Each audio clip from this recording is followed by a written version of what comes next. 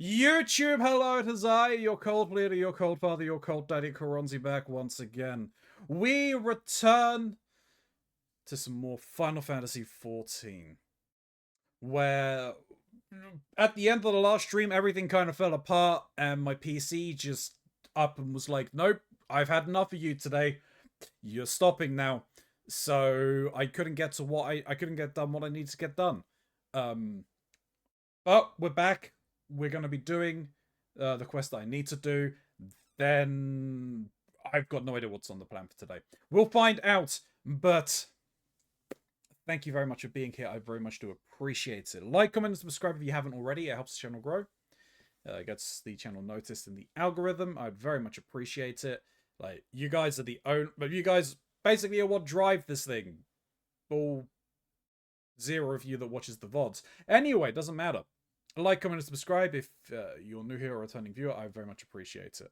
There are some links down below. The most important one for today, obviously, is my social link, which brings you to all of my other social platforms that you can find me on.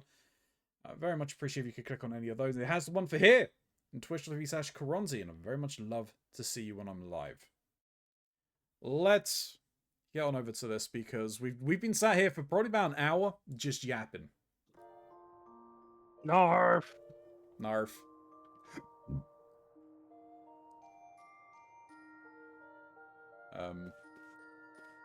Wesker's on 2v8? Oh, Jesus. That's not gonna be fun for anyone.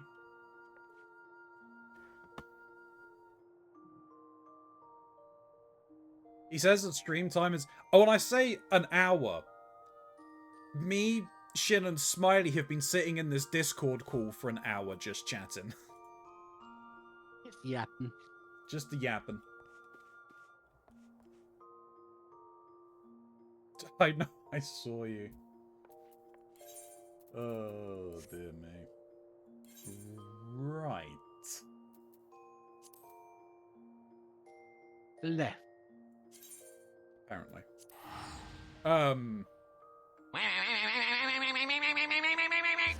Oh, look. We're not long live and someone needs their balls a-clapping. Oh, why thank you.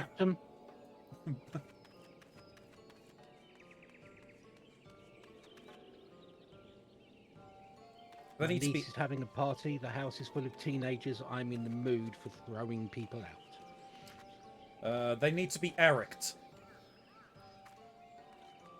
Erect? Yeah, because how you said it, how you said clap them, it sounded like Clapton.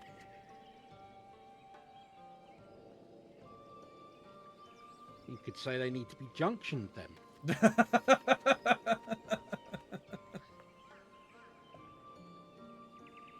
Oh dear.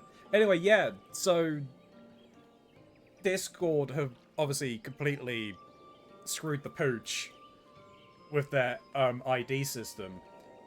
And yesterday it was announced, Steam announced that they are enhancing their chat features.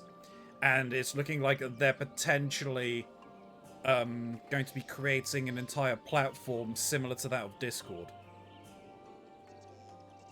Yes, Gabe. Gabe, our Lord and Savior. You know, if someone took Gabe's DNA and merged it with Todd Howard's, we'd have like the ultimate game developer. The supreme being. Yeah, it'd be incredible. Last night, Tatty. I'll get the posts, because it was only put into the Thursgang Discord. I'll get the post and I will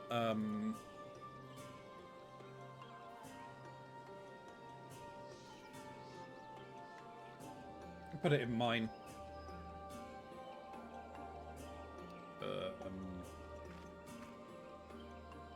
I'll put it in off topic, that's fine.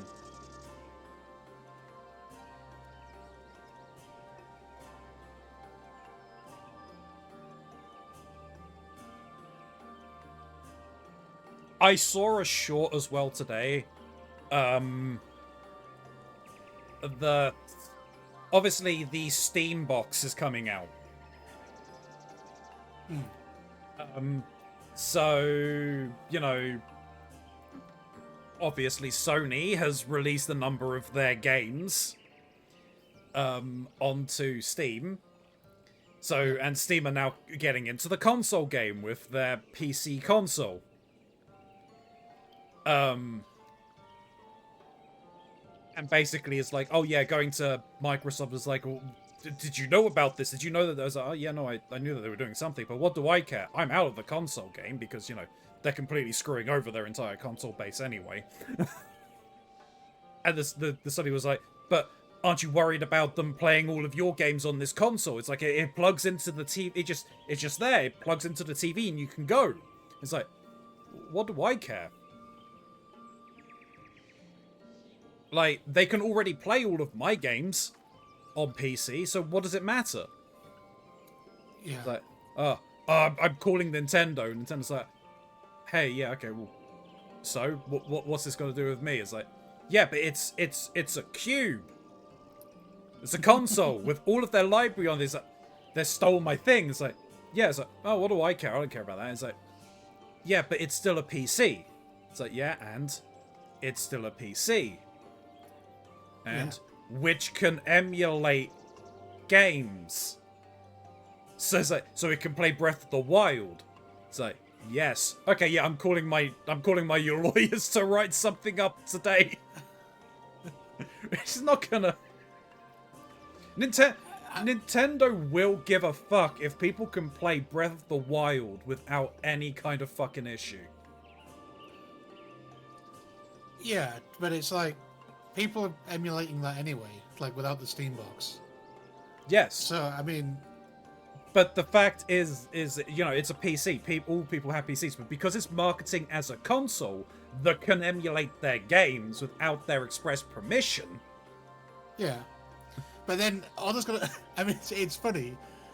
But then if they get too deep in that hole, Sony have just opened a whole can of worms, because there will be somebody out there who has jailbroken a Sony console and has an emulator on it that can play Nintendo games through a PlayStation. Yep. So then Nintendo will be writing to Sony saying, what the fuck are you doing? Yeah. I think, unfortunately, so Microsoft a while ago, yes, screwed over the Xbox base, because it just became more and more apparent that what they call an Xbox is just essentially a PC anyway. And certainly the recent one is on 100% PC architecture. But Microsoft know, you know, if they lost Xbox, they have an absolute, like, monopoly when it comes to Microsoft as the suite in business. And they just fall back on making games. People will still buy Microsoft PCs. Yes. So they don't bat an eyelid at that. They don't really care too much. 100%. Nintendo have always been kind of like off to the side. And Sony have just realised they're fucked. They've got nothing else. What have you got? You're remastering the God of War trilogy. Or remaking, sorry, not a remaster. Yeah. Covalency. They honestly should have just made the base version of it orange. Also, hello Covalency, and hello Atmos. I haven't said hello to you. You don't look for a version of Linux to try. Yeah, no, that's fair. That's fair. That's peaking. Need to be careful. Don't want to be peaking too high. Alright, let's continue this then.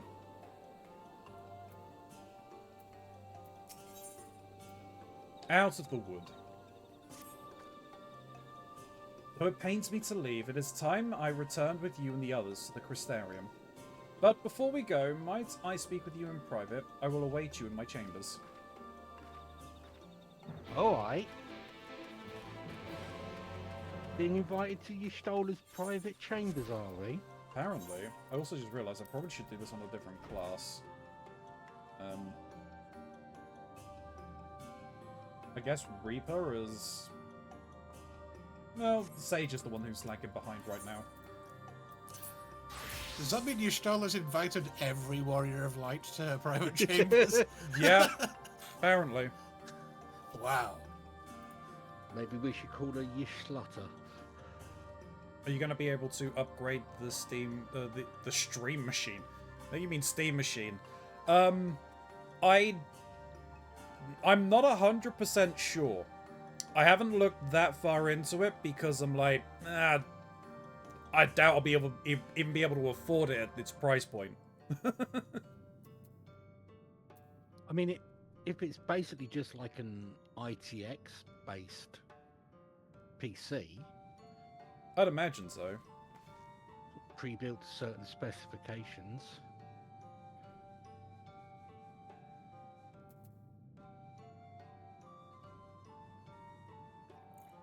I guess the only question would be warranty. Like, you probably can replace components in it, but it's whether that would void any warranty if you had any warranty left over. RAM and opening SSD is upgradable confirmed. Okay, cool. The RAM prices should kind of be fixed soonish, Tatty, because Asus is getting into the RAM market, and they have turned around and said that they're not going to be going into the AI thing. There's going to be for like gaming consumers. So. Oh, sorry, Ronzi, I know you want to progress, but Yep. I heard this yesterday. Speaking of the AI market, do you know what's being proposed by certain companies, or they're looking at going into from our line of work? So apparently, when you set up a brand new data center in certain parts of the world, the wait list to get on the electricity grid is 6 to 7 years. Ooh. So they are looking at buying old aircraft engines to run them as generators. Gee, okay. Nice. I can see that working. Yeah. Oh, it works. It works. Apparently, there's some businesses out there that already do it. But, Well, I mean, yeah, was it fucking having F1 cars? Wasn't there a car? I can't remember which one it was. It was a short that I saw, but they basically just slapped a jet engine on the back of it to increase the downward force of the car. 51% cooling. Yeah. Yeah. Yeah, I mean, it works. It outputs electricity for you, but Yeah. yeah, But it's like, it's oh yeah, we constant could do that. We could do that from next season. It's like, oh no, this is gonna get banned for sure. I take it you guys are aware of the AI in space trend? In space. Yes. Is this the SpaceX want to launch 1,000 things Yes. or even more so they can have their AI in space stuff? Oh, didn't he also just scheme that as well by just buying his own company? Yeah. Bezos was going on about it first, as were a couple of other tech bros, and then Musk is just like, nope, we're going to sell XAI, SpaceX, and we're going to use our proven Starlink technology to design AI data centers that live basically in the terminus of night and day, to be receiving constant solar power, laser communication networking across the entire thing. It's like, do you want Skynet? Because this is how you get Skynet. Skynet, yeah. And still, Ryanair will have none of it. All right, Yishtola, what you want? Sexy types. Thank you for coming. I thought to keep my suspicions to myself, but after witnessing your victory at Raktika Falls, I fear they prove true, so I must share them with you. From the first, when we met at Fort Gone, your ether has disappeared, tainted, suffused with the abundance of light not unlike the Sin Eaters. When you defeated the Light Warden, I fear the light which poured forth from it was not negated by Hyland's blessing. Rather, it was absorbed into your being. Urianger also suspects as much, though he is unwilling to share his thoughts on the matter. One thing is certain. With every warden you defeat, the danger to you grows greater. Greater perhaps than we can imagine. If you begin to feel anything strange, anything at all, pray inform me at once. You should hurry before the others begin to worry. Once I have sorted my things here, I will join you. Thank you for being honest, just Tola.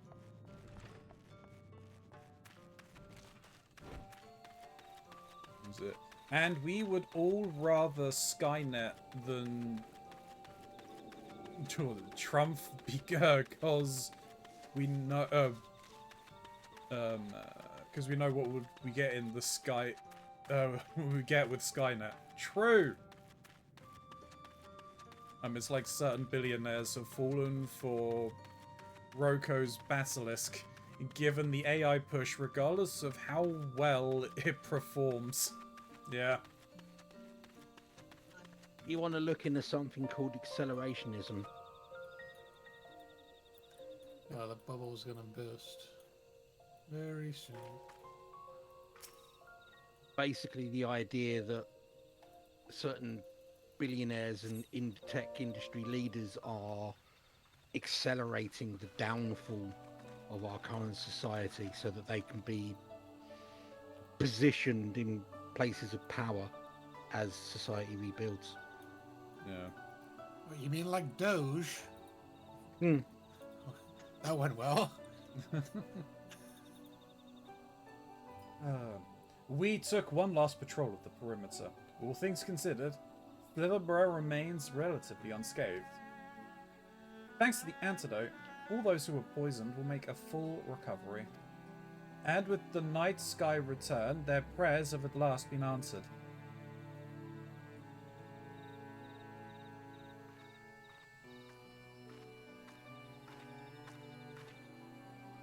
Sorry to have kept you all waiting. Shall we be off then? Art thou certain this is best?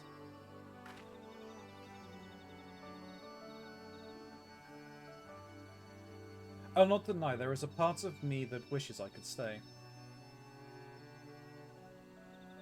For 2 years I have lived with the Blessed, learned their culture, even going so far as to adopt Master Matoya's name as my own.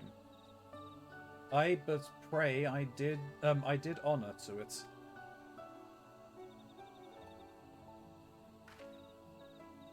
Now is not the time for doubt or hesitation. Come, we must return to the Crystarium.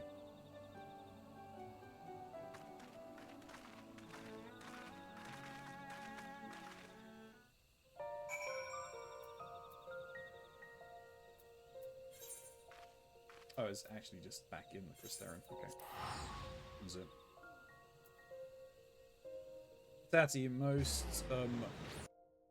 of over here knew what Trump would give us. He's been very upfront about it. The only people who didn't know are the ones who voted for it, true. But I do believe Skynet would have more morals. Most of them knew, they just thought it wouldn't be applied to them. Yeah, there's that too. But remember, Republicans love gutting education for a reason. Yeah. You'll not believe how much I laughed at that.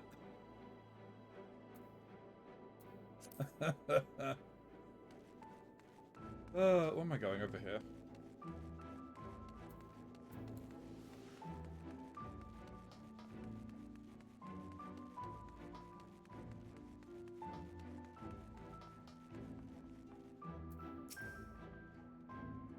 Twas passing strange to see the Crystarium so seemingly desolate, yet it appears all is well.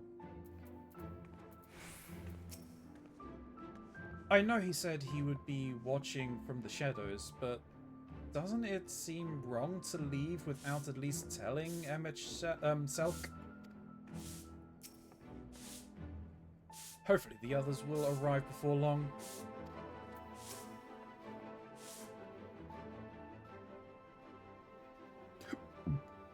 All things considered, it is hardly surprising that Alphino and Alice have yet to arrive. But where is the Exarch? My friends, 'tis good to see you all again.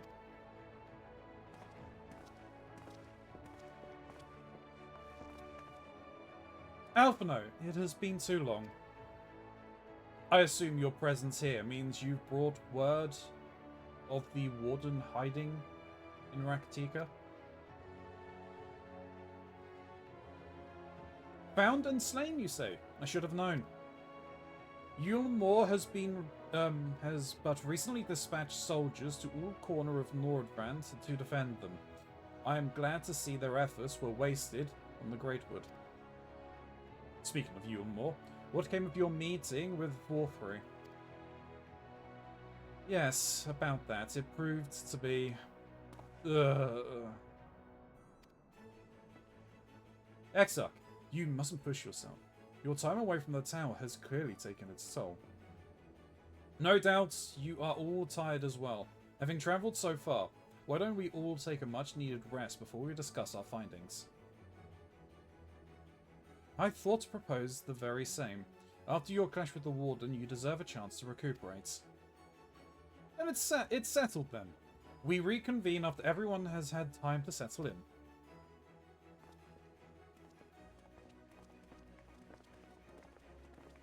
Time to head back to the inn and say hi to Ardbert.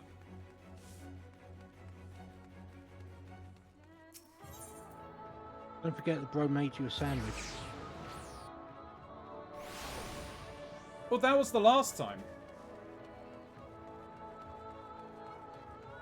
I take it you've not watched the No, I have watched it. You made me a sandwich? You made me a sandwich. Yeah, I did. Made you a fucking sandwich, bro. For me?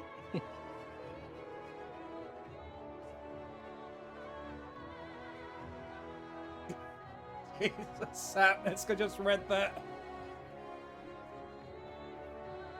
Like the X-Files, just worse. Much, much worse. Don't know how Twitch would react to it, but that's fine.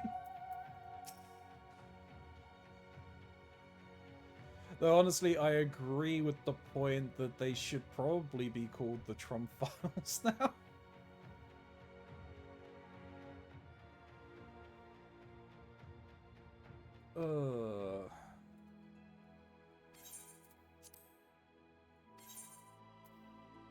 Give me the money.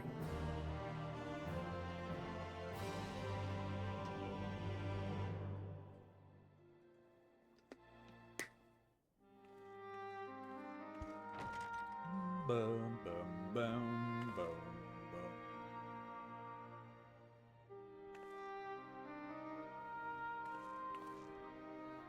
So there's a light sealed inside you, is there? You wouldn't know it from the outside. You look the same as you ever did to me.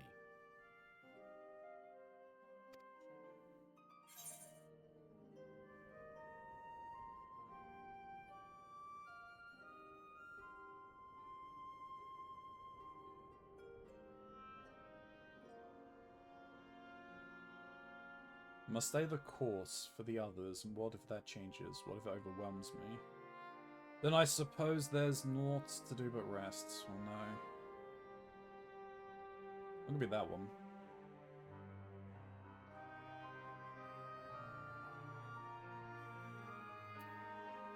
And what if that changes? What if it overwhelms me?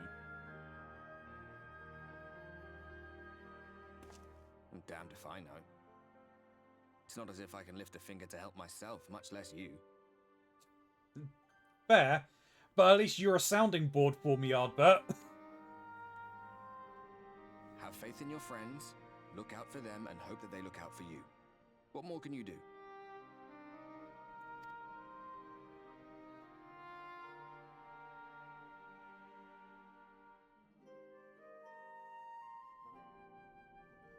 Think he was telling the truth? Emmett, I mean. All that rot about Hydaelyn being no different from any other primal. If so, what would that make her blessing? Are we just slaves to her will?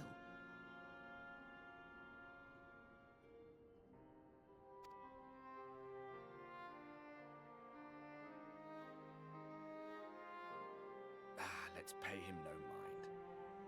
Lies the Ascian stock in trade. Villains, heroes, all a matter of perspective, they'd have you believe. One man's fond memory, another's waking nightmare. Me, I'm no saint or savior. just another sinner. And I know damn well I'm in no position to judge.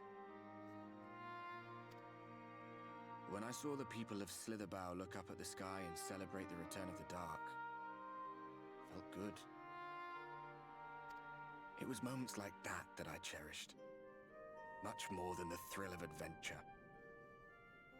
The quiet after the storm. I always took comfort in that.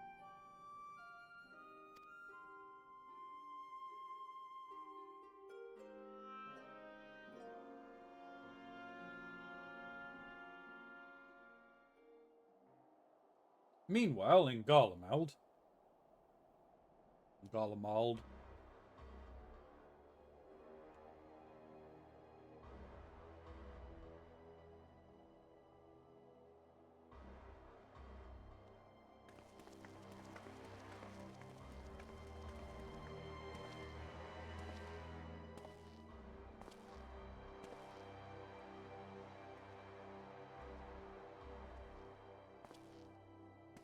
What did the scouts have to report? Stenian! Several skirmishes, but nothing of consequence. The fighting seems to have taken its toll on both sides. Good to see the boys working together. A stalemate, then. The Alliance has done well to hold the line for so long. But then they did have Ishgardian reinforcements. It's Stenian. Your pride is showing, sir. Put it back in your pants. Nevertheless, neither side has any appetite for a prolonged engagement. 'Tis but the calm before the storm. And should the Empire choose to bring their full might to bear, To say nothing of Black Rose.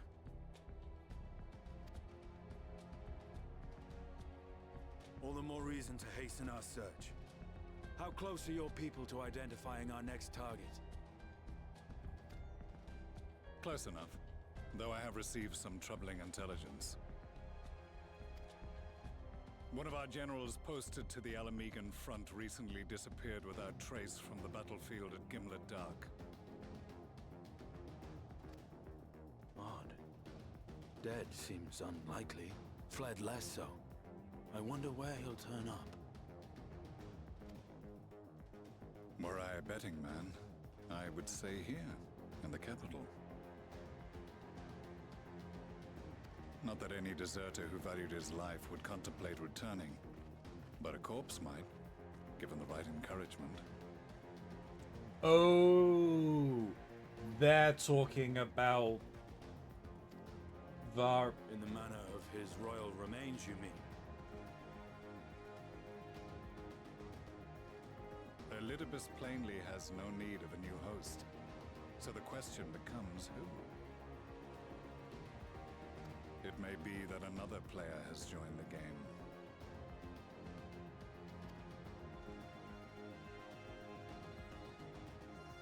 Something to consider at any rate.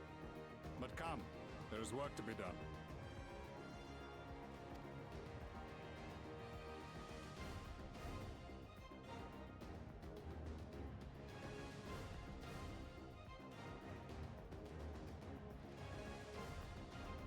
These bloodless games make for poor sport. Mayhap if father... Nay, I am a stranger to him in this body. Besides, there is but one hand that can make me whole again. My enemy. My friend. I know not what entertainment occupies you, but if you will not clear the way for me, then I shall seize the reins of fate once more. Oh, he's referring to us. Yeah, we're kind of busy at the moment. I'm sorry.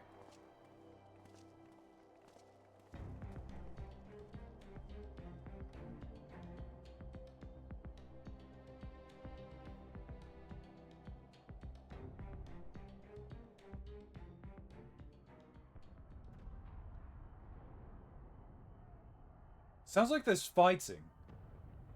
Have the Umorans attacked the city?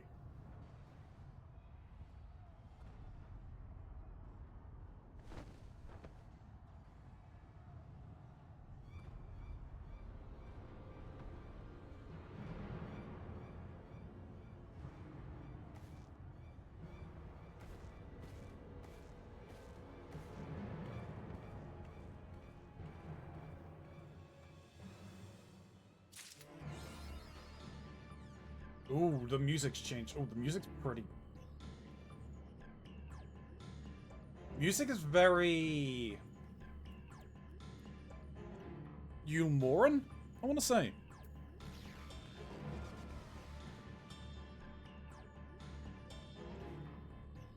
Now let's continue on.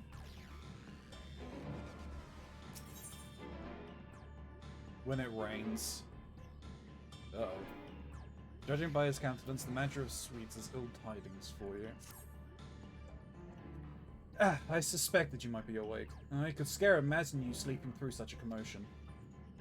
An entire host of Sin Eaters appears to be advancing upon the Crystarium. Emergency measures are being taken as we speak. Rest assured, however, we are safe as long as we remain under the Crystal Tower's aegis. You may return to your quarters if you wish. Yes, I thought you might feel that way, and I cannot say your assistance will be anything less than welcome. I must remain here to disseminate information to other residents, but you are under no such obligation, and thus free to aid with, any of the townsfolk who may be in distress. The Extria tends to become a point of congregation in times of need, crowded with those seeking solace in companionship. You would have my personal gratitude if you would offer succor to those there. That's a bit suggestive. Indubitably. What the hell? Oh, it's just in the sensor. Go bad. Quicker.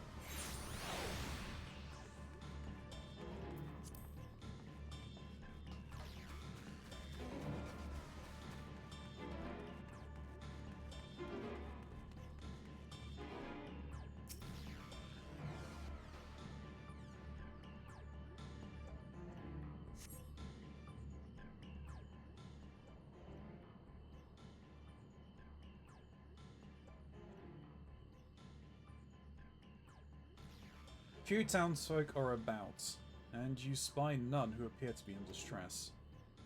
Ilya! Alistair, you're back! I've only just returned from Amarang, yet I find the Crystarium moments from being beset by Sin Eaters? Where are they coming from? This shouldn't be possible. We restored the darkness.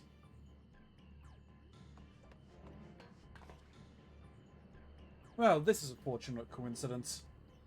Brother, tell me you have some idea why this is happening. I may, but for the moment we'll need to postpone such discussions in favor of action. The Crystal Exarch is preparing to deploy a barrier around the Crystarium as we speak. Ensuring that he is able to do so should be our first concern. There are a number of instruments placed about the Crystarium that function as anchors for the barrier. I'm on my way to activate them now. In which case, 3 pairs of hands would be better than 1. Very well. I'll take care of the one to the south. I shall deal with the northern apparatus then. Will you handle the western two? They are enclosed, ensconced on platforms extended from the upper level of the Aetherite Plaza.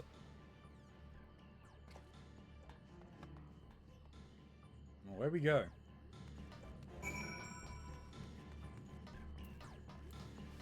That word was ensconced. Ensconced? Yeah. I got it right. The sconce is a small Scope. part of a rampart that butts out and allows for archers or defenders of a rampart. The sort of thing you'd see them pour boiling oil from in like castle siege films. Buttered scones. I would much rather be ensconed. True.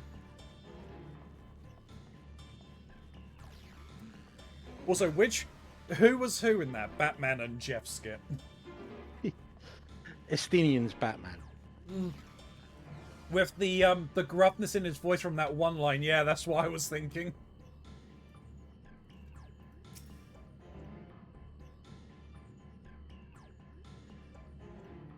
And you got to admit, Van Balsar looks like a jet.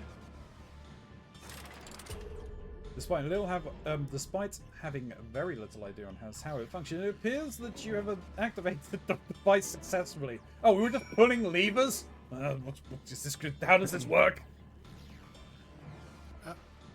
Well, I didn't get that line of text when I did that question. I don't know about you. I think this is just a Runzi specific. Yeah, must be. Mine was like, you clearly know how to operate this machine and have done so effectively. I very much doubt that.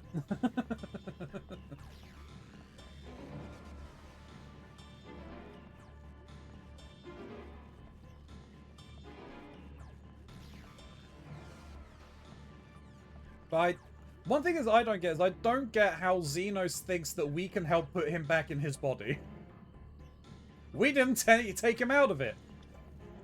I know why you got that text, Ronzi. Why's that? Because you fucked up in Raktika and shocked you stole her. Constantly.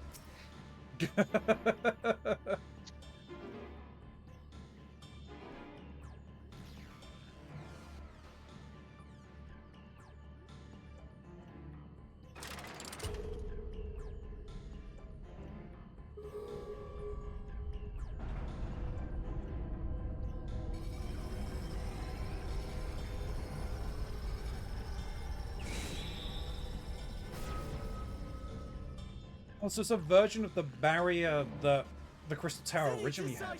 They're coming!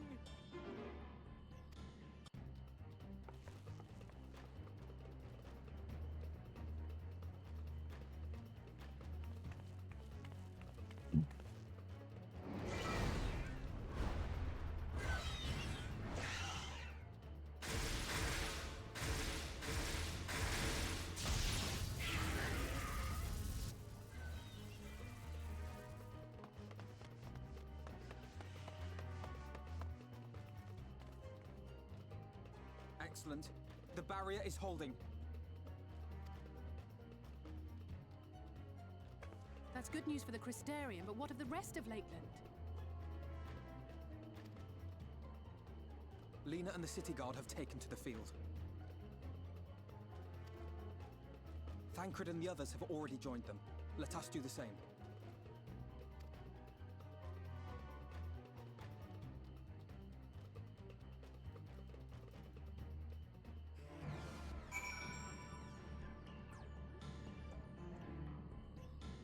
Oh.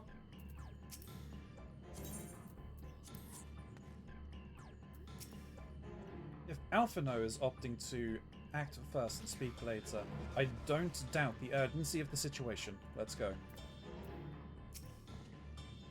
We ought to join the Vanguard as soon as possible. If the number of eaters we just saw is any indication, we'll be facing a formidable host. Sorry. No, I was just going to say to Smiley that I think Ronzi's on course for the 0 out of 3 fish ending.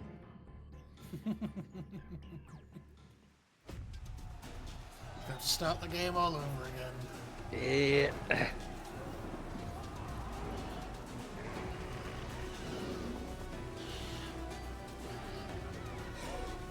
Sorry, Ronzi, it's a little endgame humour there. If you know, you know.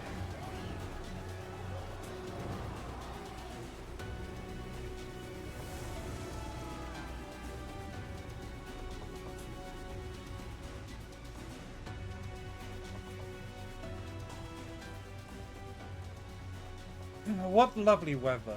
Just what we needed.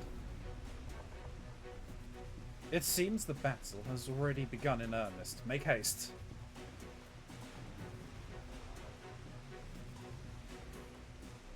Crystarian forces are engaging the Sin Eaters at various locations across Lakeland. Assist them in defeating the Sin Eaters before they are decimated. Uh-oh.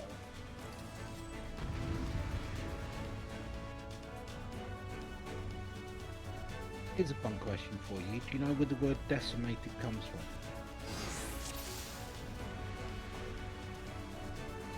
No.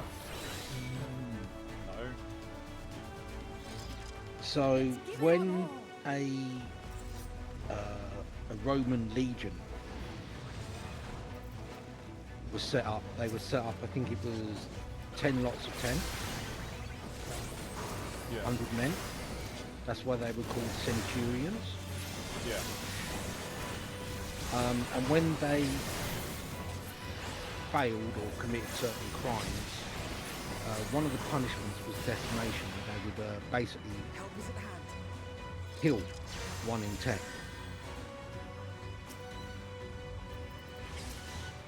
That's why it has deaths and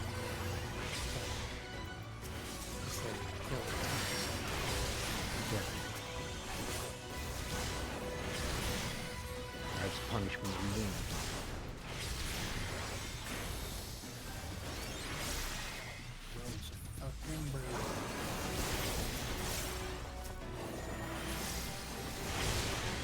I mean, to be honest, it'd be more brutal to decimate meant that you were only left with 10 at the end of it.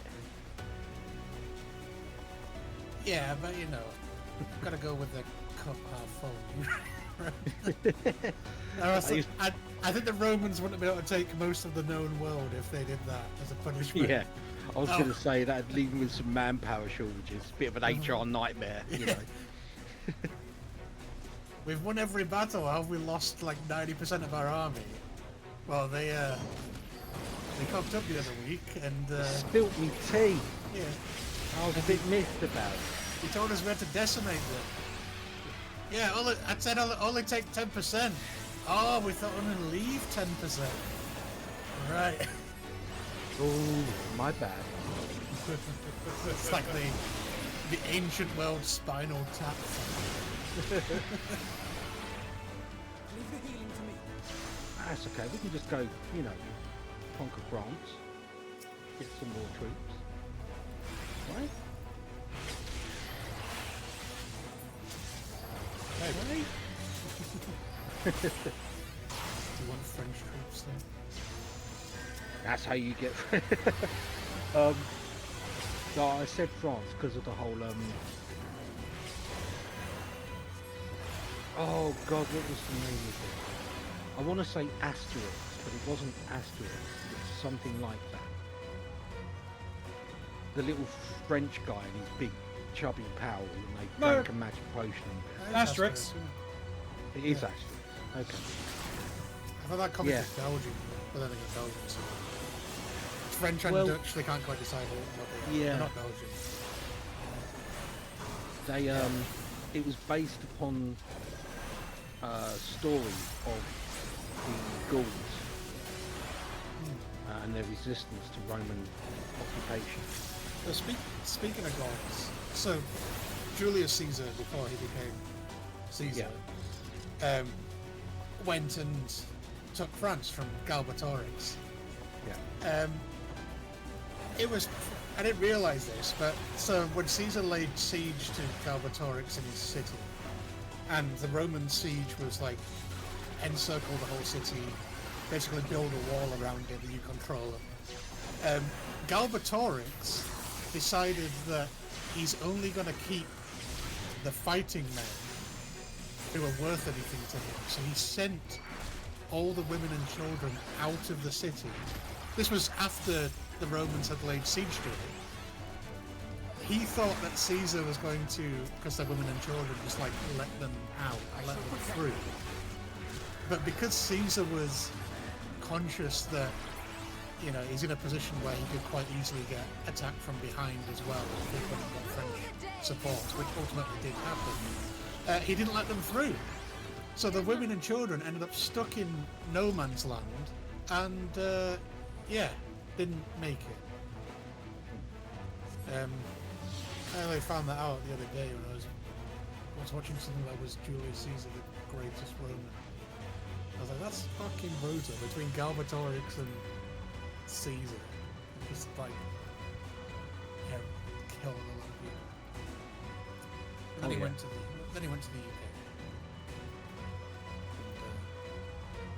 And did some stuff and left. Nope, no, it's Thancred and Infilia.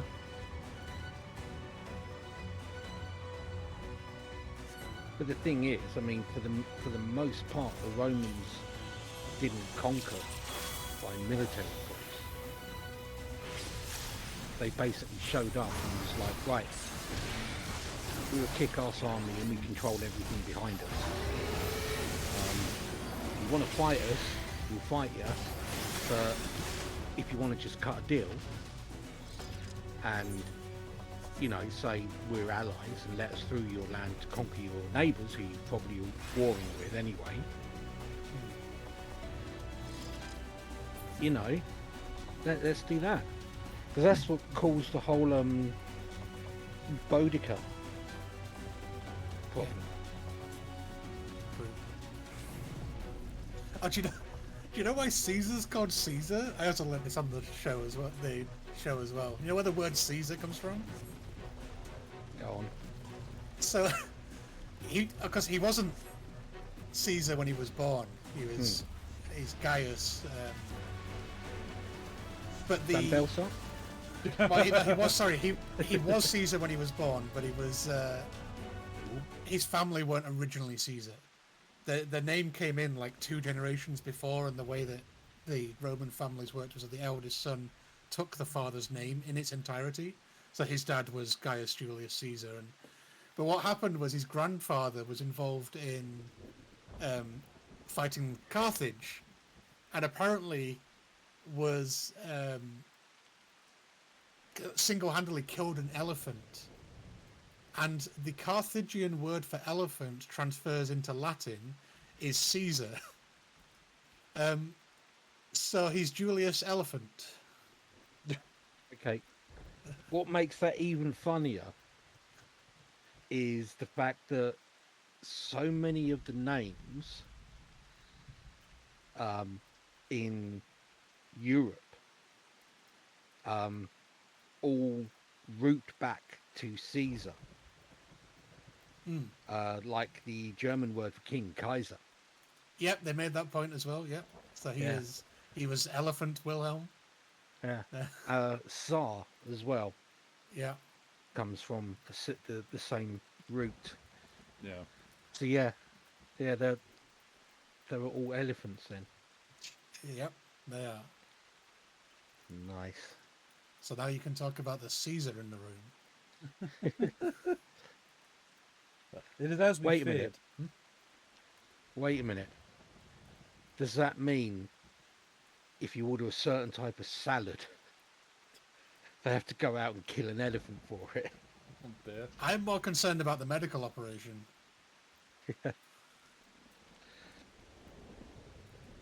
Well, no, it works for that. Initially, they were used for babies that were too big. You have to For a get an elephant to standard do birth. it now. That's the problem. Only Get the elephants are elephant out. qualified. Yeah, it's only elephants can perform it. Only elephants can make the salad.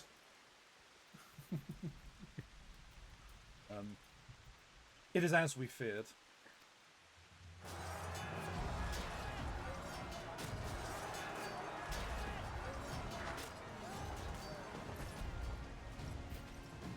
But our task is as it ever was. Turn the tide.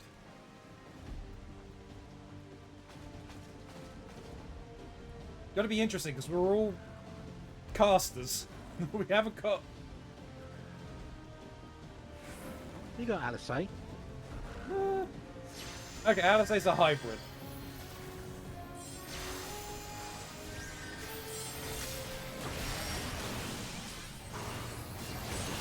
Julius Toland can give somebody a nasty nip as well. As captain. Halfino's got a version of Cardboard called it Nobody Else Gets. Moonstone. Yeah, why can't we remember Moonstone? Well, hasn't his carbuncle kept changing over the course of the game? Yeah.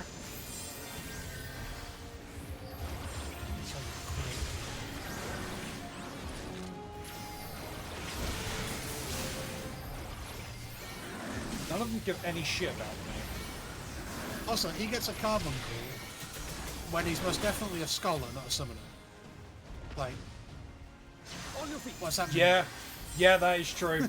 Well, no, I think he's still just Well, a frickin' none of the alchemist. He hasn't done anything to upgrade his toolkit. none of the scions have proper jobs, really. Alisay's Red Mage is close, but it's got abilities that you don't get as a Red Mage.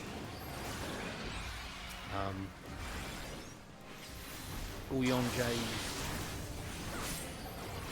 Astrologian has different skills, and he was using a book before. Thancred might be closest. Kind of, but he Thancred can't. and Alisay are probably the closest to the ones he's got so far.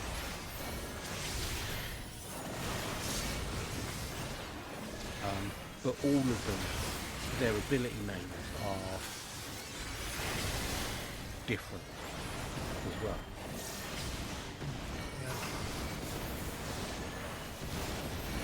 So none of them are really included standard ones. Notice the models for the Venery. Very much, yes, I agree. Oh my god, this is going badly. Ah. How many onesies do you think we're going to need tonight, Smiley? I'd say it was half easy. We'll have to put some of them in the microwave. Chat, if the next onesie you see is slightly frazzled around the edges, I apologise. We have the microwave defrost at the time.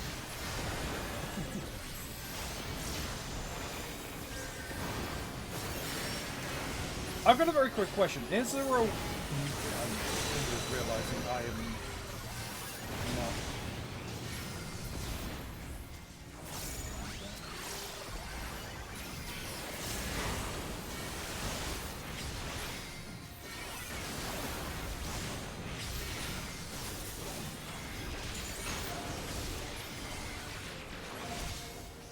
Oh, Jesus, okay.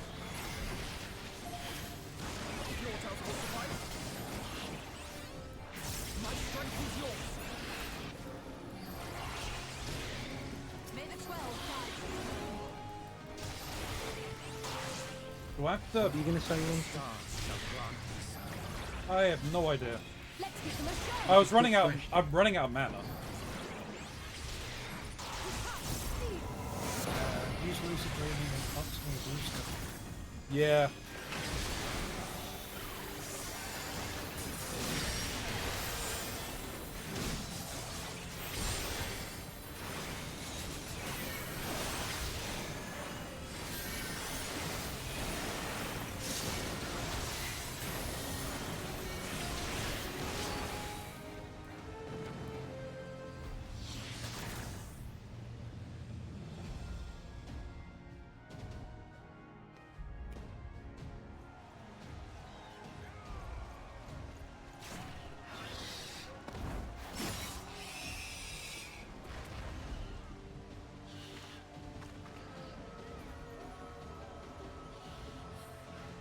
There are so many.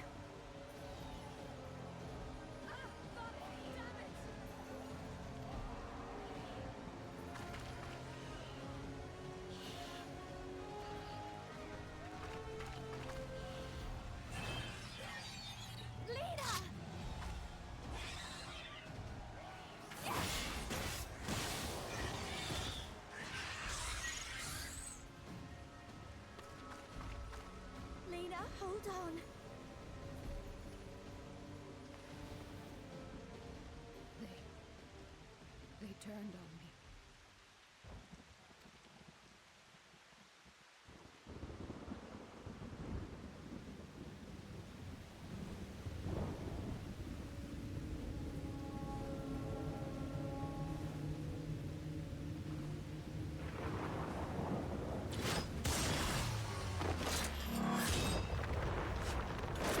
Crit!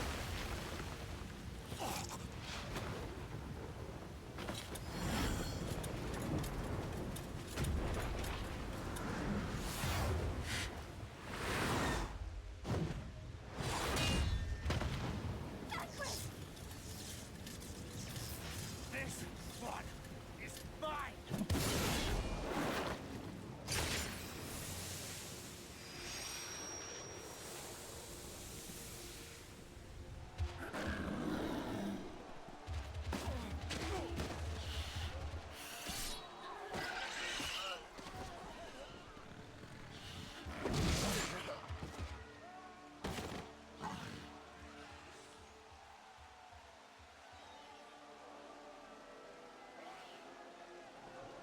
We need only hold out a little while longer.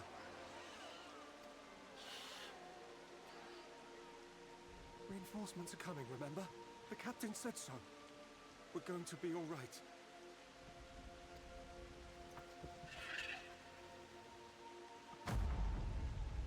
Ardbert, what are you going to do? Run! Run, damn you! The Warrior of Darkness has returned. The Bloody Knight has returned. So stay with me, eh? You can't go dying now. God damn it! Please let this work. Please let this work. Ah! Ardbert, no!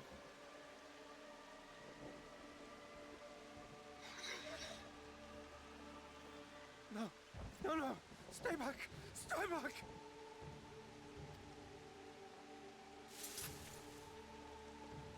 Help! Help! Anyone! Why did you spare me? Why?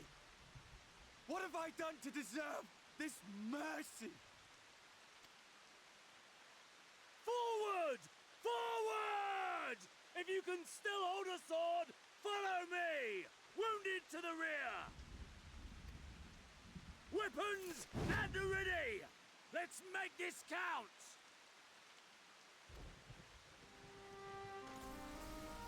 Fight and struggle. Seek salvation by your own hands. Though the losses be grave, endure them. Though the victories be hollow, claim them.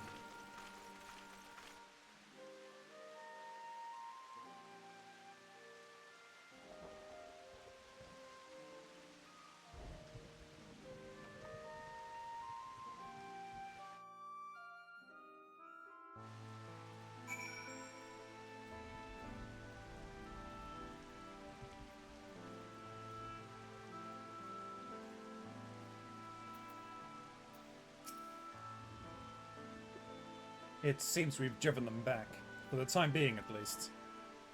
The wounded have been collected and are undergoing treatment now. Once they're ready to be moved, we'll have them carried back to the Crystarium. The dead as well, of course. Those whose body remain, anyway.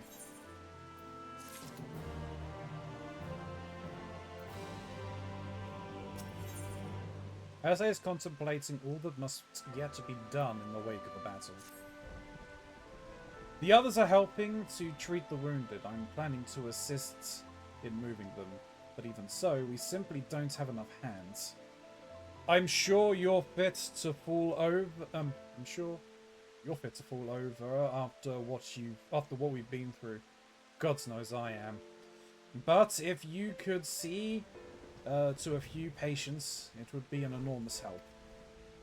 Captain Lena is about somewhere, so you might also consider asking her if there are any other outstanding areas of need. We'll talk later.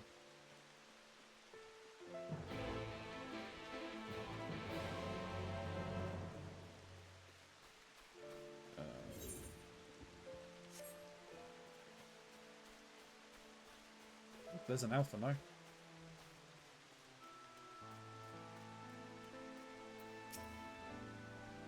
Bear just a moment longer.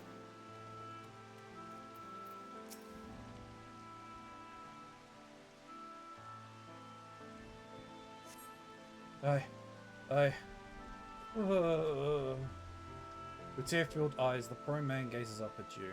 His fingers twitch as if to reach you, but he lacks the strength to raise his hand.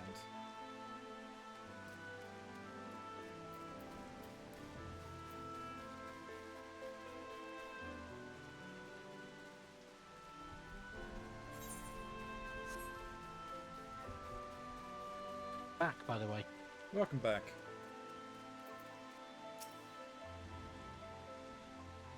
I have a question for you, Ronzi. Okay.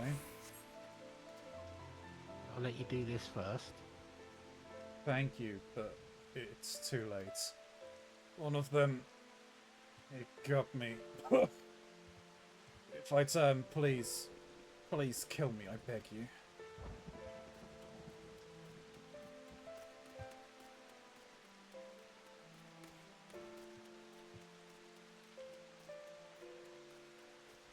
The back in the room, Yeah. Ardbert raised a question about the nature of Heidelin's blessing. Yes.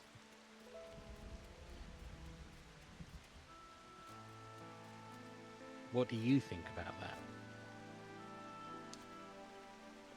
So it's an interesting question, really, because if there I imagine is an element of truth to what Emmett Selk said,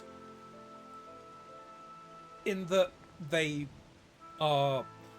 may not be wholly what they seem, but the blessing that we have received is different than the tempering that the primals do. There's also another factor as well, which I can kind of I'll get into.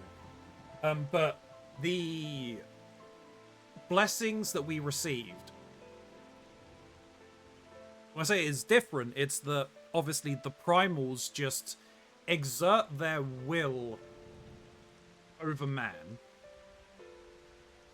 regardless of who you are, and temper you. There isn't really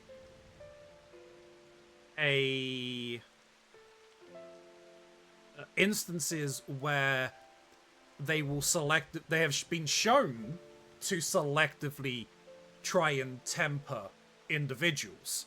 They just put their will out there and they temper whoever they can.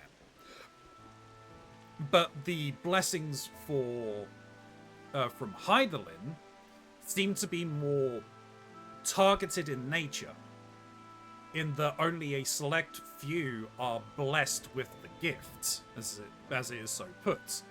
I mean, we've got Arthas the Warrior of Light, there's Kryl, there's I forget his name, the guy in the Almegan Resistance. So, let me stop you there. Yeah. You are talking as though the echo Yes. is the same as the blessing. Okay, fair point, you're not wrong. I assumed that I will say, they are kind of regard, linked. In that regard, there's still uncertainty. There's not been perfect clarity on the effects of both of those. And there is overlap, it seems, between having the echo and having the blessing. My assumption was that only individuals who show sufficient amounts of power or mastery over the echo attain the blessing, or are candidates to receive the blessing, as it were. Though I suspect they're derived from the same source. Reason why I say this is Kryl has avoided situations where tempering could happen, like the Warring Triad. Right, yes, you're not wrong. And Kryl does have the echo. Yeah.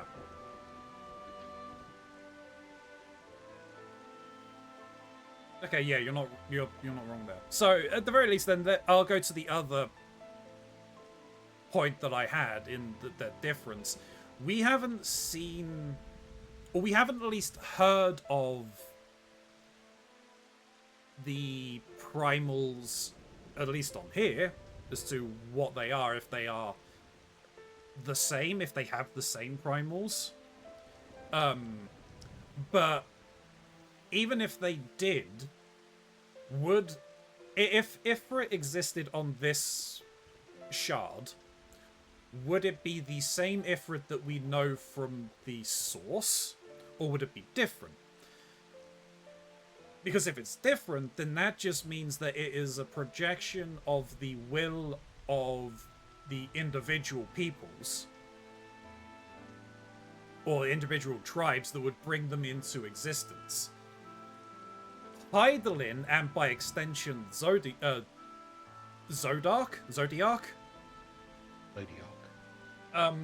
seem entirely separate in that there is only one version of them, if that is the case. And the Hydaelyn that we deal with on the source is the same Hydaelyn that existed here on the first and exists on every other shard. So they are fundamentally different from what we know as primals. In potentially. But it could be that they are primals just in a different sort. But Hydaelyn seems to exist in all places simultaneously, while say the 12 only exist on the source and may not exist in the first. Purely because of just how the society evolved, the human society evolved, and the religion around all of that kind of evolved, right? So... Can't really go into much... Without spoiling, yeah.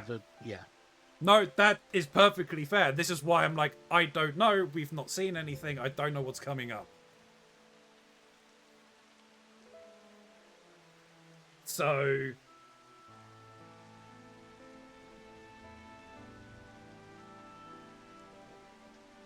do I think that the blessing is the same as the temperance?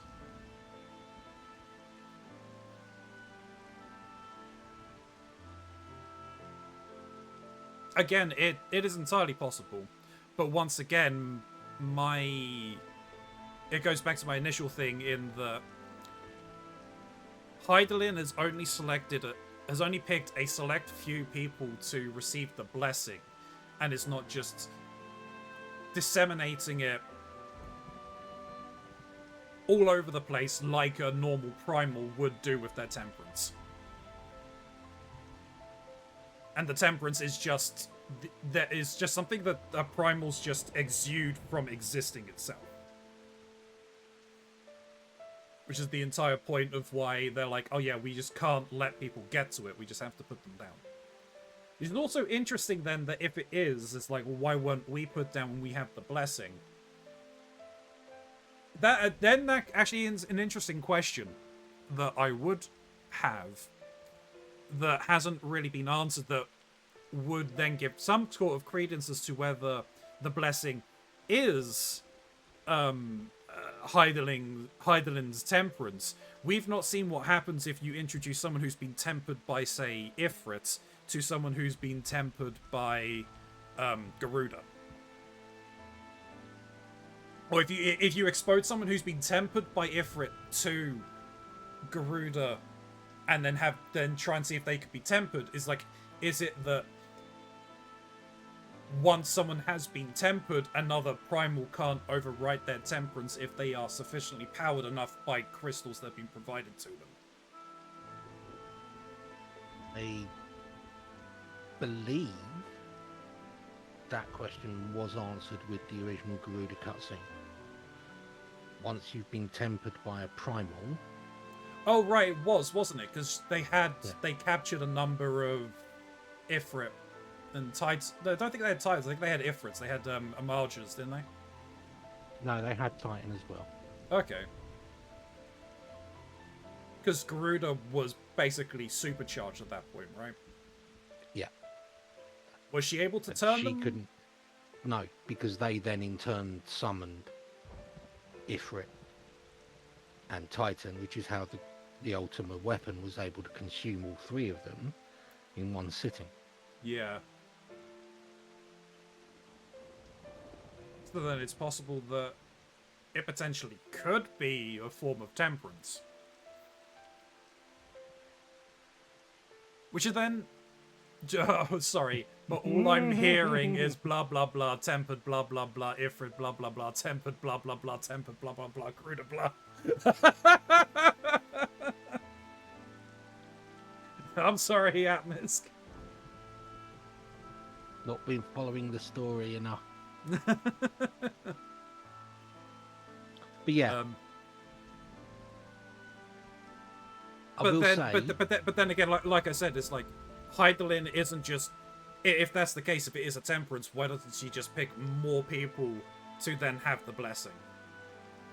There's got to be certain specific criteria she's looking for, if that is the case, and it just proves that she's obviously an incredibly more powerful, in that she is she is able to dole it out to individuals that she does not necessarily come into contact with to receive it. Unless it's just through the acquiring of said crystals. I have so little of the story that I have no idea what's going on. I He will is here say, for the ride. by the end of Endwalker, you will have answers. Right. But I do want you to have that in mind. That, you know, what is the true nature of your power, Yeah. which comes from Hydaelyn, basically, Yeah. at this point.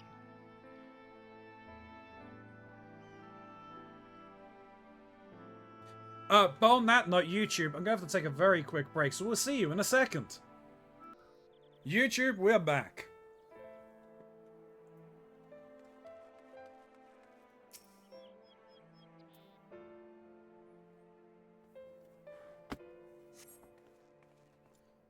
Don't touch me. I killed her. I killed her. She was one of them, I know, but I...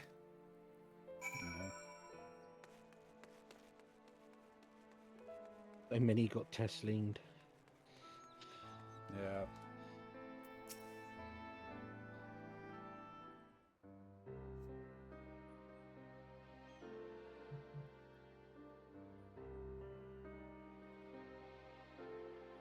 Oh, I did not see you there. Is there something you need?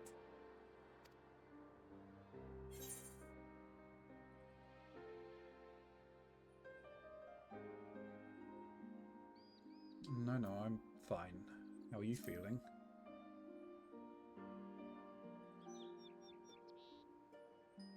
Injuries are part and parcel of battle. While there's breath in my lungs, I shall see my duties done.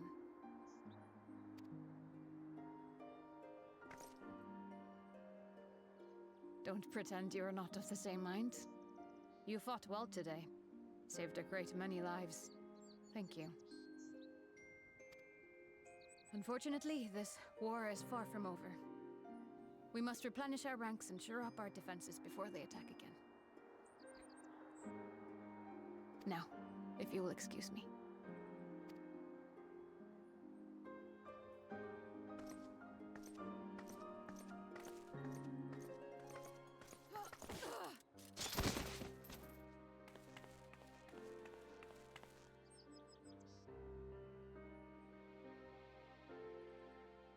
I am fine. Are you really, Elena? Completely and utterly fine. Better than fine. Hale and hearty and still alive to mourn those who are not. Who I failed to protect when they needed me most. You're not fine, Lena. We've come so far, so goddamn far! I could have sworn the end was in sight, and now... Now they will never see it.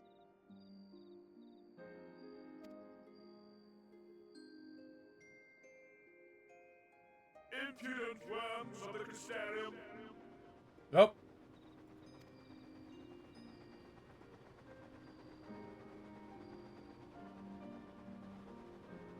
The tragedy that has befallen you is of your own making.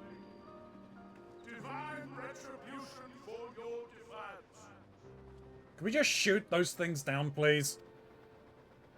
The heavens have bequeathed to you a benevolent savior, me. I offer you freedom from pain and suffering. A paradise where man and sin-eater might live in peace and harmony. Why, already, our winged brothers and sisters regard me and mine as kin, alike to them in beauty and purity. But you not only reject my prophet hand, but raise your own against my sin-eaters. But it's only right that they respond in kind. Against my own sin eaters. Man, you are insane, 4-3. Let this be a lesson to all those who would walk the path of sin. The wicked shall not inherit this world!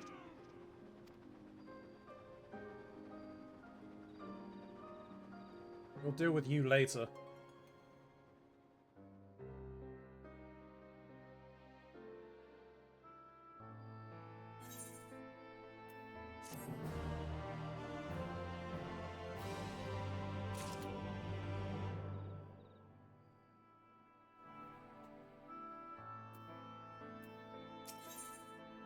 Small favors. Lena is gazing solemnly upward, and it's not difficult to guess what occupies her mind. Forthray's ship has already gone. How flattering that he came all this way just to give his little speech. I apologize for my earlier outburst. Rest assured, I have no intention of allowing any of my wounds to affect the performance of my duties. Especially not now. If I may, could I ask you seek out Thancred and Minfilia for me? They endangered themselves on my behalf, and I would feel better knowing that they were looked after.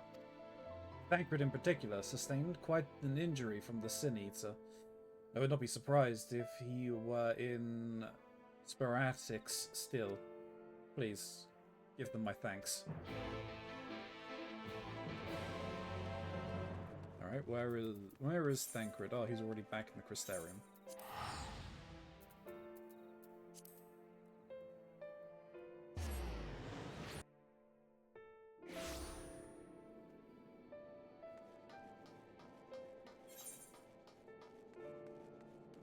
Oh, he's in the infirmary.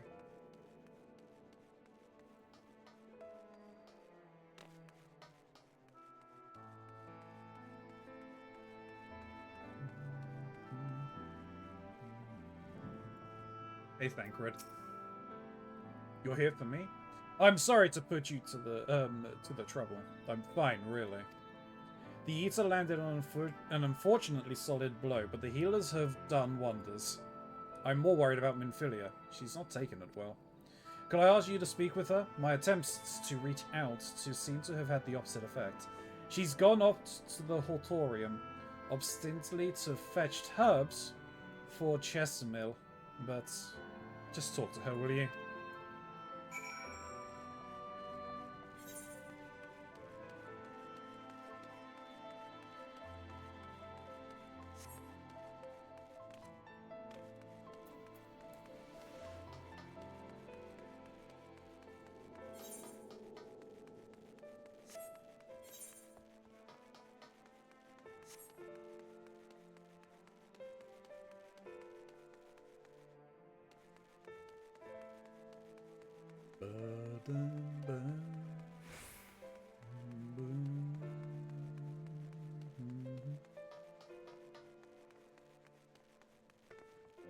the Trivium. Now I'm expecting them to just start playing heavy metal music.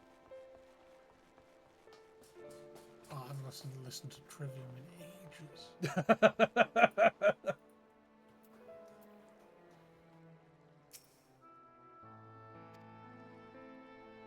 Milia appears to be lost in thought. Perhaps a gentle poke will get her attention. Oh, okay. Quite a shove. Eep. I'm sure falling in the water will wake her up. Yeah. Oh, Ilya. What are you doing here? Come to check up on you. Cred. It's my fault, you know. I jumped at the chance to help Lena, but I was careless. Now, it's my fault. You can make up for it by being there for him. Are you sure? I've brought him nothing but trouble thus far. And what if it's worse? Next time. What I do is make mistakes. Put other people in danger. I'm sure he'll resent me for being this weak. Maybe he already does. But you're right. I can still help. If only by seeing these herbs safely to Chesamal. There are only 2 left on the lists, but I need to ask about this one. I've looked high and low, but I can't seem to find it anywhere. Would you mind collecting the other? I would hate to delay any longer than I already have. You're looking for something with soft leaves that's very fragrant. In an unmistakably medical way, I was told. We only need 2 sprigs or so. Once you've got them, you can bring them directly to Chesamal. Whoever gets there first can explain that the other will be back shortly. Thank you. I appreciate the help. The remarkably scientific way to gather, you know, medicine. Yeah. Has a medical smell.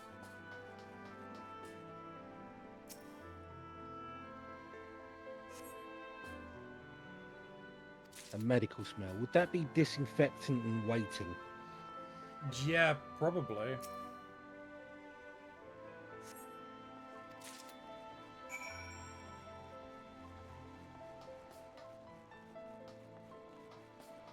Hydrate. Hydrate. Hey, Eskimox.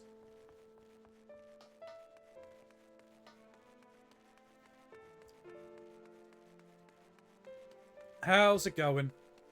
Hope you all are well. Doing as well as I can. Hope you're doing well.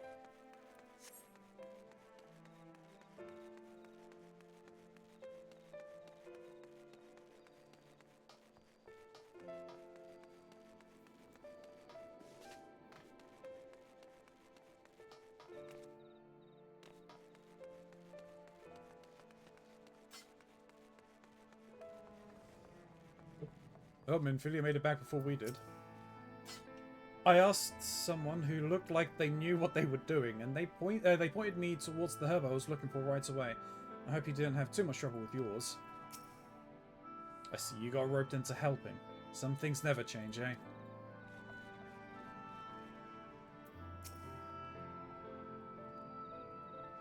Minfilia told me that you would be bringing the rest.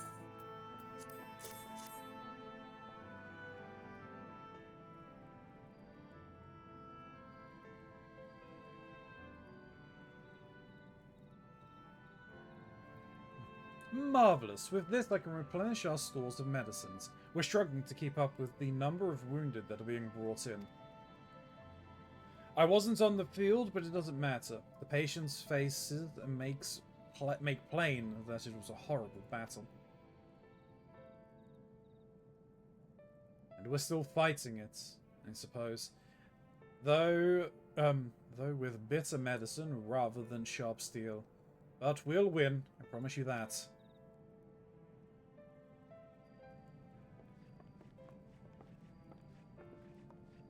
He's never good, Eskimox. What was that? I'm exhausted from hospital trips and running behind today. Oh no, that's not good.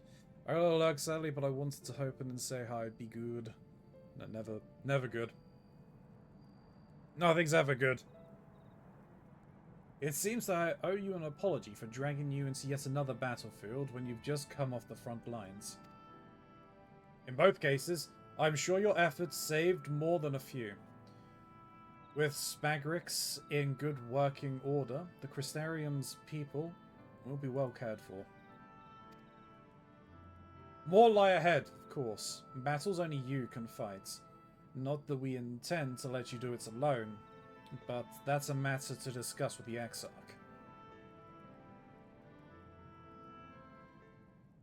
You know the Exarch? We do. Was it something you needed? I need you to tell him something. For me. My dearest friend, you see. He was on the battlefield with me, but only the one of us is here to speak of it. At the end, before the wound killed him, I heard his dying words. I never knew that our world was this beautiful, he told me. I'm so glad that I got to see the night sky. I don't know how the Exarch feels about what happened out there. I don't know if what Warfrey said is true. If our losses were our just deserts, and we doomed ourselves to worse by continuing to fight this fight. But I believe in the Warrior of Darkness. In the Crystal Exarch. I don't think what they've done is wrong, and I don't think we're wrong to fight with them either. My friend, he smiled in the end, just as he smiled when he raised his glass to celebrate the return of the knights. It's how I want to remember him. So I want to tell the Exarch, don't give up, don't give in. Please. We'll tell him. You have my word.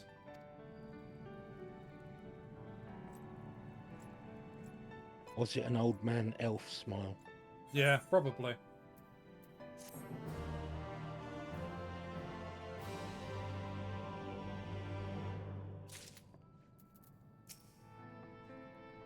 If I was stronger, how many people would still be alive? You'll get them in, Filia. The best way out. Thancred seems keen to quit the infirmary. If you're ready, why not go on ahead to the Ocular? You can keep the Exarch company while I fetch Alphino. Worry, I mean to borrow the swiftest ammo I can find, so we shouldn't keep you long. Be sure to pass on the message, eh?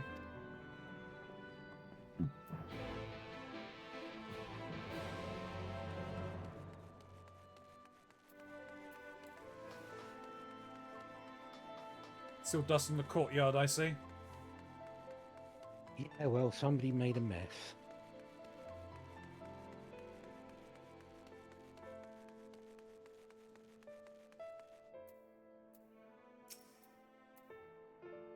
Do you have business with the Crystal Ice? Yeah, that's the same as always.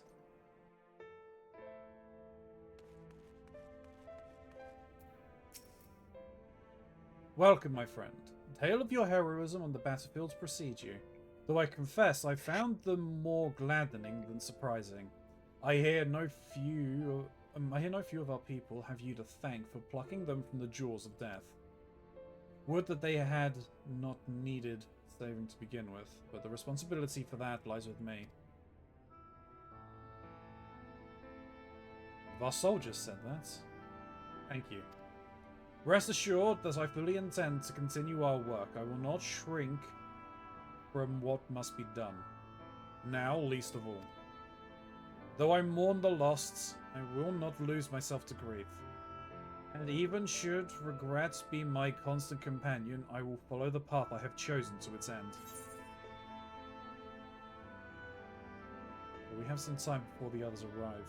If you'd like to talk, that's why. If you'd like to talk. And if I were to confess any doubts I might harbor, no one need ever know. No.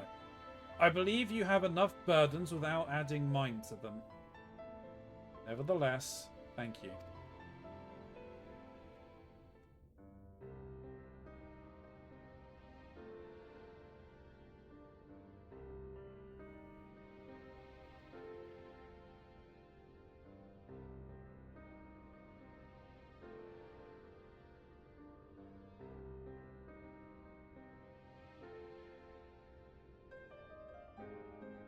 My friends, with your aid, we have weathered a brutal assault.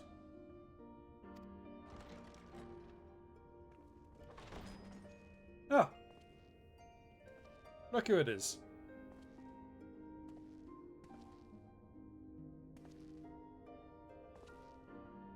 Looking a little sluggish there, Emmett. Sorry I'm late, though I would not have been had anyone thought to notify me in advance. How can we reach you? You just walk into nothingness, sir. As I was saying, it was only with your aid that we weathered this assault. Without it, the Crystarium and all who dwell here would now be gone. For each we saved, another perished. If there is anything else we can do to help, anything at all, you need only ask. This is our home too, and we want nothing more than to keep it safe. Oh, I guess you guys have been here longer than I. Thank you. We are blessed to have you with us. As for the attack itself, Vorthri may call it divine retribution, but Sin Eaters are creatures of instinct. A coordinated assault is unprecedented. Moreover, in the absence of a Light Warden, there should have been no compulsion for lesser Sin Eaters to congregate here en masse. All of which points to a single, unavoidable conclusion. Vorthri sent them? That these minions of light answer to a higher power. He who did claim kinship with them, who did boast of control, not in idleness, 'twould seem, but in earnest. Lord Vorthri. Indeed. What I mistook for bluster was in fact the truth. The Sin Eaters are his to command. But if he imagines this show of force will convince us to bend the knee, he is sorely mistaken. I take it your meeting in Yulmore did not end well. No, it did not. You could say that, yes. But I am wiser for the experience nevertheless. It appears he has mastered a technique which allows him to enslave the minds of others. A fact I discovered when he attempted to use it on me.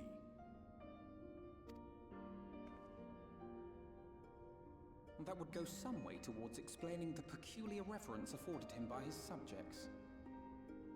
There may feasibly be a handful of true believers among them, I suppose, but it would not surprise me if the vast majority were in his thrall. Had I not anticipated his treachery, I might well have joined them. But seeing his invitation for what it was, I sent a glamour in my stead. I rather doubt such tricks will avail me a second time, however. Did you have any luck tracking down the Light Warden in Calusia? Sadly, I have nothing to report on that front. What of Armorang? After a fruitless few days scouring ruins, I resorted to asking the locals. While no one I spoke to had seen any sign of the Warden, I did uncover a possible lead. An abandoned mine in western Armorang. From what the Mord told me, it would be a perfect place to stay out of sight. Of course, I could never hope to explore such a labyrinth quickly or safely on my own, so I returned here. Even should we all join in the endeavor, an exhaustive search could take weeks, and with no guarantee of finding anything.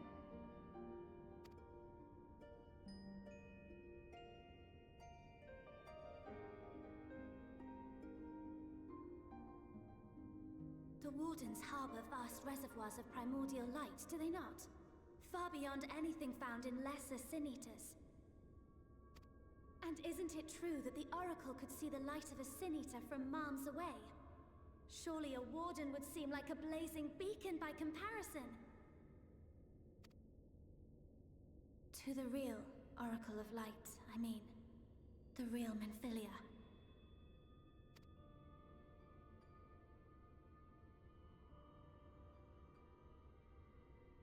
If we travel to Armorang, to the south where she halted the flood, I could summon her back. What do you think?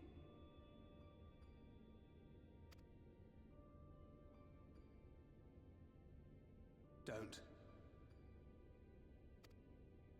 Don't what? Do what I can. what we both know is right. Do not presume to know my mind. You have no idea what you're proposing. But I do. I know why you never said anything. Because you thought you could keep me safe by keeping me in the dark. And maybe I thought so too. But I knew, Thancred. I always knew.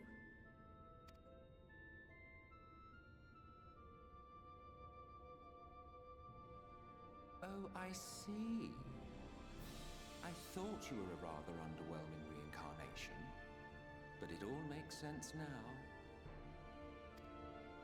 The Oracle lies dormant within you, doesn't she?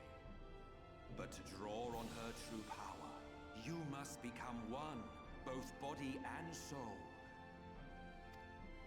To wit, one being must consume the other. Who shall be the lucky winner? Emmett, really? This doesn't concern you, Ascian.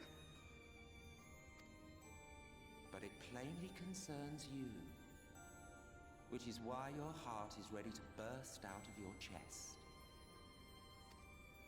Despite the raging tempest in your bosom, however, you have never once opened up to your young charge. Now, why would that be?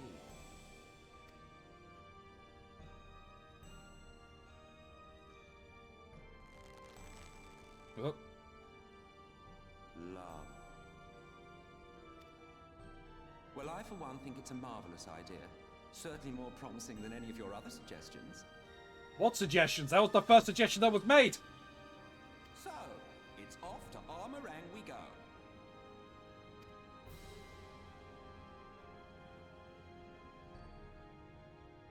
I'll meet you at the gates.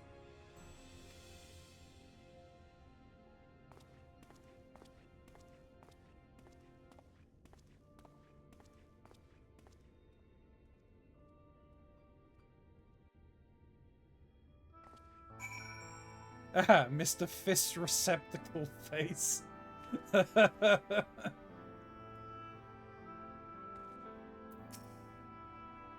if this is the course you agree on, I will not object, though I am afraid it will be difficult for us to spare any on the guards to accompany you. I can promise that you will be looked after upon your return. Just see that you do return, alright?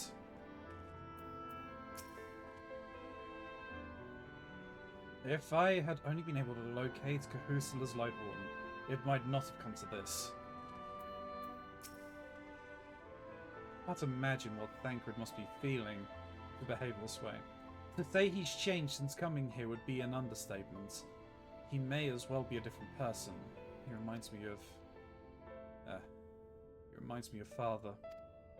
He argued with us for months about our plan to go to Eorzea, but in the end, he accepted our decision. I do hope he's doing well. Minfilia demonstrated impressive resolve just now. It seemed that she understands what must be done, though I do wonder if she's truly prepared to make the choice. Should she falter, it will fall to Thancred to guide her, however much he wishes it were otherwise. Though Thancred hath long known whither this path doth lead, his journey hath brought him no closer to acceptance. Will you never grow tired of shuffling your feet? If you have something to ask me, ask. Tell me about Zodiac. As I told you before, Zodiac is the creation of my people, the first people. We summoned him, as your kind might summon a primal, albeit infinitely more powerful one. And like one of your primals, he tempered us. It was only natural. There is no resisting such power. And so we Ascians came to exist solely to bring about the rule of darkness, his darkness. Of course, some would call us evil for it, and they would be fools. though that is only to be expected, given their innate inability to conceive the nature of our universe. But I believe I am repeating myself. Do you not trust me to speak honestly? Do you hope to catch me in a lie? Really, I have no need of deception, and even if I did, I assure you, you would find it quite indistinguishable from the truth. I'm sorry to be so insistent, but I know this is the only way. If you're willing to give me a chance, come with us.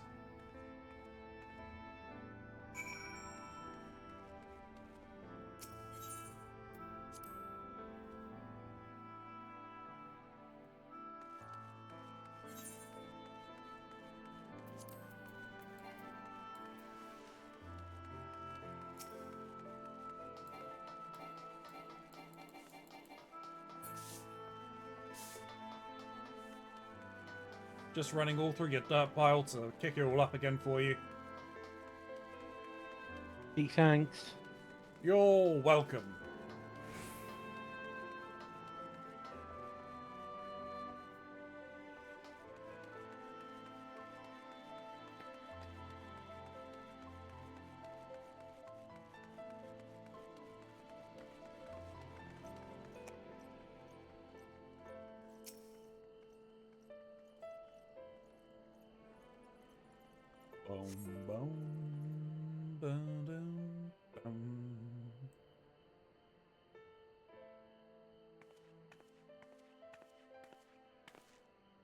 Sorry for the wait. I'm ready now. Are you sure you want to do this? Completely sure?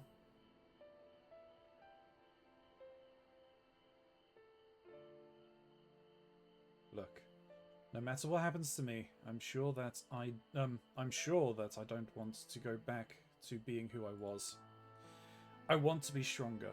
Strong enough to face my destiny.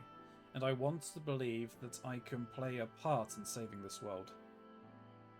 I hope you can find it in yourself to believe it too.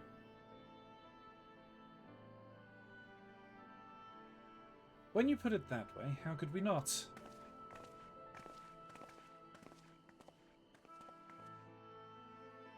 It is your decision to make. Just be sure that you are prepared when the time comes.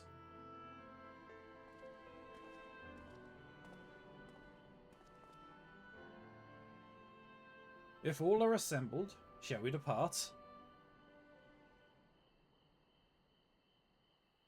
We'll follow your lead.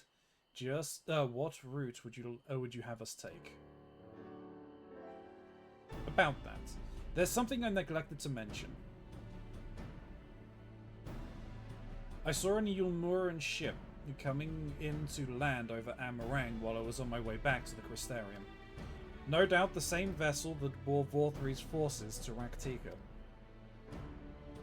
Meaning we can expect to encounter armed resistance on our journey through the region. Right. Now, Nabath Arang lies in the southern reaches of Amarang, and there are 2 routes we can take to get there. The first is the eastern route, which leads us past Mord Soak. The other is the western route, which would require us to pass through the hills of Amber. Minfilia and I took the eastern route last time. Yes, that's the more well-trodden path. It also makes for easier traversal of Nabath's Severance. But we can't use it. If we did, we'd need to cross the Severanth from a point nearby the inn at Journey's Head. If the Yulmorans caught wind of our approach, it could very well bring them into contact with the inn and its patients. And we can't be sure their activities would not meet with Vorthri's approval. It'll make the journey more arduous, but I believe it'd be safer to take the western route, which brings me to my proposition. While you make for the hills of Amber in the west, I will draw the Ilmoran's attention elsewhere, to an area in the east that I know to be uninhabited. That way, you'll have a chance at reaching Nabath Arang unopposed, and without risk to the civilians. I cannot deny that it's a sound plan, but nor can I allow you to go alone. My skills will make your task at least somewhat easier, will they not? I will accompany you as well. It will afford us a chance to have a proper conversation. And if I go with the others, I'm likely to say something Thancred will regret!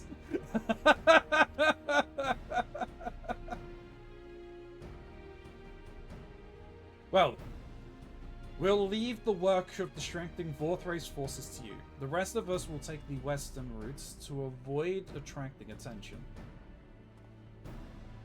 That in mind, I think it best we follow the road from the bridges. We'll move faster along a solid path under our feet.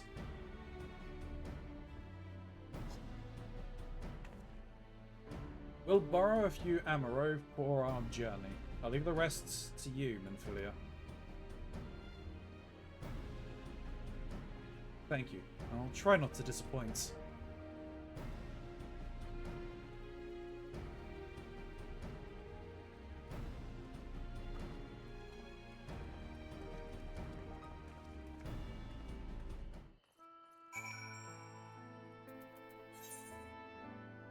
Okay, out we go.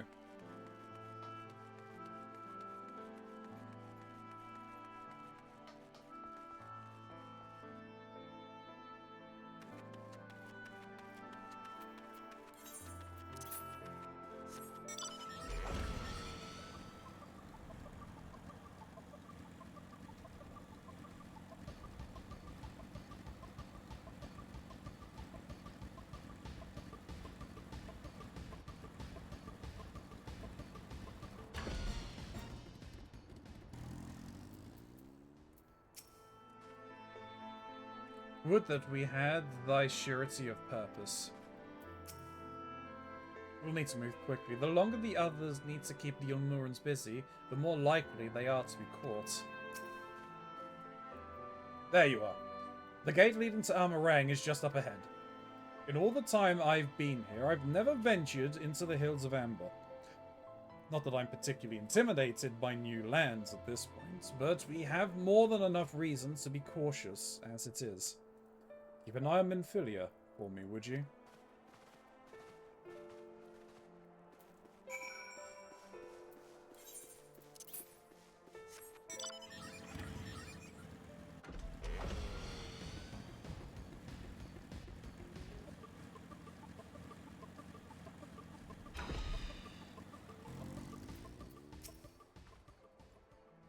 Who shall walk among us upon our return, I wonder?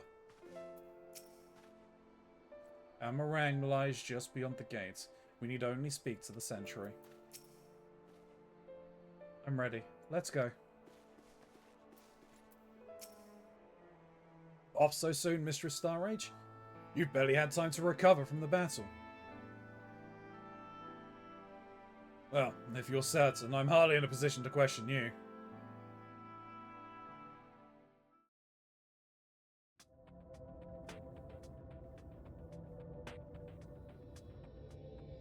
Take comfort in the bonds you share. Accept the pain when the time comes to part. Press on, for joy and sorrow walk hand in hand. Beyond Mount Garik lie the Hills of Amber, beneath which run hidden veins of mineral wealth. Or ran, at least. Mayhap they are spent. Or mayhap the ringing of hammers can yet be heard below. See what Mox was saying.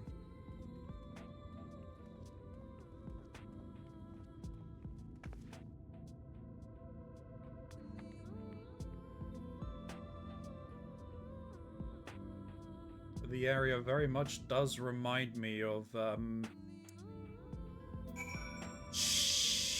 yes, I forget the name of that town. The town from FF7 where Barrett and Dine come from. That's built on top of the gold source. That's built underneath the gold source was built on top of.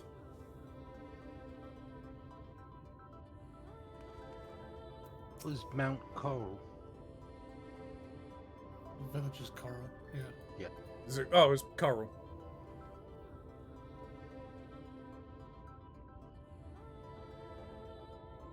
Sound though Mistress Alice's logic was, I fear the road less travelled hath other perils in store for us. A village so near? How convenient. This place has been scarred by the flood too. Who can say what lies ahead? But whatever else this road may be, it is mine to travel, and I don't plan to take a moment of the time I spend upon it for granted.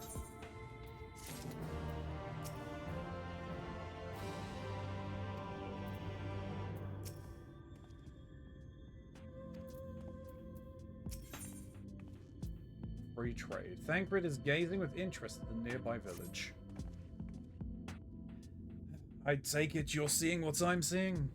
Finding a village when we've hardly 10 paces into the hills is a surprising stroke of luck, especially given our recent fortunes. But you won't hear any complaints from me. Let us see if the folk who live here can tell us what to expect from the road ahead.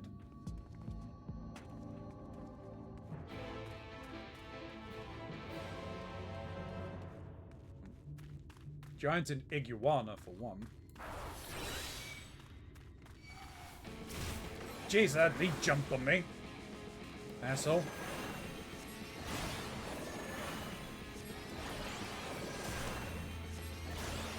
I need to get Geishel greens. I'm running low.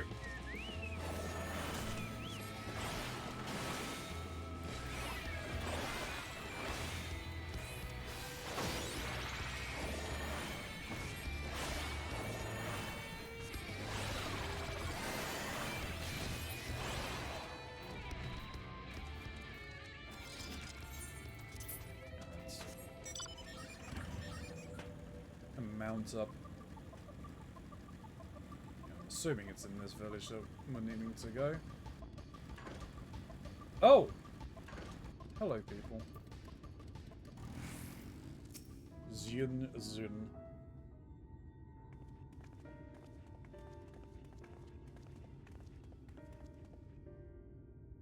You sell? No. No, you are no merchant. Then why do I know your face? Oh, I remember. You spent Vobert gold.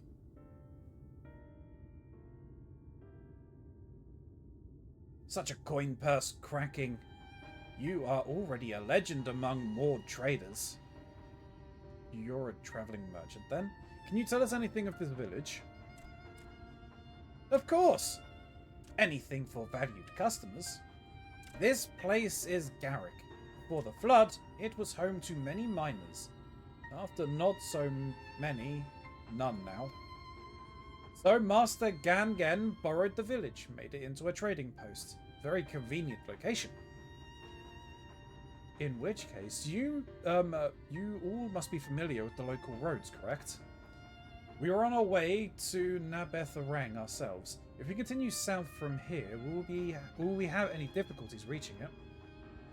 Oh yes, great difficulty.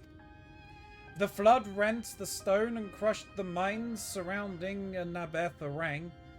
Only steep cliffs and collapsed tunnels remain. Oh no.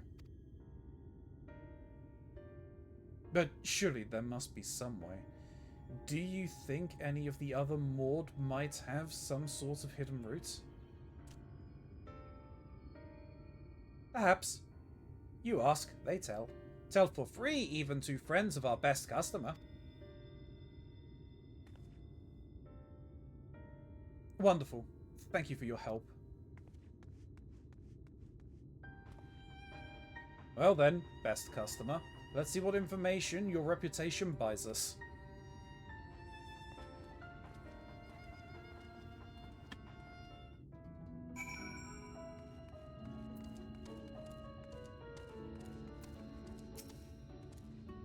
Perhaps we ought to inquire upon matters of Yomuran forces in the region as well. Wouldn't be a bad shout. You are welcome to use our well. If you are planning to cross the desert, you should take as much as you can carry.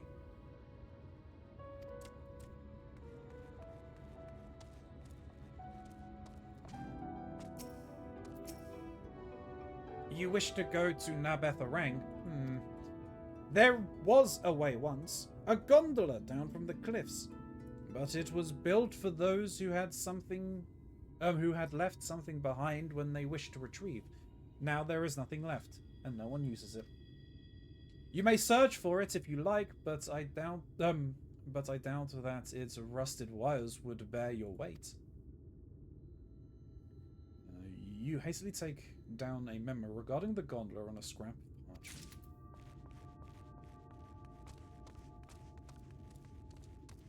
Excuse me. If we're not lucky enough to encounter anyone who knows a route to Nabeth Arang here, perhaps they can at least point us in the direction of others who might. Interest you in... I'll be back in a moment. Okie dokie. Can I interest you in some rock wrigglers? Plump, juicy, and wiggly? No? Is there something else I can help you with?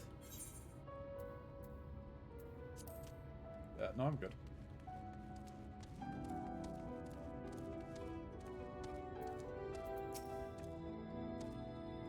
I've got it. I'll lead by asking how business is, then mention you, then ask about the route. That should work, right?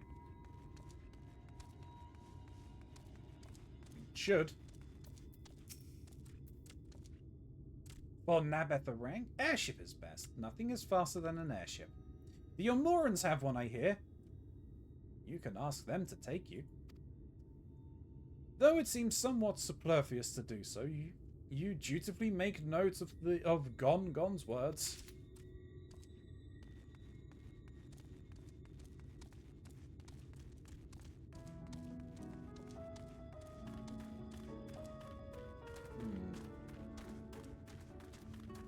Ball. Alright, where's the last one hiding then? Probably in one of the buildings, I guess? Not that one, that one's boarded up.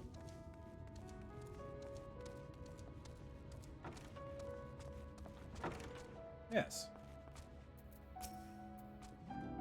Oh, that is a surprise. Not many bound for Nabeth Arang these days. I do know of a trolley that once went there. It used to travel between all of the settlements and mines of the Hills of Amber. It is locked behind a gate, however. I assume that will have kept it from being stolen or damaged, but it also prevents it from being of much use. You take down information regarding the trolley on a wrinkled piece of parchment before stuffing it unceremoniously back into your bag.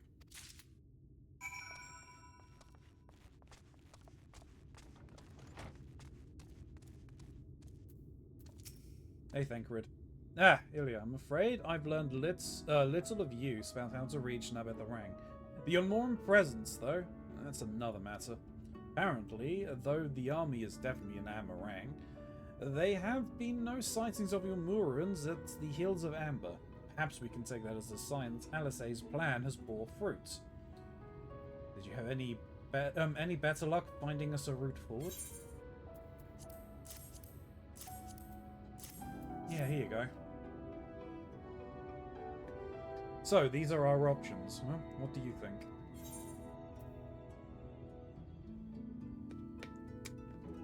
We could try the gondola. Might die, but we can get an airship anywhere. Not from Vorthry, obviously. Gates aside, the trolley seems most feasible.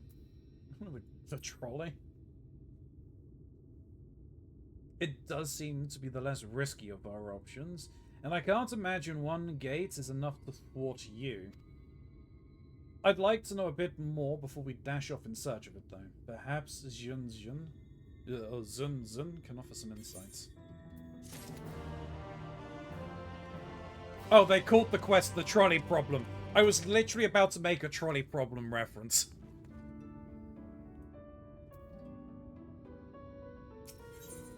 reference? Yeah, do you know... You know of the trolley problem, right? It's the one elderly man, 6 healthy people with a runaway train. The runaway train, and then they turned it into a whole thing of different potential, like, no-win scenarios. Like, would you pull the lever? Yeah, the morality arguments. Yeah. It's referred to as the trolley problem. Okay. Zun Zun is eyeing you with curiosity.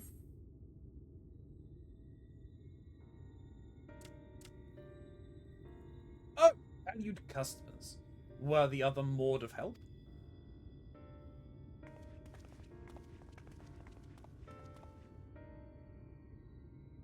Of a fashion. They told us of a trolley that runs to Nabetharang, at least. But am I correct in thinking that there was a reason you did not do so yourself when we first asked? Yes. The gate, you see. It is impassable. Before, when there was a hulking thing of stone, the Talos, it opened the gates, they say. But none operates such a thing now. I do not even know if it yet exists.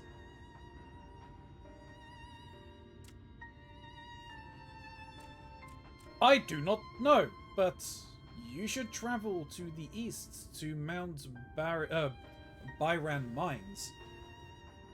That is where the trolley controls stand.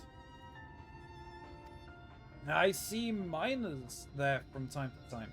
If anyone knows what happens to the Talos, it would be them. Thank you, you've been a great help.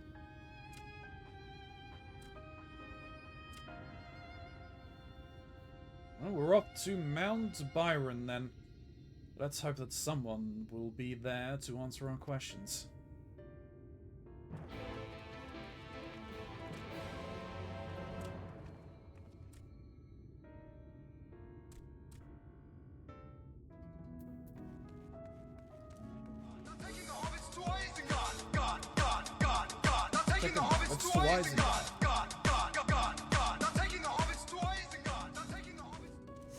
Hobbitses.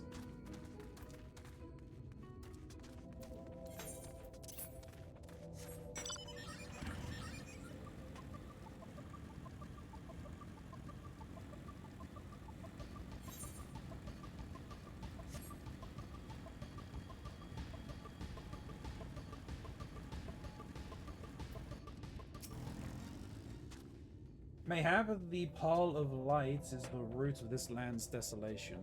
Or mayhap the fault lies with man and his insatiable greed. What a sight. Oh, pardon me, it's a bit daunting, isn't it? A little bit. The scale of the track is impressive. I'll give them that. Now we only need follow it until we come to the mines.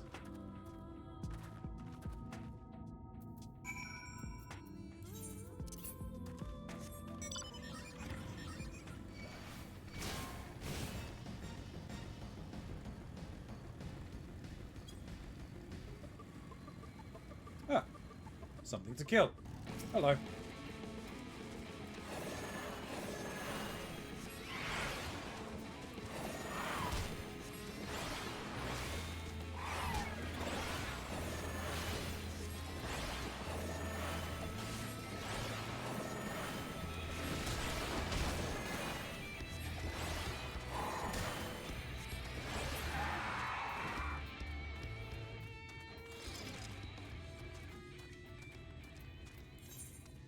I need to find one more.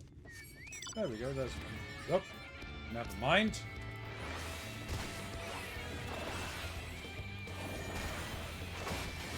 I won't get onto my vehicle then.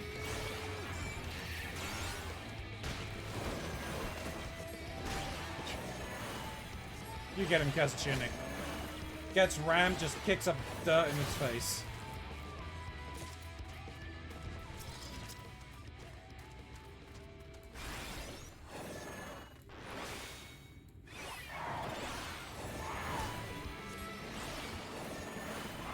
Don't know why you went for Kazushine when I was the first one to hit you, but sure.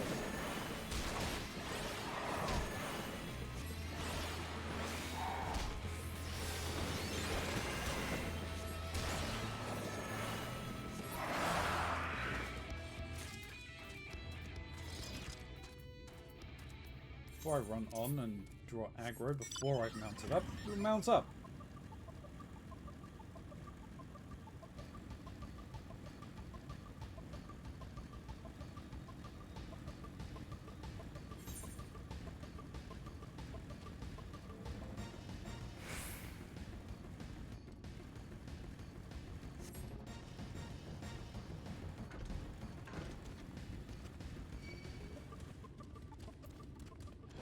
Really? I just want to talk to my friend. Oh, dear me.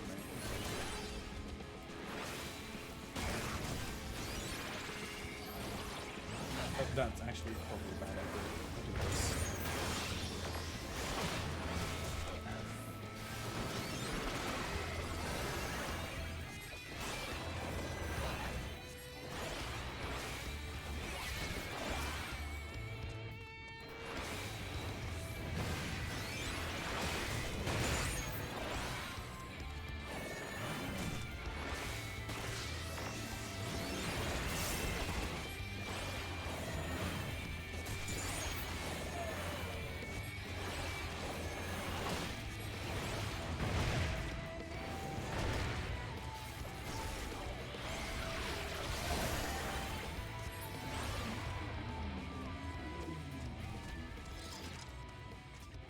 That's annoying. This lever can't have been designed for a person to operate. Oh, there's a thing, there's a lookout up there and I can't... I can get to it, I think, actually. Yes, you can.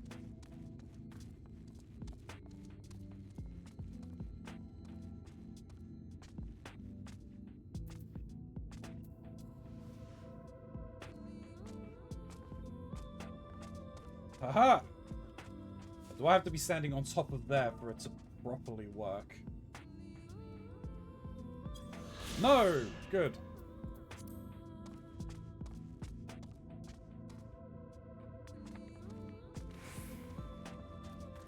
Okay, where is Urionshe?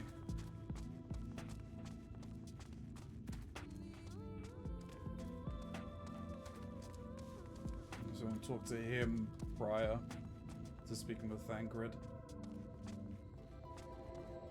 Oh, he's all the way over there. Keronzi, what are you doing all the way over there?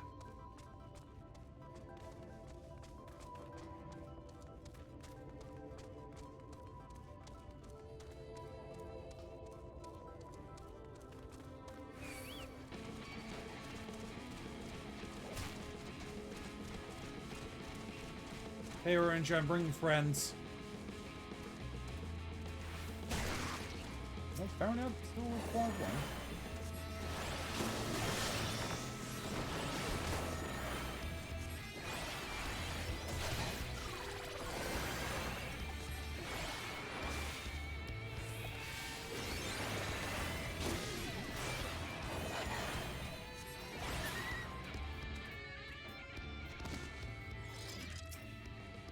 But by what means did they harness the necessary ether?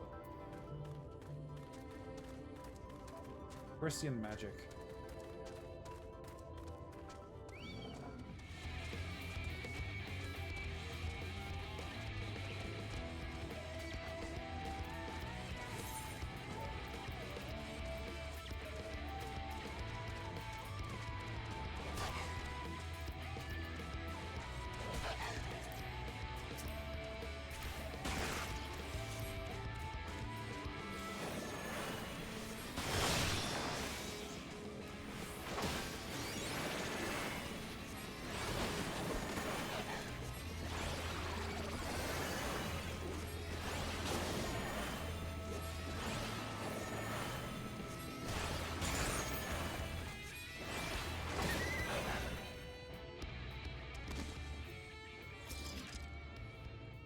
Bit of a mess, isn't it? But the mechanisms for dispatching the trolley are here, just as Junjun said.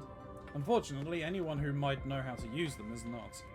We might wait for Junjun's mysterious miners to appear, or have a look around and see if we can deduce anything useful in their absence. I'm in favour of the latter. Something near the entrance to the mines. Proper Quart Uriange's Eye. Meet us there if you find anything. I'm in favour of the former. Waiting. Yeah. Kick back, relax. You know, have a nice little chill time. Flecks of rust adorn the rails, but nevertheless they appear sturdy enough to bear the trolley without issue. There's something else in this area.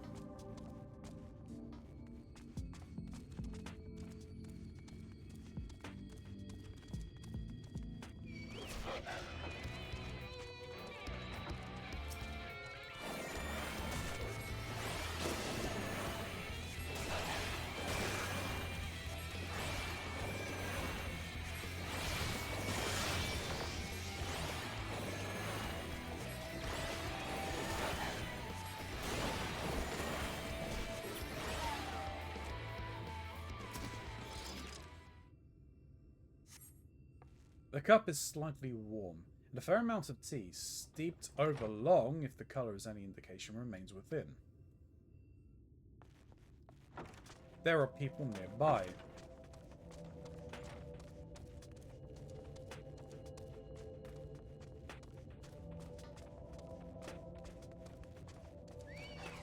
People or tea drinkers? Fair.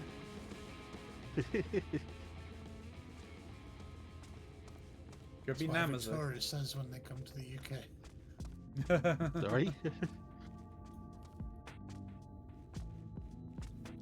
What was that, Smiley? I said that's what every tourist says when they come to the UK. People or tea drinkers?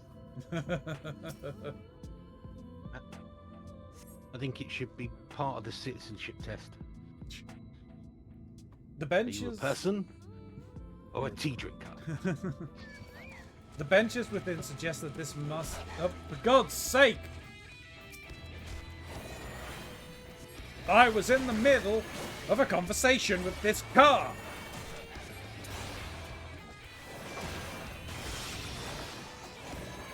Alright, Michael Knight, keep it chill.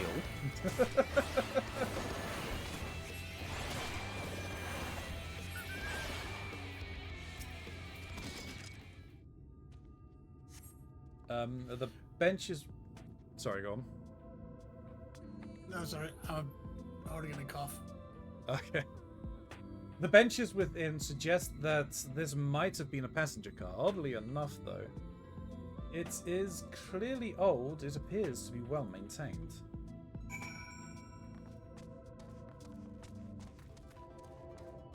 This is not as abandoned as one might believe. Maybe they're just self-repairing carts that make tea randomly in odd places. Ah, Ilya, what house thou discerned? I see, indeed. Thine observations are consistent with mine own. But let us refrain from further discussions ere our comrades arrive.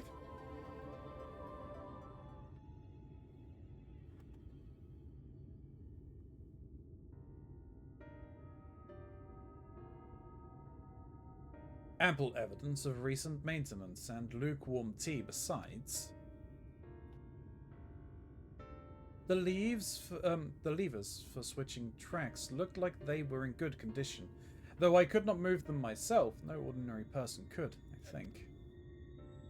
It is my belief that no person is meant to.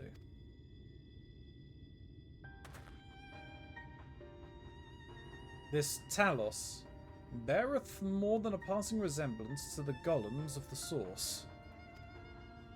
Nor doth it appear to be the sole example of its kind. The proliferation of Talos fragments, as well as the enormity of the mechanisms here, suggest a considerable number were once in operation.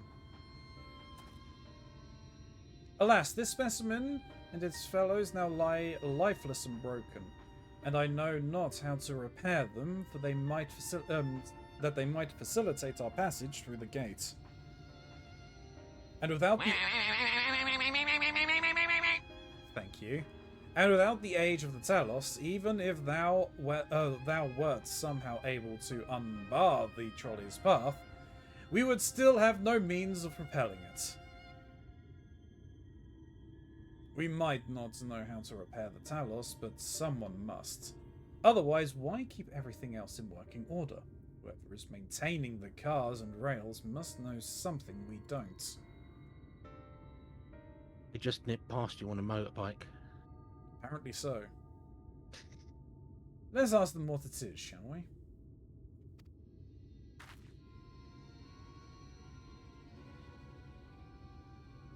Ilya, I do believe you'll find a person of some interest skulking in the shadows behind the warehouses to the on the northwestern side of the tracks.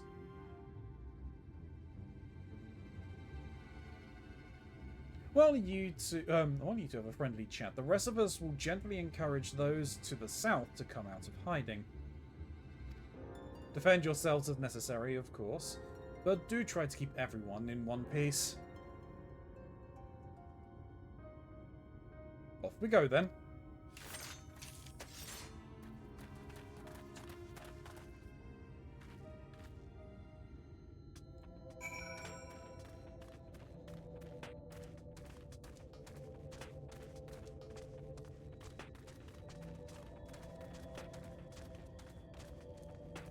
Oh, what they should do for your tea test shit in the citizenship thing is they should give you the 4 ingredients: tea bag, hot water, milk, sugar, and be like, put these in the correct order. That's how you tell. Okay, what would you say is the correct order? Tea bag goes in first, and hot water. Then milk and sugar is interchangeable, but you never put the milk in first. Because it's hot water, not boiling. Boiling water spoils the tea. You have to let the kettle settle for a while. Oh yeah. Okay. Tea bag in first, then hot water. But then I let my tea steep for a long time. I like a strong tea, rather than just like toe dipping the tea bag. I definitely agree with you on the milk. But for me, I would say the sugar could go in at any point. I just find it gets messy sometimes if you put the sugar while the tea bag's still there, and then sometimes it gets clogged in the tea bag. But the sugar is kind of like I don't take my tea with sugar anymore. To be honest, I don't take my tea with milk anymore. I mean, milk's the worst thing that you can put in anything, basically. It's not good for you. And then you can ask people also how you heat that water up. If the answer is in a microwave, they don't come in. Never. Do not allow those animals into this country.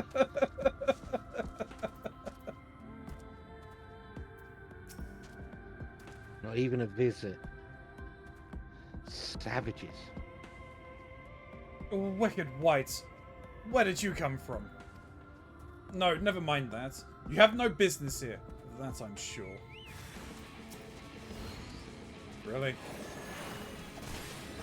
Should you have made fantastical lasers?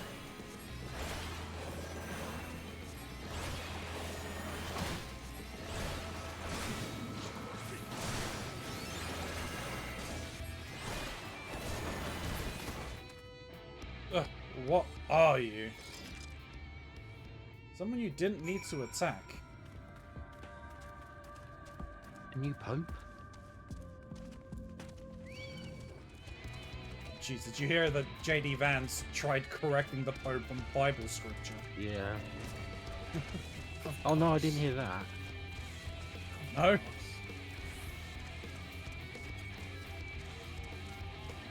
It's no wonder we thought we threw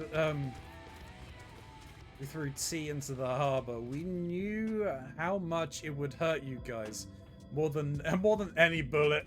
To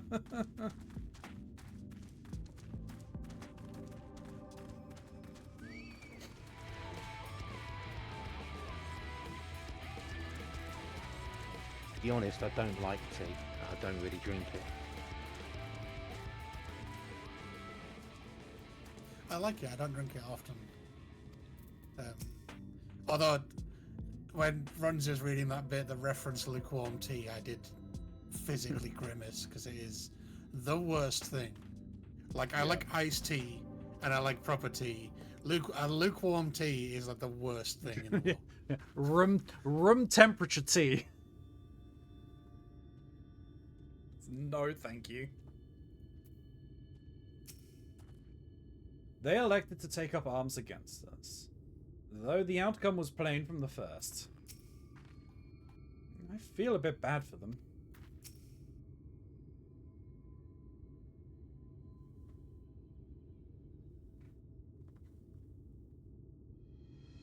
Good to hear. These two weren't much trouble either. Let's see what they have to say for themselves. Us? We're not the brigands come to take what isn't ours. Do we honestly look like we need to steal?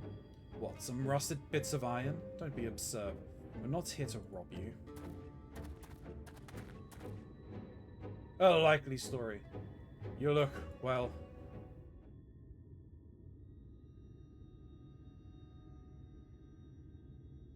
You don't look normal, that's for certain. You don't have any wares, so you're clearly not merchants. Travelers never pass this way. The only reason you would come all this way here is to strip the machinery for parts. Oh, Thappy. I have an idea.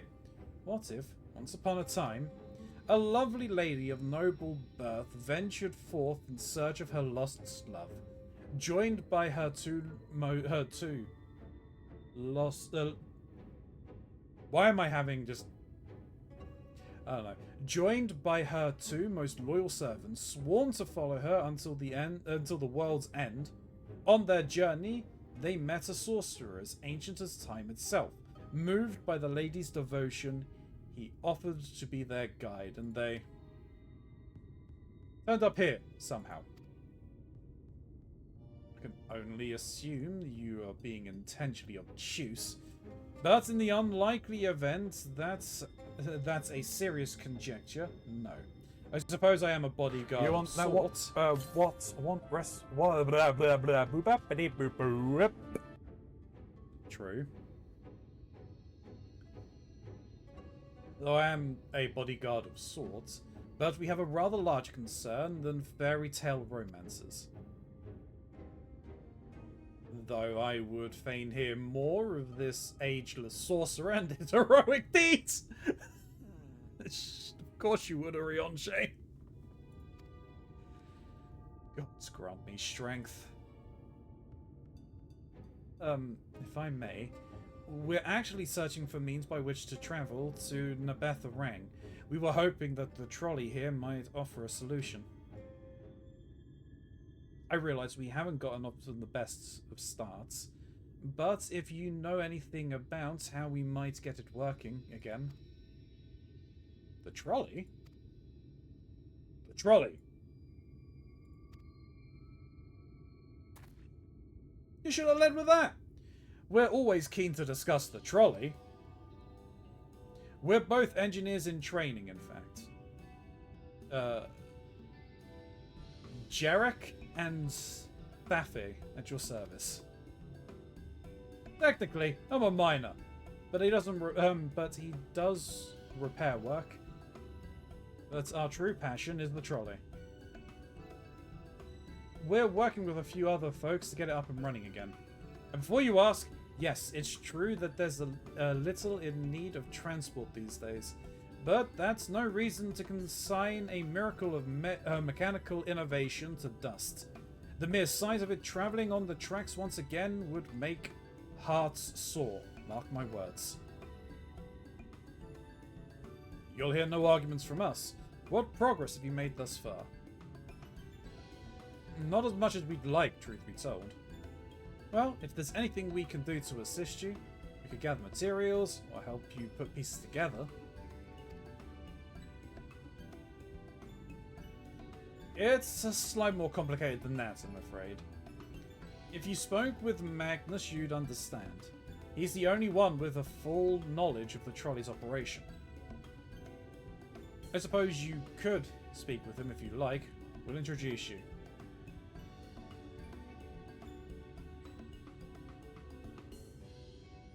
Very well. Our options are limited, and if this Magnus can explain whatever is preventing the trolley from being restored, I'd like to hear it. Right. It looks like you'll be following us back to Twine, then.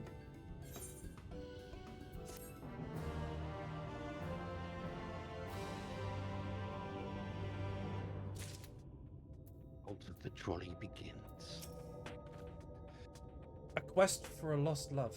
Perhaps that could have been me had things been different. Dost thou seek the sorcerer's wisdom, young one? Urianger, you're getting far too much into this. Come to think of it, Urianger always was fond of fairy tales.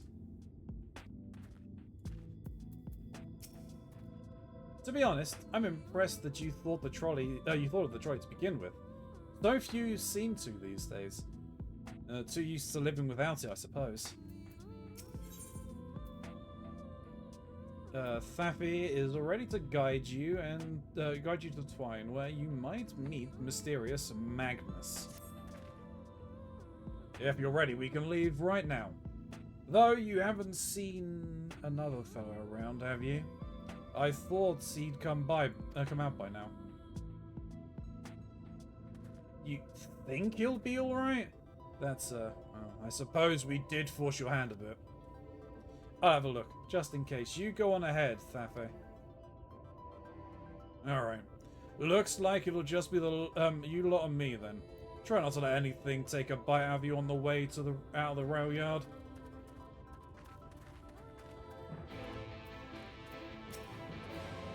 We'll catch up with you in Twine. While I'm here... 568 to the southwest. The way I'm going.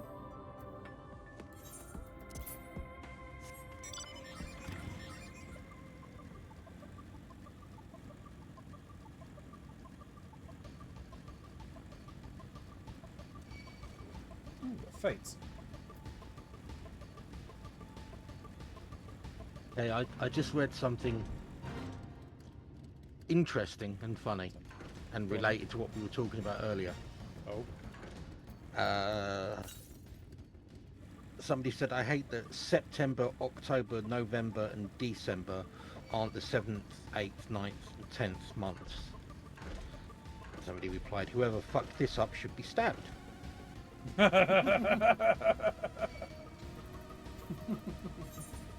Third person comes in and states that they used to be, and then Julius Caesar and Augustus came into power, and the months July for Julius and August for Augustus were added. That's throwing off the numbering for the calendar. And the fourth person replies, good news though, whoever fucked it up did in fact get stabbed. What I don't get with that is that, you know, people say that, you know, he took days from February to make the other months. And that's why February's shorter, but it's like, at most he took 3 days and got 2 months out of it. Yeah. Like, this guy's a time lord. No. Jesus of calendars. I don't think that was the case. Wasn't it that there was 13 months? He just renamed 2 months and put them there because, you know, he just felt like it. Good weather. I'll take those months, thank you very much. We'll move all the other ones about. and just removed a month and added the extra days elsewhere to make up for the fact that 13 is an ill omen of a number. Well, that's a Christian thing. Because there was 13 at the Last Supper. Yeah. I believe it was 10 months, and they were, I think, something like 5 weeks or so each. But because of that, the calendar kept going out of sync.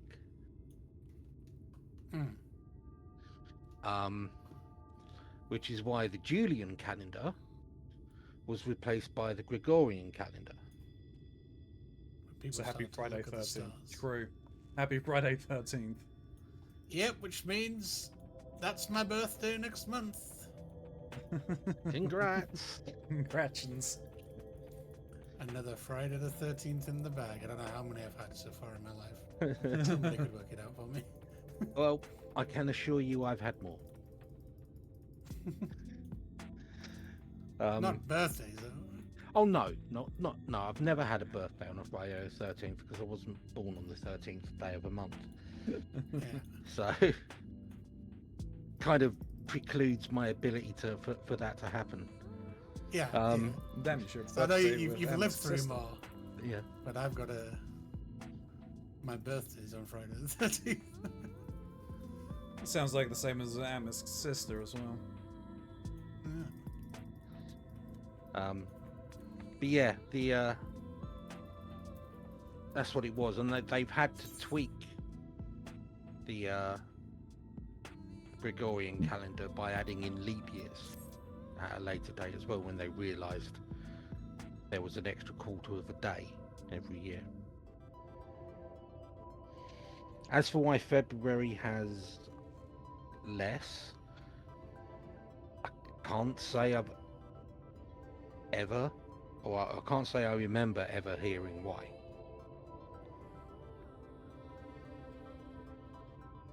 I mean, but yes, it makes more. Gone. If we went by a lunar month, yeah, following the progression of the moon, yes, there would be 13 months. Which I think makes more sense. But yeah. According to the first thing that comes up on Google, which is from the Children's Museum of Indianapolis, it's because Romans believed even numbers to be unlucky. Therefore, every month had to have an odd number of days, which alternated between 29 and 31 in order to reach 355. However, to reach 355, 1 month had to be even, and February was chosen to be the unlucky month. Okay. So that was then under the Julian calendar. Yes. Yeah, and then they just obviously just kept that when they changed to the Gregorian. Yeah, and then so this is from the Britannica Encyclopedia. There's a bit of added information that the reason they chose it to be the unlucky month is because it had in order to fully sync the calendar with the lunar year, the Roman king Numa Pompilius added January and February to the original 10 months. The previous calendar had 6 months of 30 days and 4 months of 31, totaling 304. However, he wanted to avoid having even numbers because they were unlucky. But the lunar year is 355, so then they had to choose one. So February was chosen because it was the month that hosted the Roman rituals of honoring the dead. So because it's already associated with death, he thought it was appropriate to have the unlucky one aligned with that. Kill the numbers because death. Yes. Well, it's like, was it the Japanese have two different words for the number 4 and the number 7 because one of them means death. I think it's the number 4. Yes. Yes. Yeah. 4 and 8 in Japan and China are considered unlucky because they both contain the same characters as the word for death, which is a shi sound. and in Japanese, 4 is she. And death, I believe, is normally Shin. Yeah, because you have the Shinigami, which are the death gods.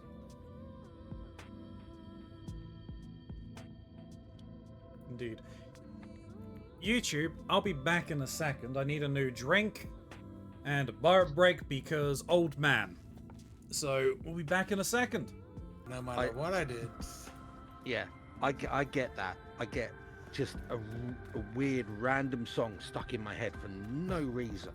It isn't in any of my playlists, and I'm listening to music to and from work every day, and yet cooking dinner and in my head I'll be going, for fuck's sake. YouTube, we're back, and you've missed the end of an entire conversation. If you want more reference, well, you've got to be here for it. And you have to be the very best, like no one ever was. Damn, that's smart. Did he have to thump me so hard? I'll be feeling that for the next fortnight at least. Naught to be done about it now, though. I pointed your overeager companions in the right direction, and they've gone on ahead. So we need to get moving. Normally, we'd walk atop the tracks, but seeing as the young lady has a much shorter stride, that's more a perilous route than I'm comfortable suggesting. Wouldn't want anyone falling through the gaps. Of course, the low road presents other dangers, but having been on the receiving end of your friend's blows, I'm not worried on that account.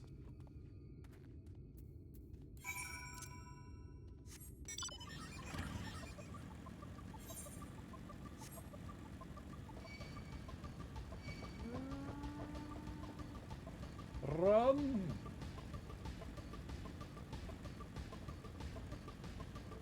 I believe there was some controversy around that song actually as well. I wouldn't be surprised. Wait a moment. I think I hear something. Oh, that's something, all right. Run! Oh.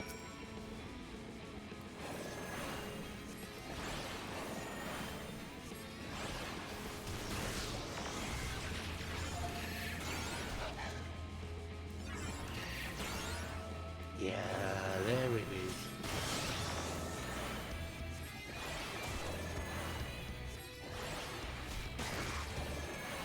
The final line in that song, where the guy is telling somebody to save all their kisses for them, confirms he was talking about a 3-year-old child. Oh. Okay. Yeah, that's problematic. Incredibly. It's supposedly a song about a man kissing his loved ones goodbye before he goes to work. Right. I mean, yeah, I don't think there's anything kind of more graphic in the song other than just kissing. But I think, yeah, No. people kind of took it. It's not like bloody My Sharona. It's... I think I remember that fact from like a list of songs that people have taken the wrong meaning for. Yeah, that's meant to be like a, you know, a jolly expression of familial love. Yeah. Yeah, but people like, you know, oh, this is me and my girlfriend's song. Really? About kissing 3-year-olds? Yeah. Huh? It's like, I mean, the classic one is Every Breath You Take, isn't it, by the Police? But it's like, this is about stalking. You're having it for your first dance at your wedding. And this is about stalking. Yeah.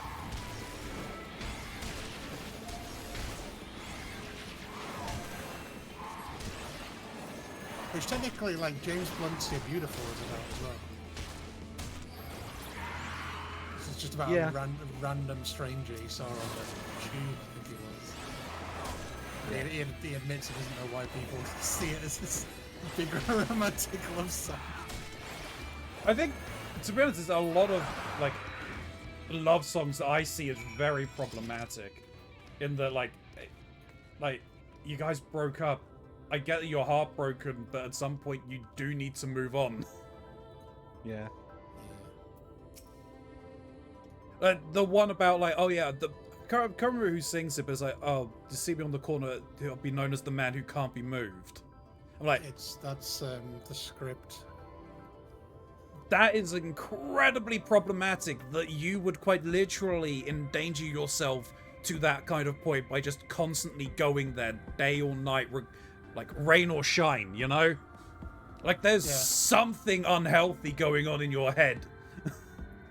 I mean, like, She Will Be Loved by Maroon 5. I think the lyrics, there's a lyric about, you know, I'll be sat outside your window or something. Like, I can't remember. It's been a while since I listened to that. But yeah, there's a few breakup songs that are not healthy in what they're saying. Yeah. I think the 80s song, Kaylee, I think that was its title.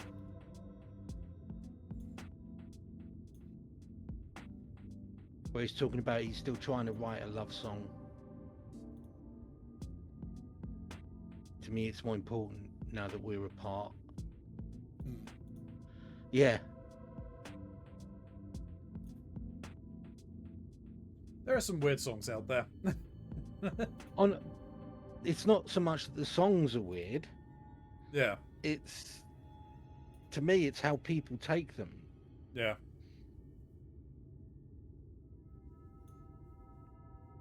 But I'm a big fan of a genre that completely subverts anyway, which is ska punk. Because if you just listen to a ska punk song, it's, you know, it's all offbeats, upstrokes and trumpets. You know, but when you listen to the lyrics, 90% of them are like, you know, people having mental breakdowns or suicides. And in Minecraft. Oh, there's a Japanese song that I think it's by Yoasobi that became really popular online with Western audiences because it sounds really upbeat and really happy, and it's about suicide. In Minecraft. But, in Minecraft, yes. Sorry, I've got to add that for YouTube, otherwise they get angry. Not Yeah, that I make any money off of YouTube, but although I don't understand why, you know, people can't talk about this topic. It's advertisers. Advertisers get antsy. But then you get people sponsored by things like BetterHelp, and it's like, come on, 2 + 2, right? You get people sponsored by gamblers, gambling programs. Gambling programs. Let's not ever talk about, you know, serious mental health issues and push them back into stigmatization. Yeah, no, of course, exactly. It's absolutely fucking because stupid. that's healthy. Yeah, but that's entirely how society operates. It's sticking the heads in the sand for the actual problems. But yeah, mental health, because mental health doesn't exist, or mental health problems don't exist because you can't see it. It's not a physical. It's not. It's not something physical, so you can't. There's nothing tangible that you can see. It's all in your head. Yeah. It causes the most damage out of anything. But no, listen to She's Gonna Break by Less Than Jake. Oh, Less Than Jake. Yeah. They opened for No Effects on the tour. Yeah. So, yeah. But that's really, it's really kind of, you know, jump up and down, bouncy, pogoing, ska pop punk stylings, and it's about a woman who's on the verge of a nervous breakdown because of all of the problems in her life, including drug abuse. Yeah. I mean, there was a song by the Japanese artist Gakt, I think called Vanilla. And if you actually like translate and like read the lyrics, the song's really disturbing, but it's incredibly upbeat and like pop punky. Yeah. Because I think that one was to do with stalking as well. But yeah, I'm a big fan of Scarpunk. Love the stuff. But almost all of it is like that. Yeah. Basically. Sorry about that. I'll admit, I didn't expect this route to be quite so fraught with danger. We're nearly to Twine, though, so we should make it without further incident.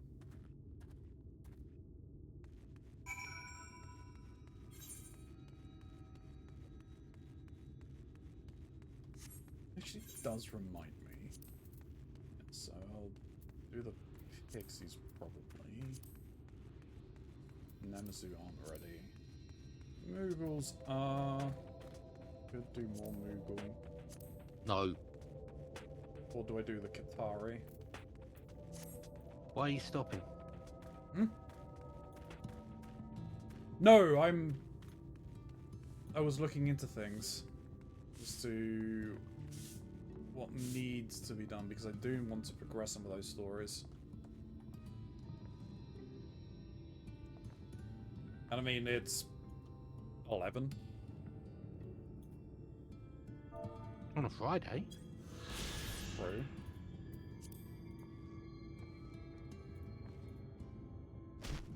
Bonk.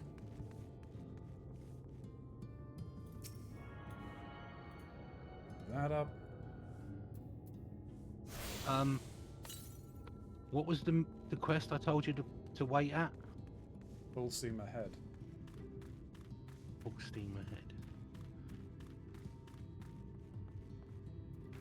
And what are you on now? I believe full steam ahead was the quest you said. I'm currently on Rust and Ruin. Oh, I almost went into some Dr. Seuss there. I believe full quest ahead was the quest you said. I do not like green eggs and ham. I do not like them. Somehow. Oh, there's the thing. Okay. Yeah, you're not as close to that stopping point then, as I thought.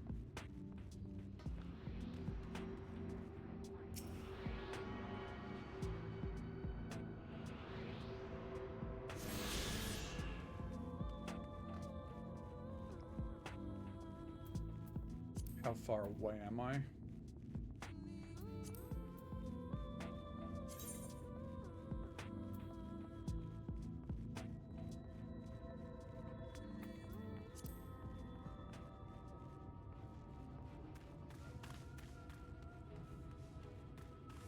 Uh, 5 or 6 quests. Okay. Odds to find a place like this still occupied. It must have come dangerously close to being consumed by the flood. A testament to man's resilience, that civilization may yet be found at the very edge of the world. The town is small, but everything in it seems so purposeful. It's amazing. This is it. Welcome to Twine. The original dwellings were built to house the laborers tasked with building the tracks. Over time, miners came to seek their fortunes, and that's what made the town grow to what you see before you today. But it was still the trolley that brought them here.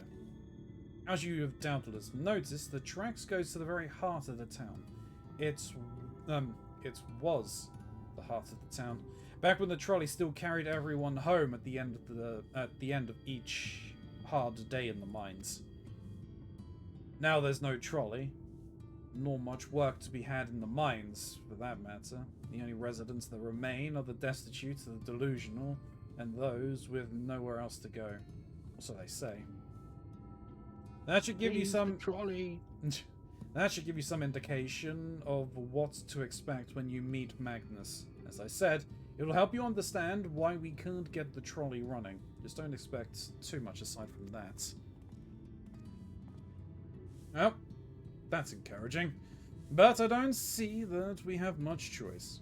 Let's go and meet the man.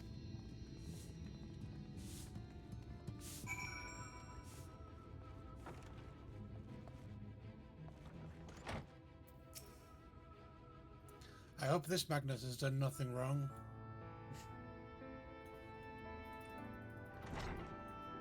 Why, what Magnus has? Magnus the Red.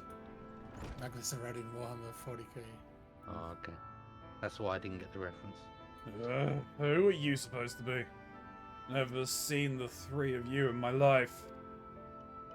There's four. Oh, the four of you? Wicked white. If you're going to bother me, at least have the damn courtesy to stand still.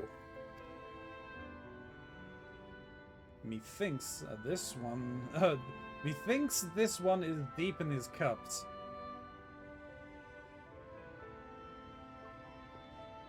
That is a phrase we need to bring back. Deep in the cups? Yeah, for drunks. These are my guests, Magnus. We ran into them at the mines. They're looking for a way to reach Nabeth Orang, so they came to ask about the trolley, you see. What? There's nothing in Nabeth Orang. Not anymore. Especially not for frail little girls. Give it up. No. We must reach Nabeth Orang. I must. Bah! So you've your heart set on it. The world doesn't care. The place is a ruin. Nothing more. And you're not getting there in the trolley. The thing doesn't even run on hopes and dreams. We're not fools. It's necessity that drives us to Nabeth Orang. If you insist that the trolley is not an option, at least tell us why. No. I'm sick of people asking me about the blasted thing. Leave me be.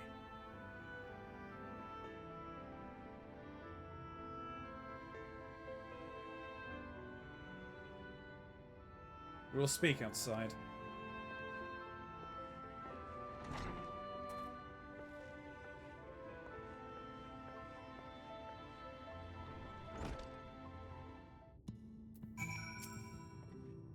I'd be lying if I said I didn't expect that, but it was worth a try. I'm sorry. Heads off!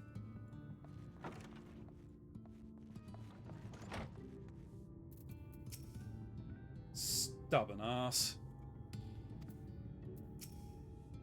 I sense there is more to this belligerent drunk and his tale. He only said that because he thinks I'm weak, and he's right. But I can't be. I won't be forever. There has to be some way. I must find it.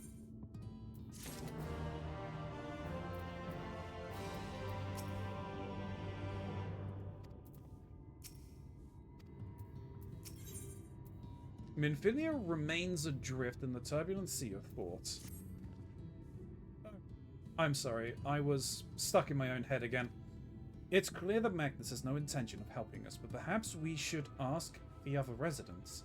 They may know something of the trolley. I'll take the north side. Let me know if you learn anything. Interesting, there is a quest there. Oh, that's the gem, okay. Thancred, art thou truly content to stand witness to fate's course and take no part?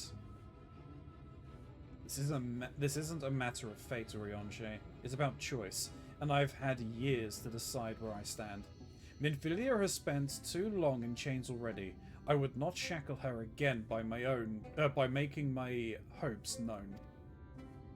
It is for her to choose what shape her destiny will take. It is for me to stay silent, to protect her, teach her, and stand by her. That, at least, I can do for her.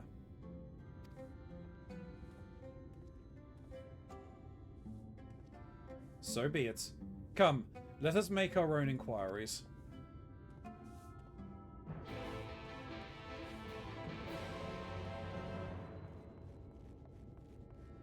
There you are.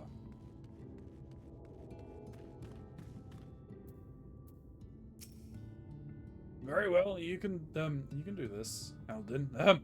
Give me your bicolored gemstones. Oh, that's not what I meant. I meant I have stuff. Things! that I could trade you. Does that sound good?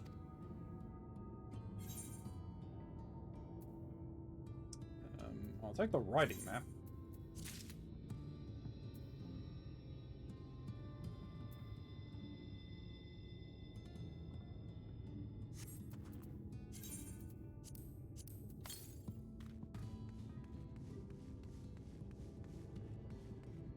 I would like to talk to... you know what? No. Let's just get on with things.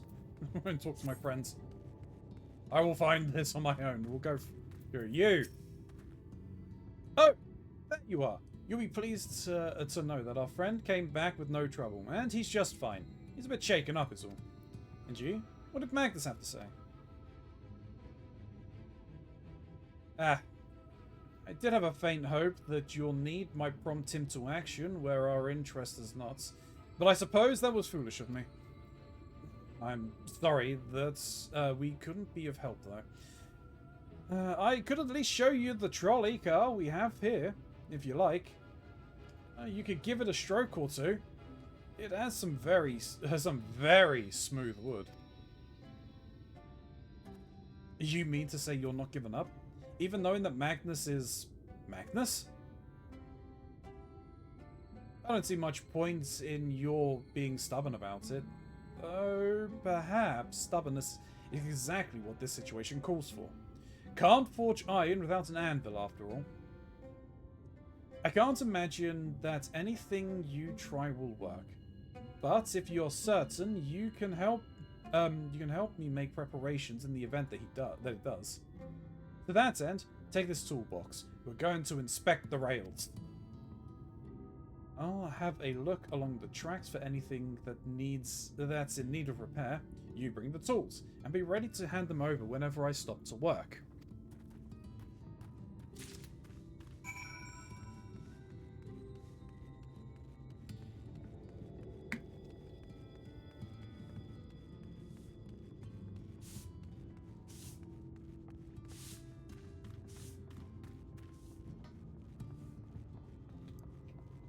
Okie dokie.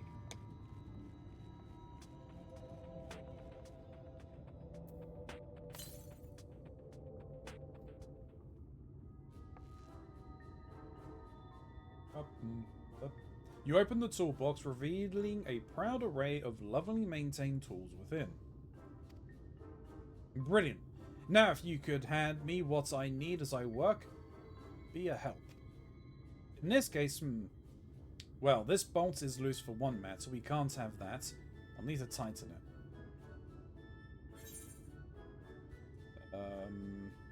A vicious-looking saw, a mid-sized wrench, a ragged cloth. Let's do this properly.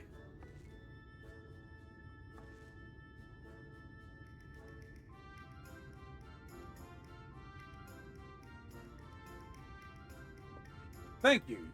This one will do nicely. Now, give me a moment and...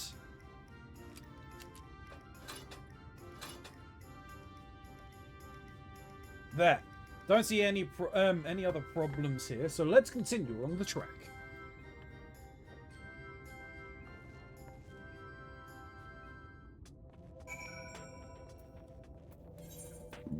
Excuse me.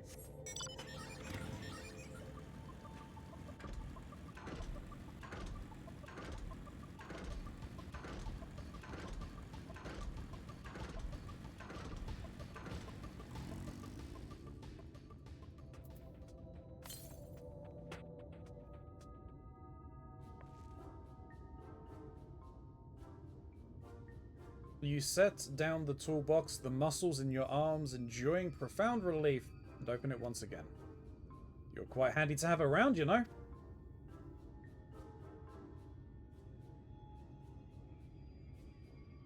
As to the lamp here, these aren't often necessary these days, but if we're going to do this, we might as well do it properly. And if, by some miracle, the night returns as it did in Lakeland, well, it's a nice thought.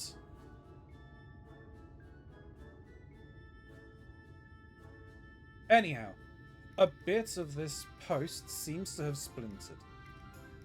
Whether it's the lamp is to be lit or not, we wouldn't want these little pieces of wood jabbing the next person who comes through here to do maintenance. So we'll sand it down a bit. Bulky saw, a heavy hammer, a rough file.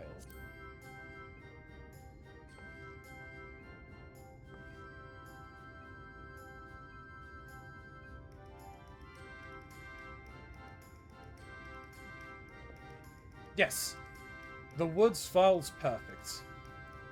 Let me even this out.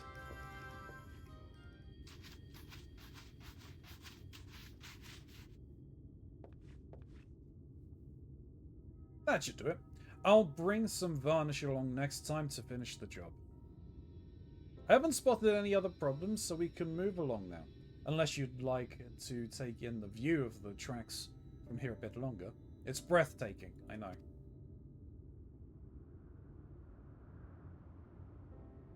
Mining has always been the primary vocation of folks here in the Hills of Amber, you see.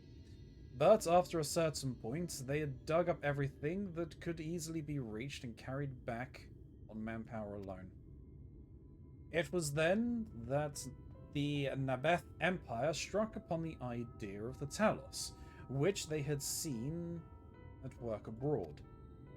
At great expense, the Nabeth brought the Mysteel engineers who specialized in Talos here, to the hills.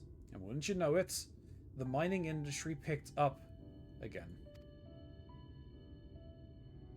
This guy gives street urchin cowboy. True! Twine itself sprung up around that time, as a matter of fact. It was named after the entwining of tales, the fruitful cooperation between the native Ronso and the newly come minstrel. Ronso? Wasn't that the name of the race, the Kamari? Yep, they were Ronso.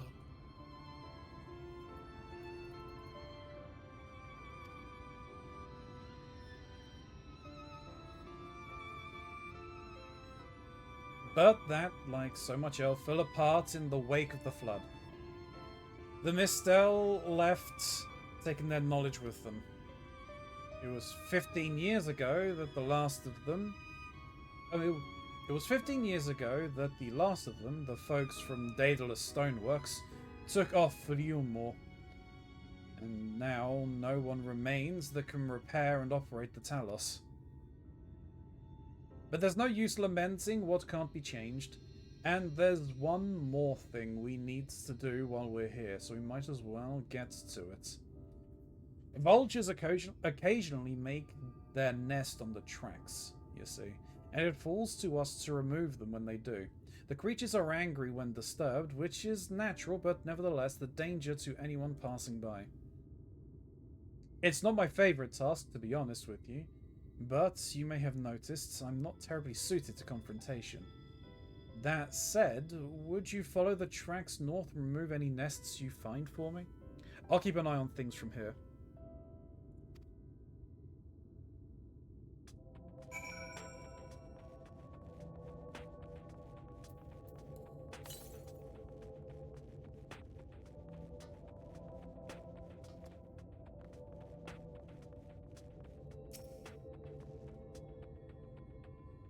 What are you doing? Kicking right. off? I need to be back in a bit. Okie dokie. I have to go have a fight with bandits. They make too much noise. No, they're demanding food. Oh. So, back in a bit. Okie dokie.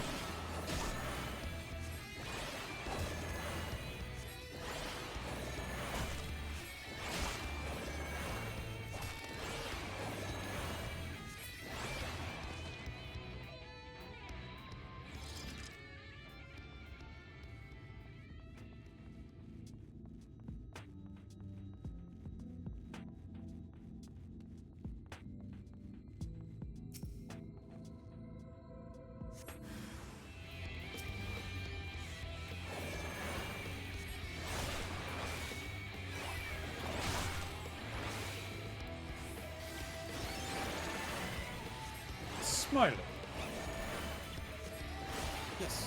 got a quick question. Is there any way for you to be able to show on your health bar, like that you've got a shield when you're not in a party? Nope. That is really annoying. Yep. Why can that not be a thing? I don't know. I honestly have no idea. But I looked it up, and unless they've changed it since, I'll look it up again, but it wasn't a thing.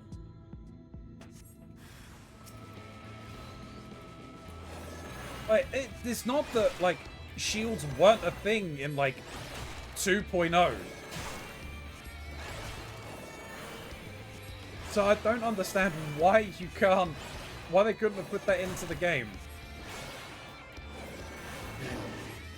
Like, I'm not... Gone. I don't know if this works. Yeah. Okay. So there's a workaround, if you will. You can... By default, the party list is hidden when you're solo. Right. You can turn that off, so the party list will appear, and then when you're solo, it'll just have your name in it, and you'll see it then. If you want to do that. Fair enough. That seems like a very roundabout way of doing things.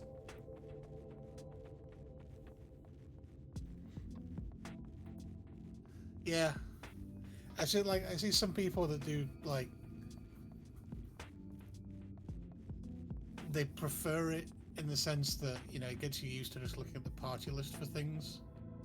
So they now, like, play without their HP and MP bars at the bottom and just look at the party list for everything. But yeah, I don't know why it doesn't show on your own health bars. It's kind of ridiculous. You just have to track the buff you get. Thank you. That should be taken care of. In return for your help, I'll tell you a bit more about the trolley. Nothing that can get... Excuse me. Nothing that can get it started again, though. As I said, the only people who knew how to repair the talus are gone. When they left, life began to bleed out of the town. The trolley's tracks rusted and the cars fell into disrepair. Now, I was born in Twine, raised there. My first words was trolley, damn it. Those were the worst years of my life. But then, about 7 years passed, Magnus and his wife returned to us. Magnus is a real, proper trolley engineer, and perhaps he would never have left in the first place if it hadn't been for his son. As you are well aware, Amarang is hardly the safest place, and Magnus wanted his child to grow up away from its dangers. It didn't help. In the end, the Sin Eaters got the boy. Isn't that always the way? The child had always said that someday he wanted to see Magnus's trolley running again. So in his memory, they returned to Twine, started fixing those rusted rails and broken cars, and all was going well for a time. Wicked White. Vultures. Are they back for revenge? Never mind. I don't want to find out.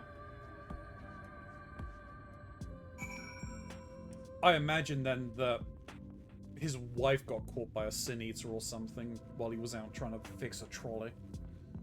Imagine that's the reason. That's my guess, anyway.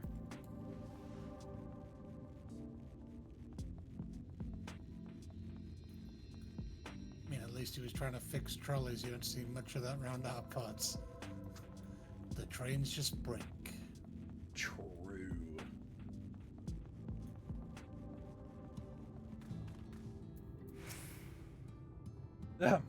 Nice work out there. And now you know the story of the trolley. Won't do you much good without the talus, though. If there was even a single one still functioning, things might be different, but, well, here we are. Maintenance. Despite his better judgments, Jarek is considering throwing you a bone. Not that it'll do you any good, but we do have a talus we've been meaning to repair. I can show you if you'd like. It'd certainly be nice to hear something other than Magnus's griping for a change.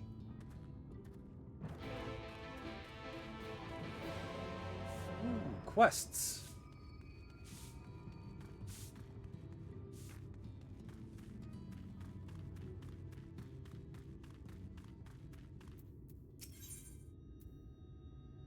Scavengers assemble. The quick-witted scavenger is concerned for his friend's safety. Oh, my poor friends, left to be eaten by horrid beasts. I feel terrible about running away, but what choice did I have? No point in us all being killed. Now is there? Finding someone to go in and retrieve the bodies, I mean, rescue them would absolve me of the blame, yes? If you could go to the ruins of Kelk and to look for 2 more scavengers, I would be grateful.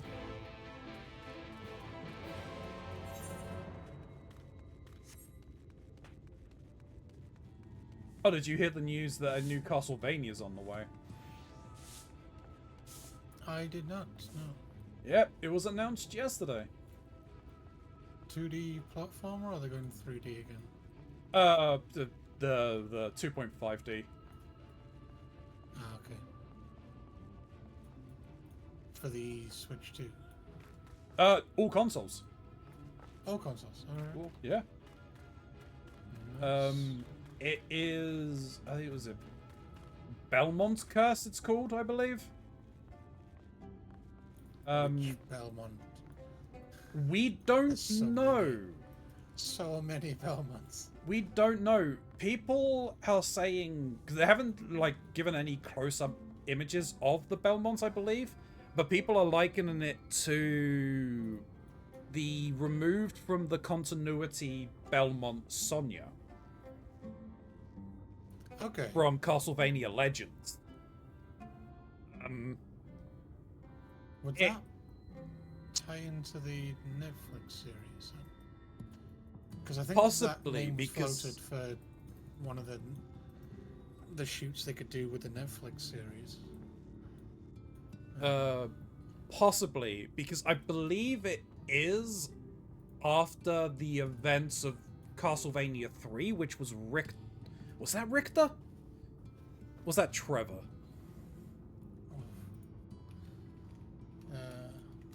To the Google. It's definitely set after. It's set 23 years after. And I think no, that was Simon Belmont. So I believe. Castlevania 3 was the prequel to Castlevania with Trevor, the ancestor of Simon.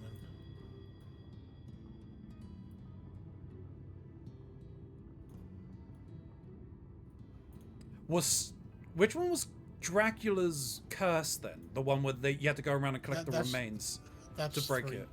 That's 3. That's the one with Trevor and Cypher. Yeah. So that's the one where they've started the Netflix series from, I think. Using the that was the first one. Because I think was it Richter was Nocturne.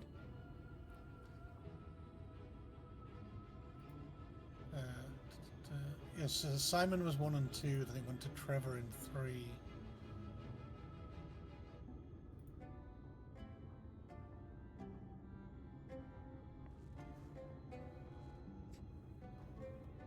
Why do I not see a Nocturne on this list?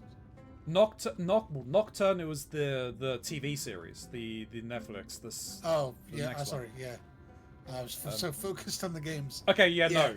Because the 3. Then they went to Super Castlevania 4, which I can't remember which one that one was. Was that a Belmont? Was that I think that was a Belmont. Super Castlevania 4. Was that a Is reimagining? Simon. Yeah, it was a Yeah, that was a reimagining of Castlevania 1, I believe. Yes, and you're correct. Nocturne is Richter. Yeah. Nocturne is based on Richter's story, the greatest of the Belmonts, by all accounts. Because that's who Jonathan has to fight to unlock the true power of the vampire killer in Portraits of Ruin. So that's what the that's who the Whip considers the best of the Belmonts. Fair enough.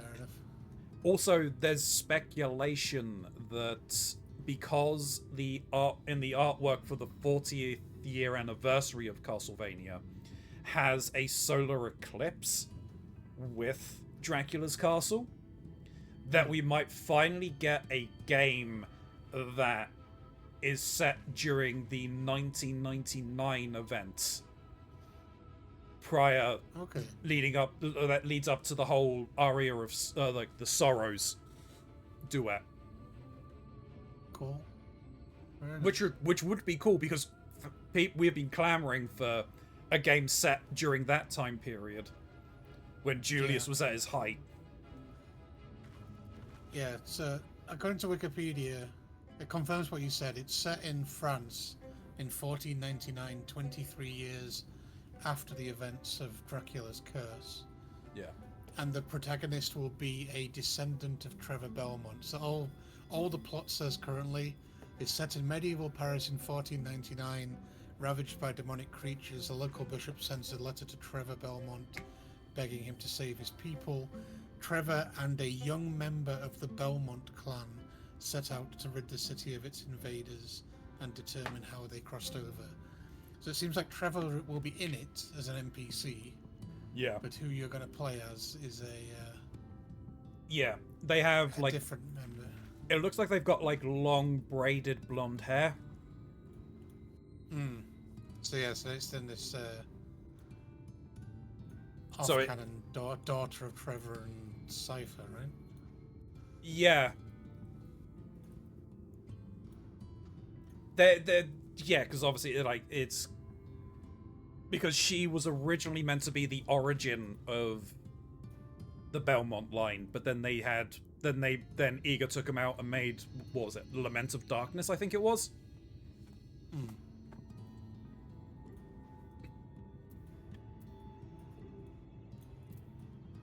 That could mean that the protagonist would be really strong, because Cypher's an incredible what are they called? That clan of Speaker. travelers. Yeah, that's the one. Yeah.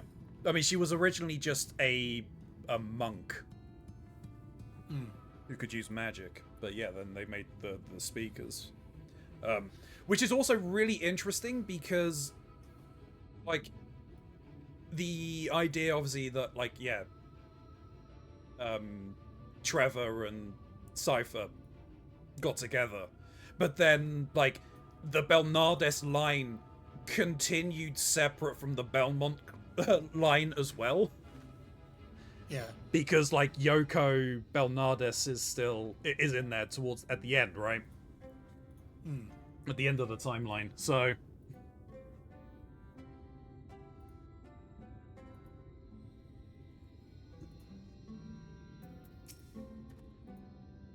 it looks like someone's already beat us here, but please look about as much as you like. Hey, Ryonshe. Thou art come to examine the Talos? Yeah, I'm just gonna poke it.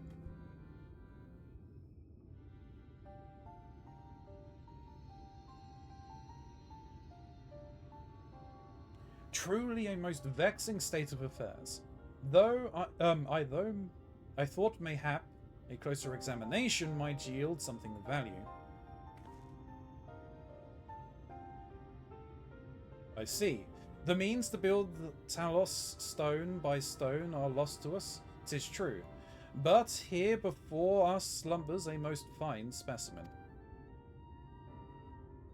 Indeed, were it not for a few minor failings, it would be in working condition. Will likely require naught but a few modest repairs and a sufficient of ether. Well, if you think you can get the thing up and running, far be it from me to stop you, but what exactly do you reckon is the problem?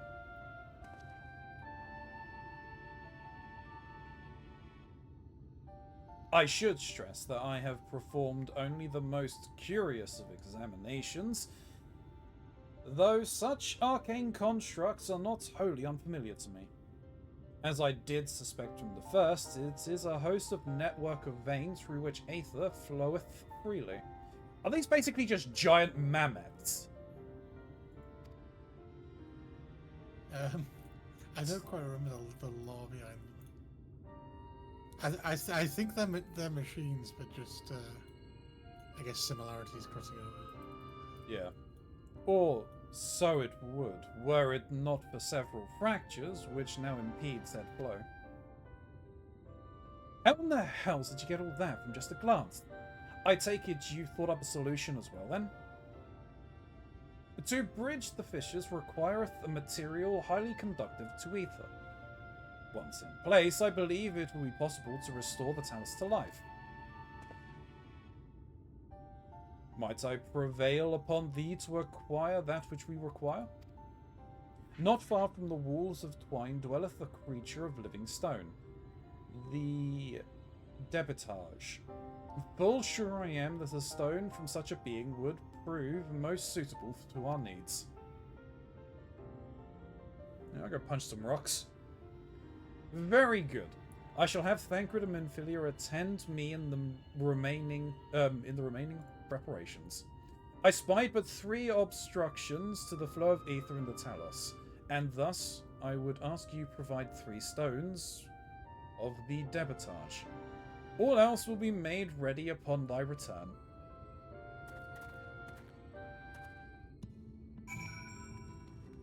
But yeah, the game is being made by the same people that made Dead Cells.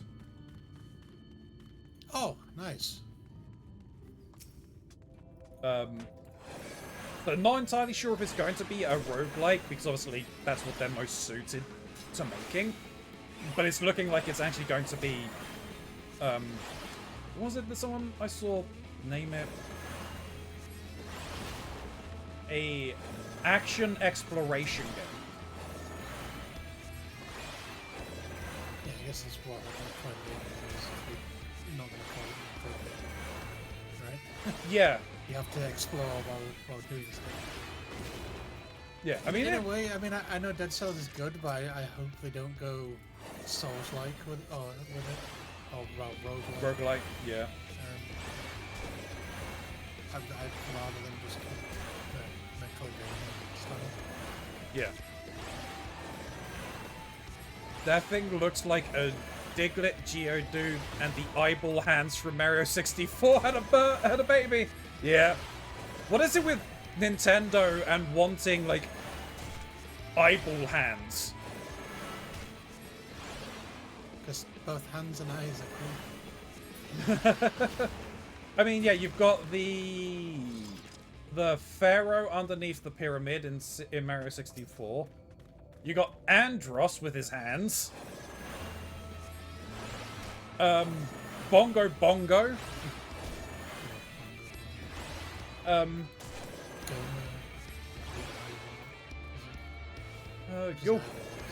Goma was the spider. But yeah, still eyeballs. They had a similar kind of boss in the Minish Cap.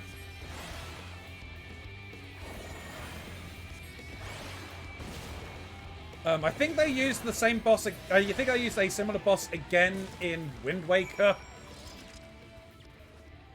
Glover, the protagonist and antagonist. True.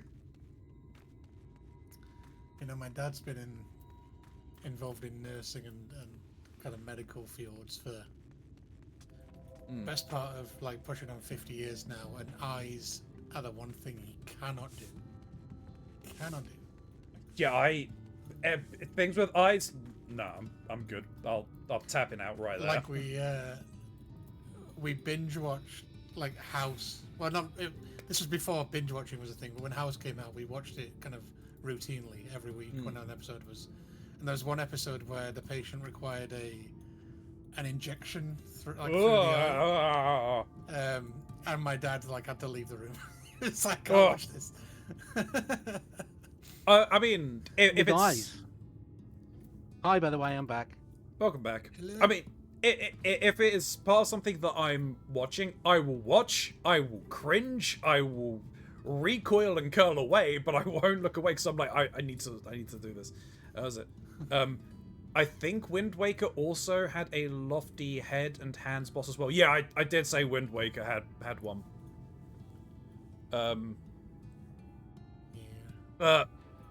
Yeah, that also then reminds me of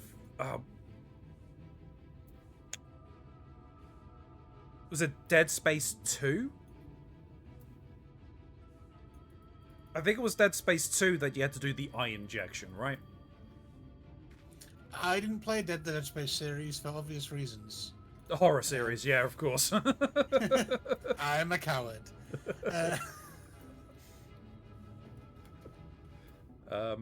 I'm fairly certain it was Dead Space 2. I don't recall it in Dead Space 1. I played 1, I never played 2 or 3. Goddamn eye poke machine, yes. Yes, it was Dead Space 2. Wasn't there an eye poke machine in Prey as well? Yeah, I was about to say. I was trying to remember the one with the mimics. Oh, Yeah, so Prey. the remake Prey. What, the 2020... Was it 2018? Was that one? Was it 2022? Yeah, I think I don't think it was 2020. I think it was late teens. Because there was the first Prey back in like early 2010s, right? The one that was there was a very much more American spirits. I've not seen much of the old one, but the remake I saw a fair bit on. There's a gaming channel I was watching at the time, covered it quite extensively. Yeah. So yeah, I saw the fact that you can upgrade your DNA, but it's an eyeball injection. It's worse when you succeed than when you fail. Yeah. I think when you fail, you just straight up die in Dead Space 2, right? But like, you need to succeed. It's so bad. As well as that, you have to like hold yourself steady as you're doing it as well. It's like, why? Yeah, I can't think of anything in movies or games that I'm like, ugh, I can't watch that. Unless it's sappy romantic bullshit. But that's a different type of cringe. Thancred and Minfilia will return along with the remaining supplies we require. Didst thou succeed in procuring the stones from the debitage? Yes.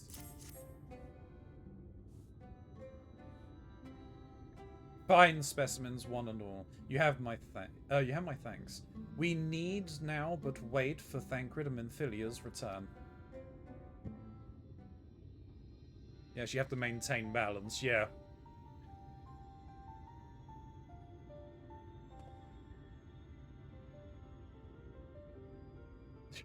Hunter was watching me play when I got to that part, so he had to share my pain. Oof. From end to end, the paths by which Aether may flow through the Talos have been duly mended. They but require a sufficient endowment.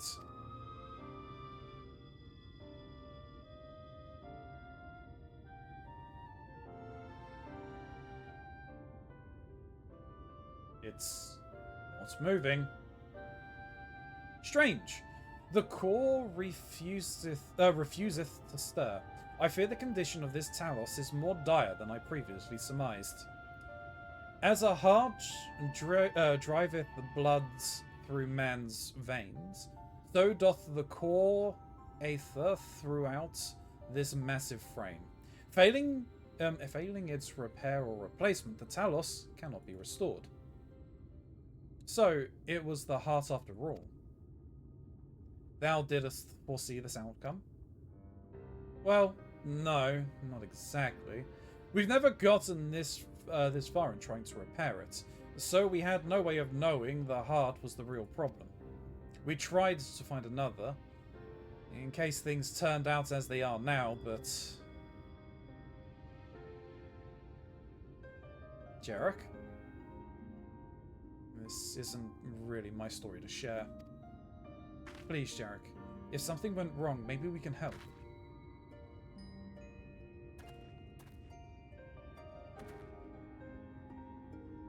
Alright, alright.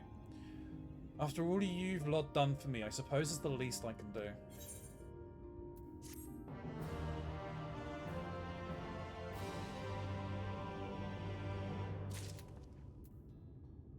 The truth hurts. Talking of hearts and squeamishness about things, is it weird that I wish I had a video of my heart operation? No. No. I personally wouldn't want to watch it, but no, I don't think it's weird. Okay. I wanted to keep the bone they took out my arm. Or Yeah, my they elbow. wouldn't let you, would they? No. Biohazard material. Yeah. Yeah. I'm like, but I want to wear it in the necklace. You'd have to like cook it to sterilize it. Cook it, bleach it, yeah. Make sure the marrow's out and all of that, if there was any in there. Yeah. Yeah, I know. Thankfully, I do know how to prepare bones. I Don't find like ask why. videos of medical procedures quite fascinating. Have you seen the ones where they're doing brain operations on people who are conscious? Just shut up. Oh, yeah. Shut up. You have to be. That's conscious of those fascinating. ones. There are certain, like, anything to do with the eyes, no. But like any like open surgeries, especially when people are awake, no. Nope. You have to be nope, awake nope, for brain surgery. nope. Yeah. Or else they don't know if they've done something wrong. Yeah, no, I know. Well, this is the thing. This is what the video I saw that always sticks out in my mind was they were trying to remove, I think it was a small tumor from the brain of a professional banjo player. And Like they had him playing. Yeah, and he's basically sat there playing like, you know, Deliverance fucking music. You know, and they've got like a screen at his eye level, like across his eyebrows, to, you know, for splatter. And everything upwards was just open, and then there's surgeons in there in the goo. Yeah, I've seen that with the banjo, with the guitar. I've seen a violinist playing while doing that. Yeah. Oh, it just brings to mind an old Star Trek episode which everybody hates because it's really bad. And that's called Spock's Brain. Cheers. I remember, it's one of the very few memories I have from a child, but when I went in for a hernia operation, I remember being wheeled into the operating room as they were wheeling someone else out. Or either the operating room or a prep room, I can't remember which. But they were wheeling someone out. It was someone who had literally just had an operation. And he seemed to have been awake for the entire procedure. It was open procedure on his chest. Or on his stomach or something. And I'm just like, nope. Nope. Nope. Give me the drugs. Give me the drugs. Put me to sleep. Put me to sleep. I don't know any stomach operations that are done under local. That'd be interesting. I mean, I imagine it may have just been because, like, I am now in the same boat, and I'm going to dread any time that I have to have an operation at this point now. But it could just be that he just had sleep apnea, and if you have sleep apnea, you're not allowed to be put under for any kind of procedure. Fair, yeah. So you would have to be awake for any procedure that they would do on you. Maybe not any. I'm not entirely sure, but it's gonna depend. Yeah. I have been told that by an anaesthetist, that their general rule of thumb is anesthesia is potentially dangerous to your life, so they generally will not risk your life to improve your quality of life. If it's something that you're probably going to die from, if you don't have it done, they'll do it. Yeah. But yeah, if it's something like where like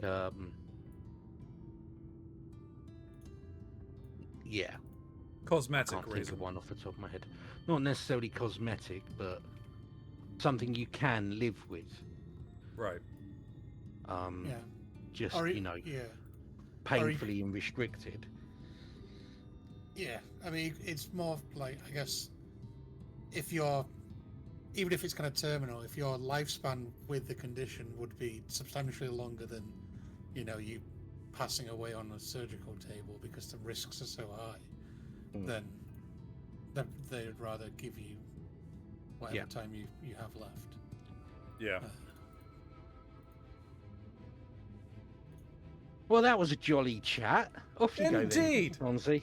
Yeah. Carry on with the happy story. Though the Talos yet once for a beating heart, it would appear thine efforts were not for naught.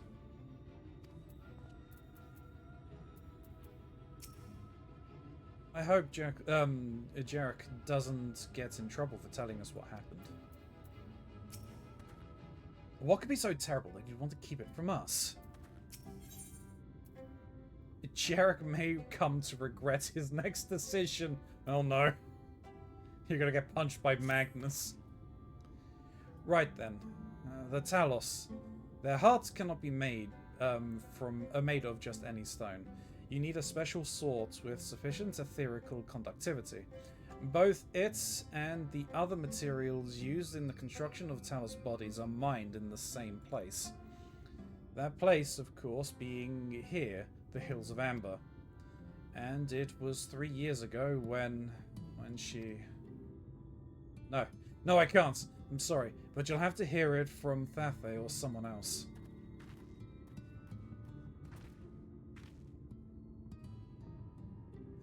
Back to the tavern, then. What terrible tragedy befell him years ago, I wonder. I don't think it was him. I think it's Magnus's wife. You don't suppose Thathay is going to run off too, do you? This is my fault. I never should have pressured him.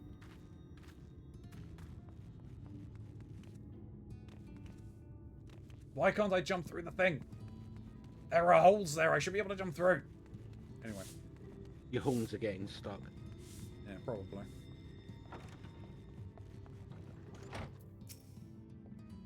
Still here, eh? You can ask again, but the answer's the same. Our trolleys are...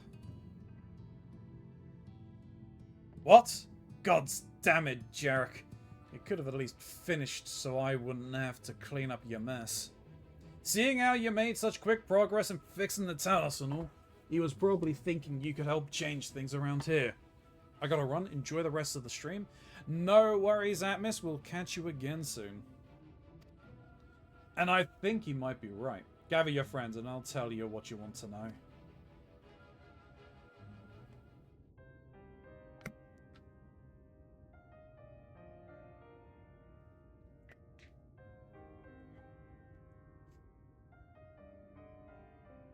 Magnus's wife was a miner, you know. Greatest prospector there ever was. Yep. Called it. When the golem heart started failing, she was the first to head out in search of more.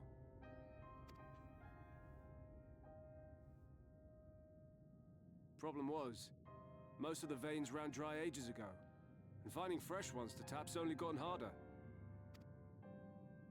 But she wasn't one to be deterred. She just kept digging deeper and deeper.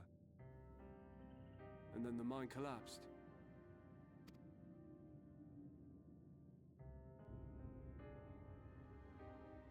We labored day and night to clear away the rubble, but it took us 2 months to find her. To find her body.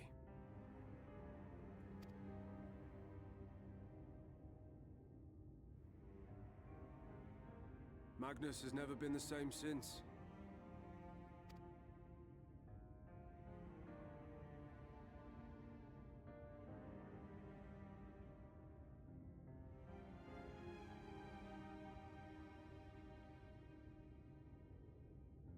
Where is he, if you don't mind my asking? Ah, yes, well, if he's not here, there's only one other place he'd be. Makes sense as to why Thancred is kind of here then, kind of in the same boat, right?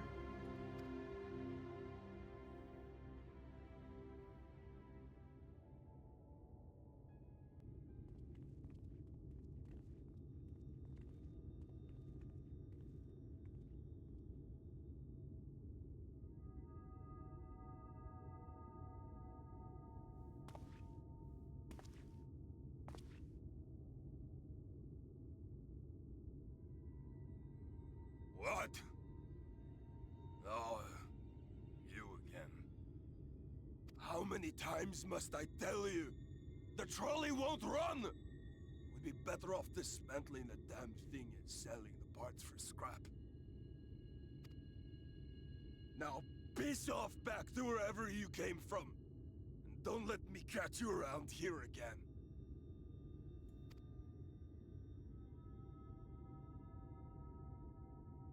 What were their names?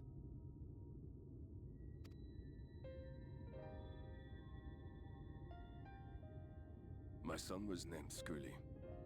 My wife, Agna.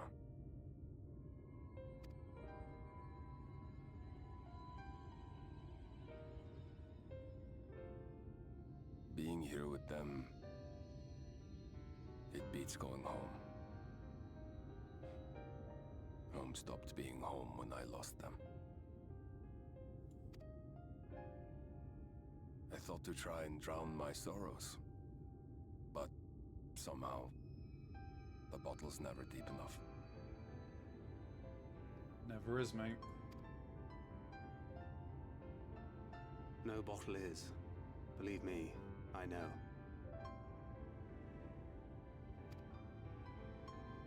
You've lost someone too?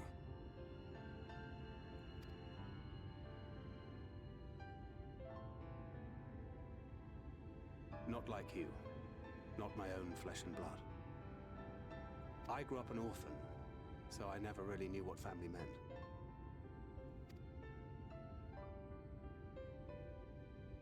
Not until I met a man who offered to take me in and make me his pupil. He was a kindly soul, always looking out for me, like a father. Not that I appreciated that at the time, or anything else for that matter.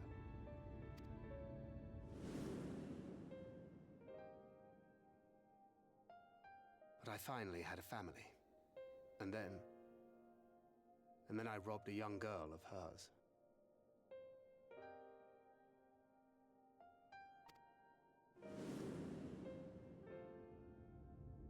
I did my best to make amends, to offer her comfort. But the more I look back on it, the more I realize just how inadequate my efforts were. I let her down. That is why I refuse to let her legacy die.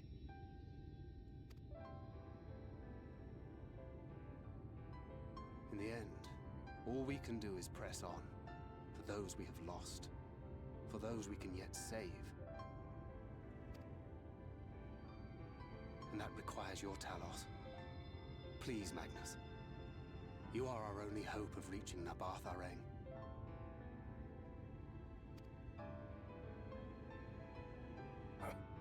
What rubbish.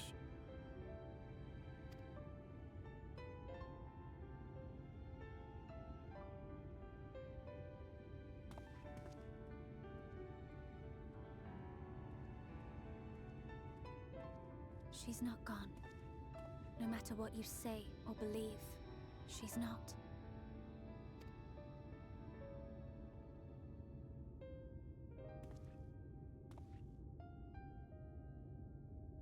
We can still bring her back. Yeah, but it costs you, Minfilia.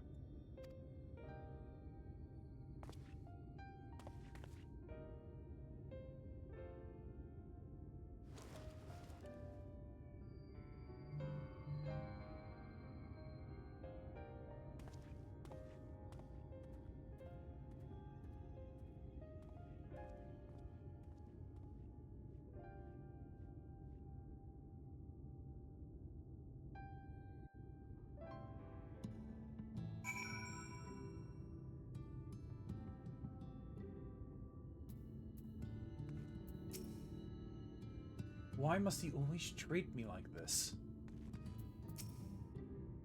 I wish there was more we could do for you. I truly do. But after Agner's accident, no one's allowed near those mines.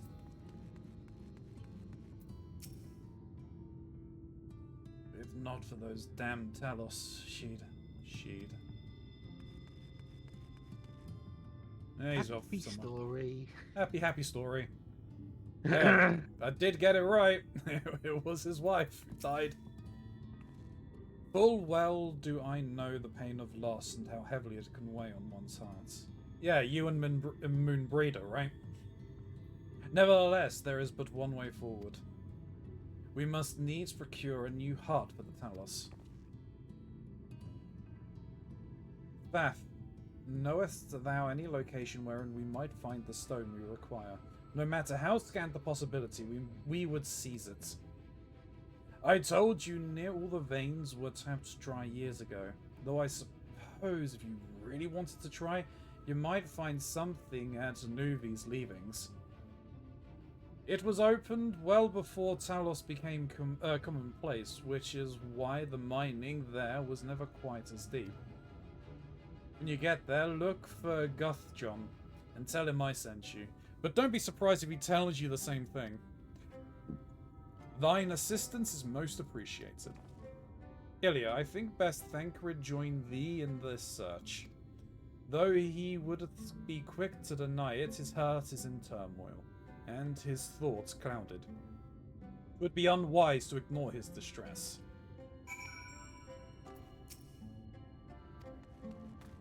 Alright, well, where is he?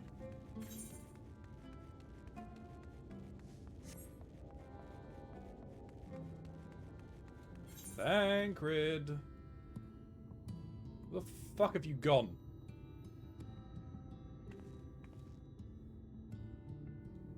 Oh, you're just somewhere here. You're in the bar.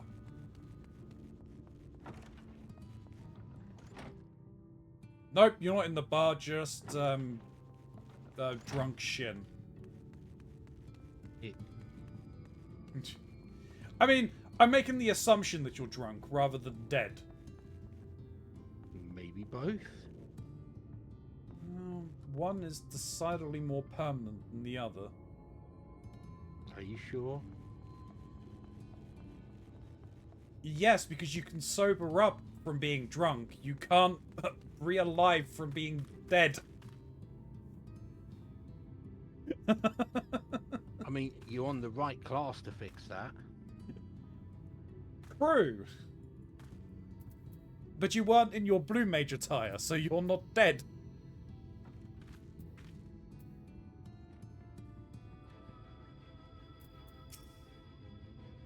Off to somewhere, are you?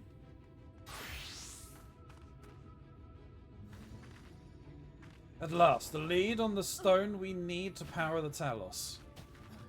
I can't very well have you go on your own. Lead the way.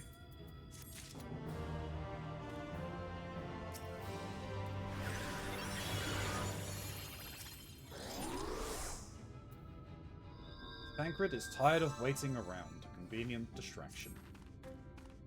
I'd say we're long overdue a good turn. I can only hope the gods feel the same way. Now, Nuvi's leavings was to the south, was it? Let's get going.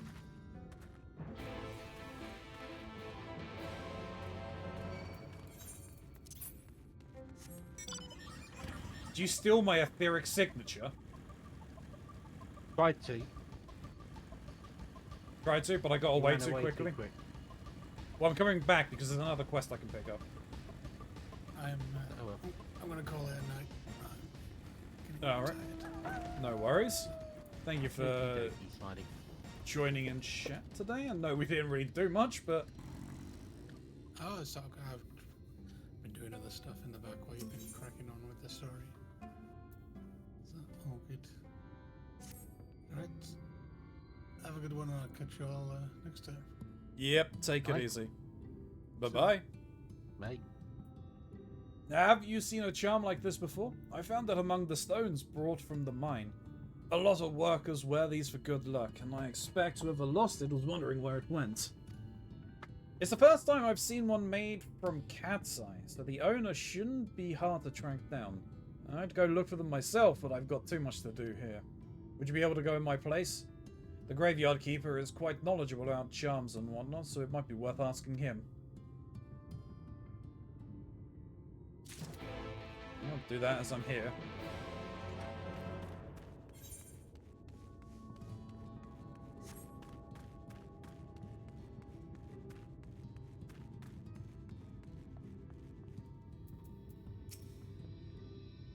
What's that you've got there?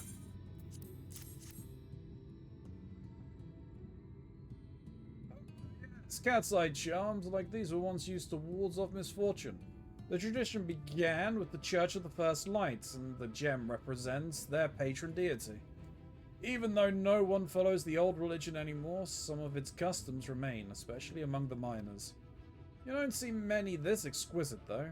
Seem to remember a fellow with an eye patch kept a similar charm around his neck. It might even be the exact same one. I never caught his name, but he's not hard to miss. The last I saw of him, he was leaving to mine Nuvi's leavings with some of the others. Oh. Oh, helpful.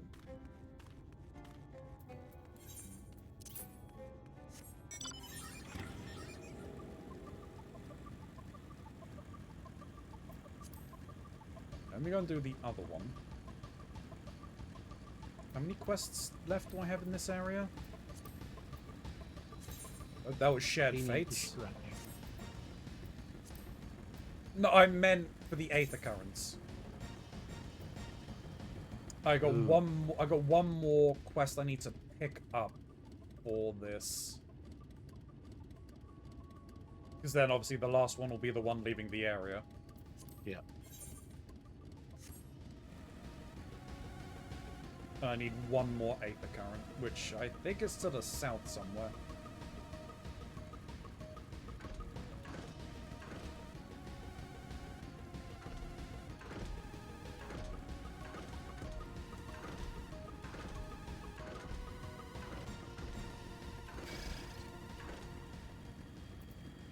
Evil weapon.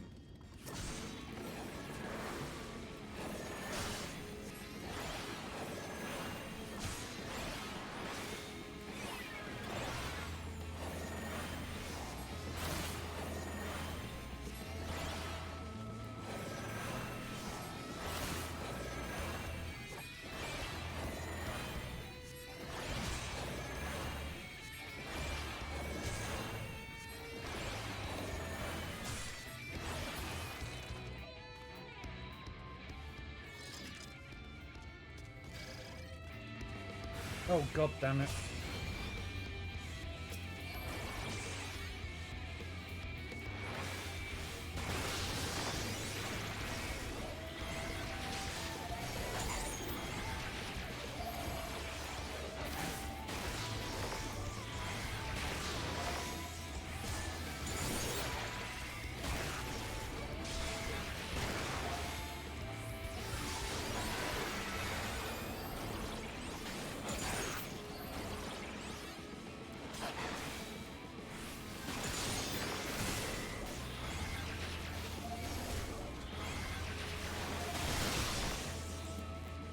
Ow.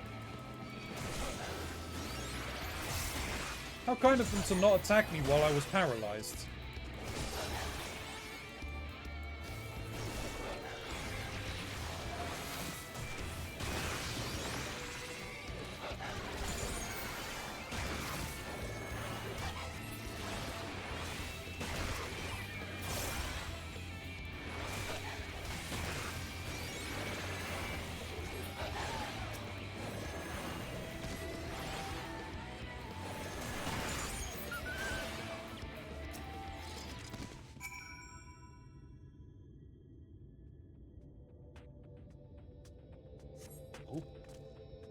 I am Happy Torment alive? Single People Day. Can it be true? But it's too early to celebrate. The youngest of our group is still missing. Please, you must find him. I will wait for you outside the ruins in case you need help carrying whatever is left of the poor boy. Oh yeah, indeed. It is that day, isn't it? Yep.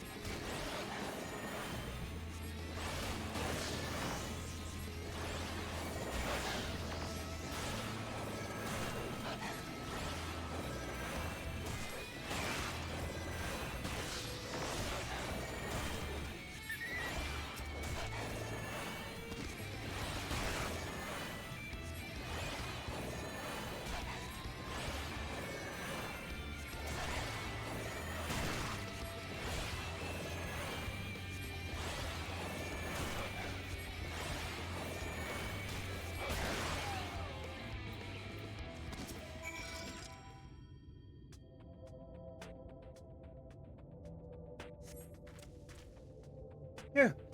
Does that count as a near-death experience? I cannot wait to tell my friends. But first, we should make a hasty retreat, yes?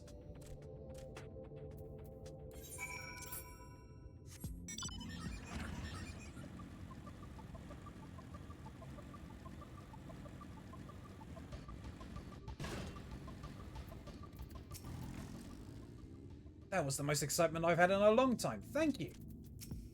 Alright. I cannot thank you enough for saving us, but how did you know where we were here?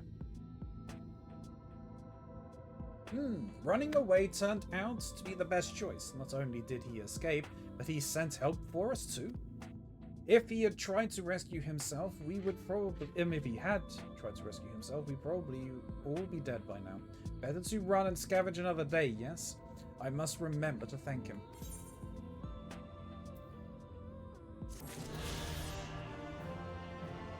Well, more quests I may eventually do at some point. I'm assuming you've done most of the side quests that are here.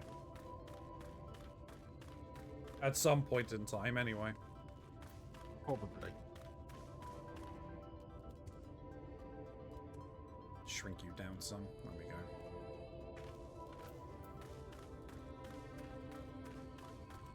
Actually, am I close to the Aether point? Southeast, 500 yalms.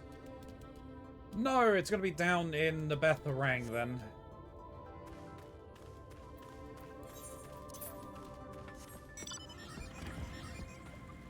I probably couldn't ask you to fly me there because it's probably blocked by some invisible barrier until I progress in the story.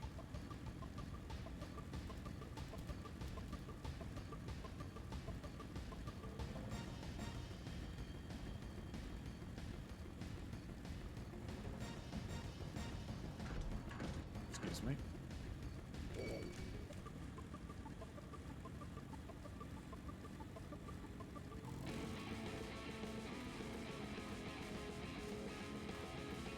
There's a mole running through the camp.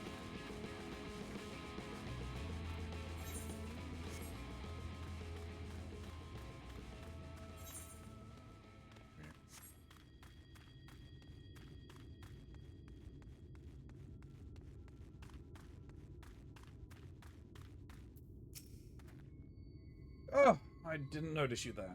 What do you want?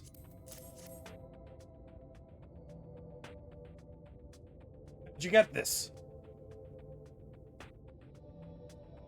God, how could I be so careless? This was all my sister left behind before she... Look, I'd rather not talk about it, but I appreciate you bringing this back to me. It means a lot.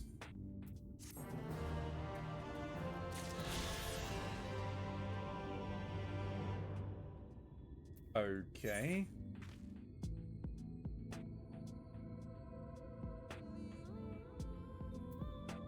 I assume that's the end of that, then. Never hear from him again. Alright, I do need to step away very quickly, so I will return. We're not pausing this time. You should enjoy the music. It's no lahi, but hey.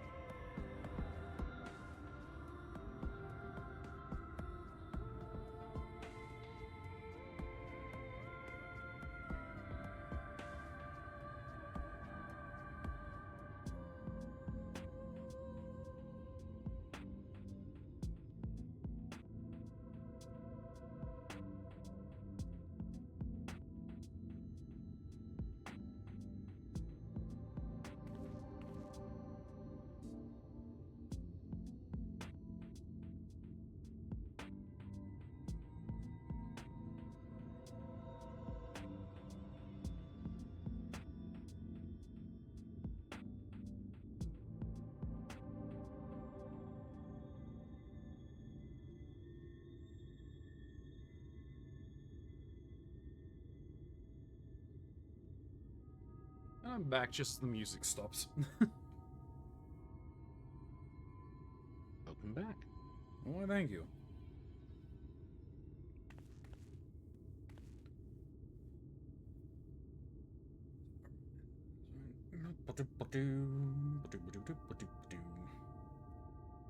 I'm assuming I've probably got like 1 or 2 more quests before the stopping point.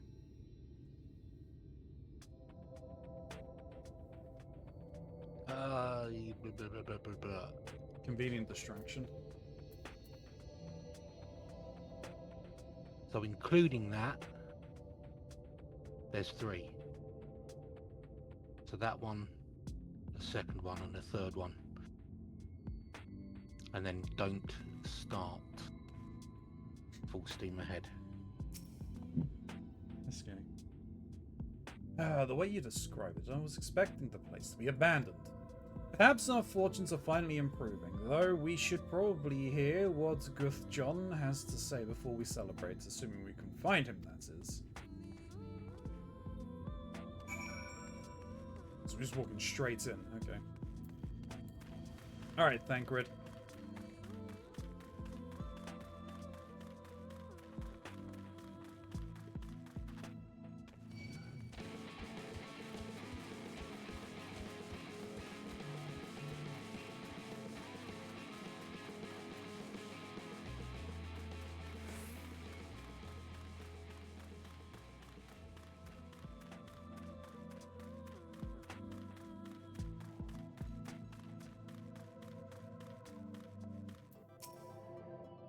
Is this our man? Looks like it.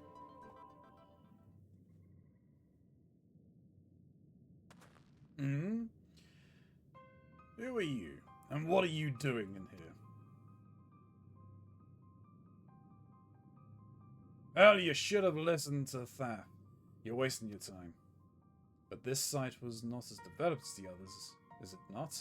Surely there must be something left. I should explain.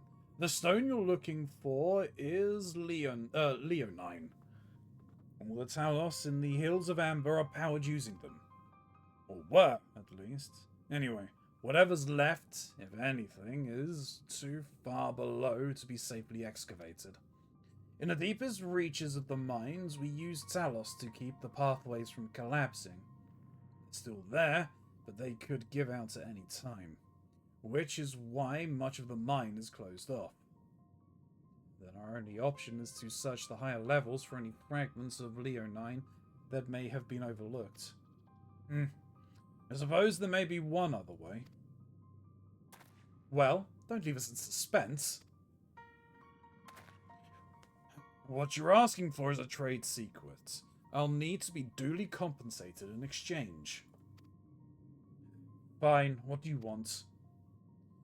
The other day, I found a Vobert gold piece down in the mines. A bloody Vobert gold piece. And wouldn't you know it, I dropped the damn thing somewhere while I was walking. Find it, and I'll tell you what you want to know. You drive a hard bargain, sir, but we'll take it. It seems we've our work cut out for us, Ilya. Thankfully, I have an idea for how we might hurry things along.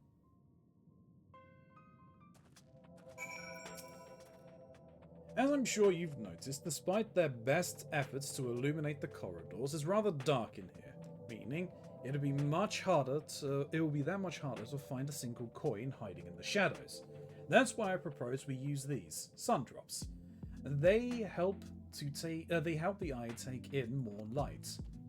Why don't you start your search further in, and I'll handle this area. I'll retrace your steps after in case you happen to miss it. If you feel the drop's effects wearing off, I can give you more, so don't worry.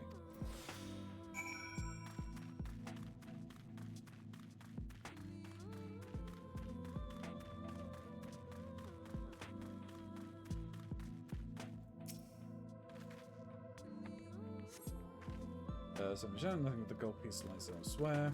Okay. I mean, it's probably hiding up in this little alcove.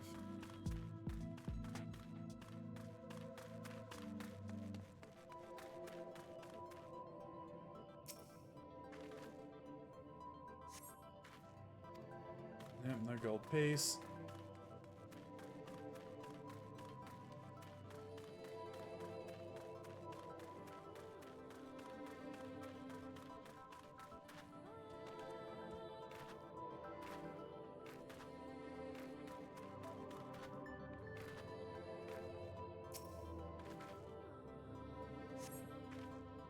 It says it shouted to catch a glint catches your eyes. You move the rock. You found a very bad gold piece.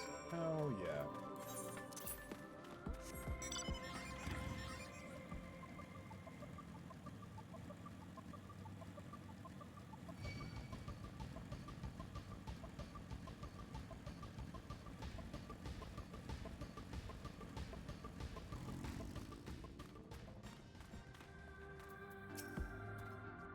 I was hoping he'd drop the gold piece somewhere closer to the entrance. More the fool me for thinking Lady Luck was on our side.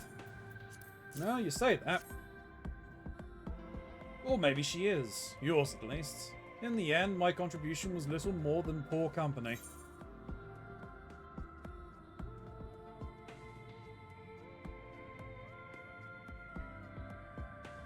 Come now, Thancred. You're far more prepared for this task than I. I couldn't have done it without your Sundrops. Though you say, but you have a proven knack for success regardless of circumstance. I doubt very much I could have discovered it unassisted. I only managed to survive the Corthan wilderness and the Imperial capital by virtue of extensive preparation. A habit of mine since childhood, and one of my few positive traits, which endeared me to Louis Soir, I imagine. It hasn't been easy finding ways to compensate for my condition. Every tool and trinket has proven vital to my continued success, such as it is. Had I chosen to pursue the arcane art rather than espionage, well, I'd rather not think on it. So long as I have the means to protect those dear to me, and to see my duties through, that is all that matters. Now, let's hurry and see that return to Guthjon. The sooner we get back to Orionge and Filia, the better.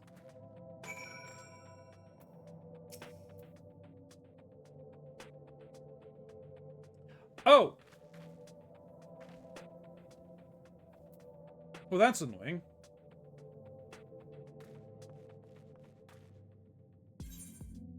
What was that message? I need to be level 77.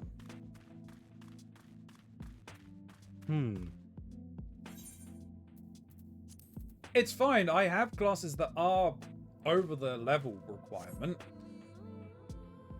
I was just hoping that I wouldn't have caught up so soon. It's fine. Right.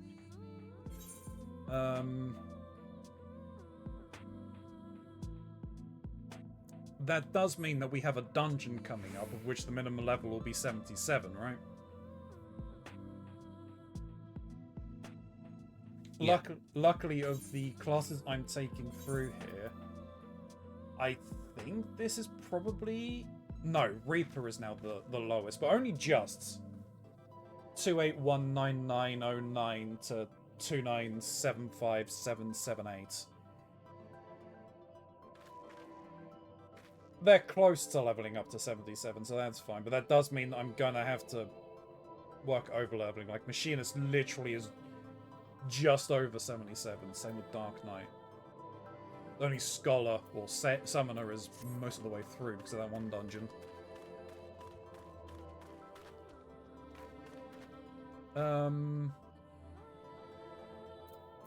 Well, Balderdash.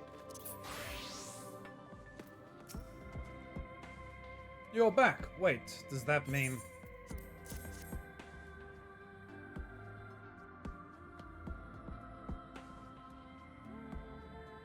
I'll be damned.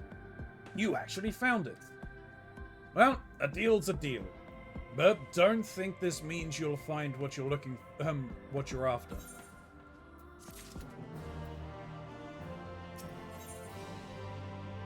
A dirty job.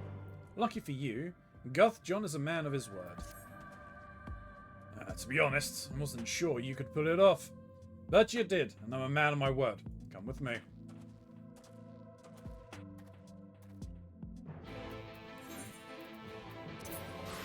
because I want to actually get these levels up, I'm gonna have to kill these things then.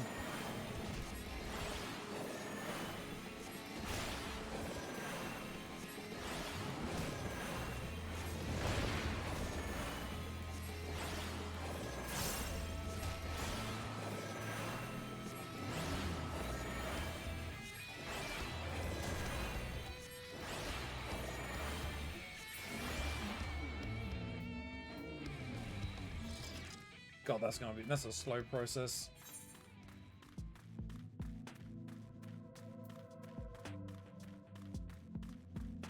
You know what, actually I'm just gonna head back to that. What I'm gonna have to do is I'll go and do Fates or something in Raktika. I can fly around in there. I can fly around there at the very least. Here, not so much. So getting about is a pain. Even though, like, the experience I would gain from these ones would be far better.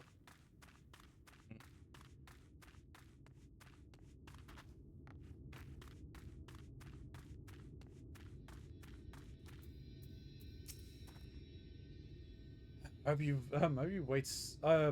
you waited for the sun drops to wear off. They work wonders in the dark, but in the light, they'll only bring you pain.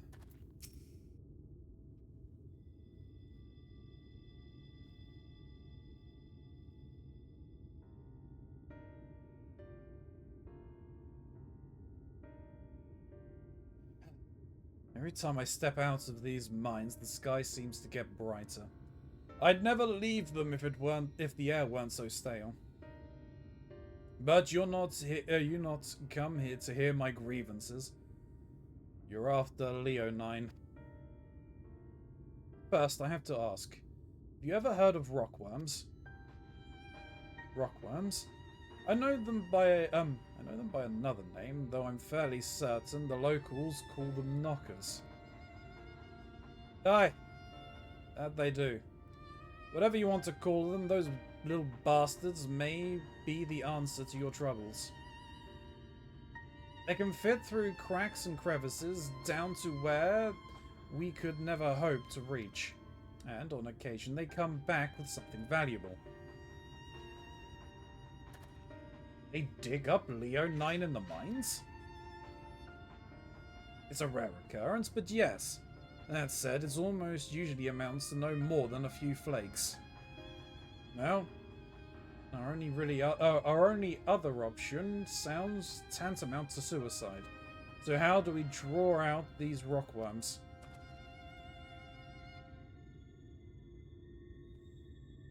Over by that shack, you'll find a bag of smoke bombs.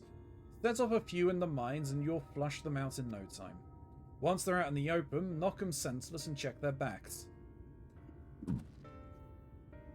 I should warn you, this method of mining, if you can even call it that, is used as a last resort on account of what little they're like to bring back.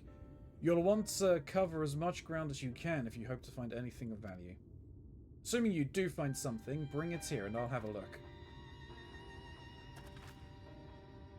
We should split up. If we're to cover more ground, as he suggests, if you can cover these 3 areas on your map, I'll see what the parts between them.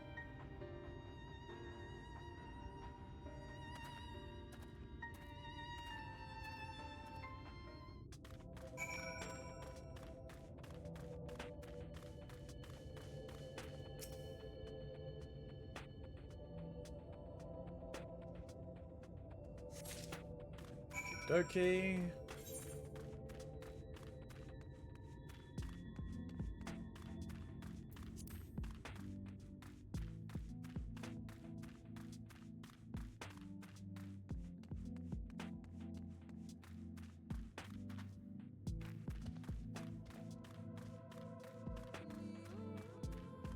Actually, I think I'm probably good to doing this because, I mean, even if it is a minimum amount of experience, it's experience nonetheless, right?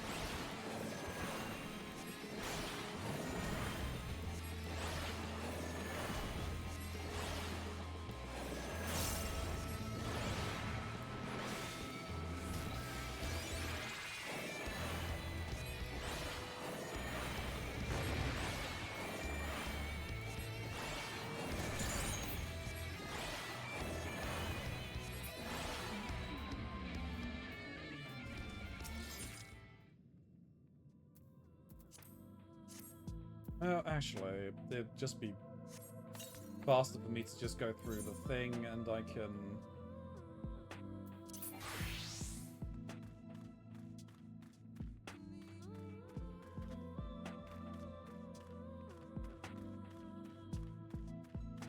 I'll just go through this as quickly as I can, at least then I can get to doing the Pixie quests, which will allow me to get more societal quests that I can use to level up with. I give a decent amount, even if it's only 3 quests a day.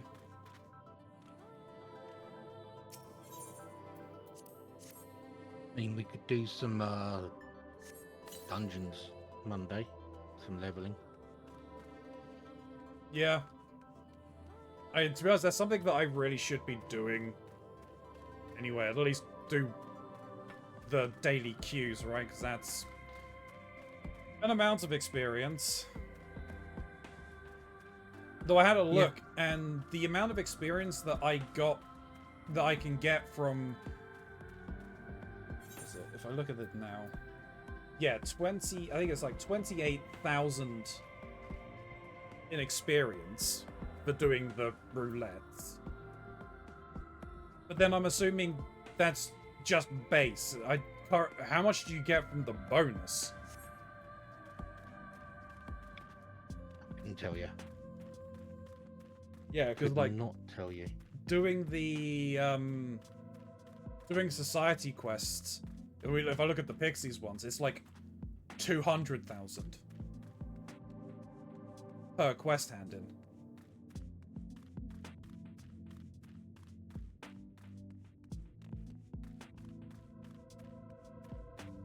I mean, it's not like you can't do both. True. It is just more of a case of I don't want to play with randoms.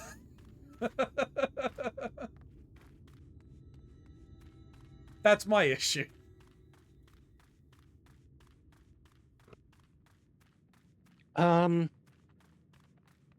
You could do the trusts then. No, I don't have trust until I finish the story. Yeah, but you should have duty support.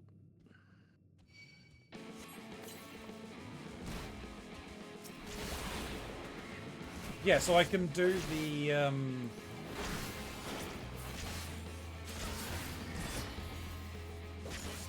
You can do the last. I can do the dungeons.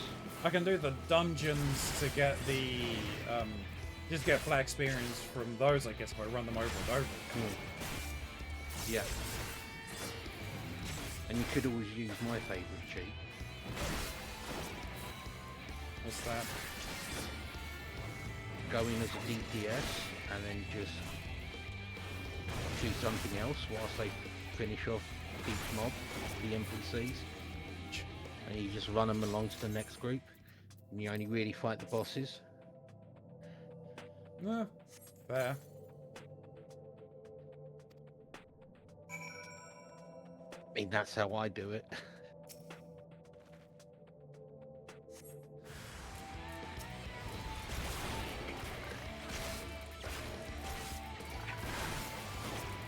It's like, yeah, it's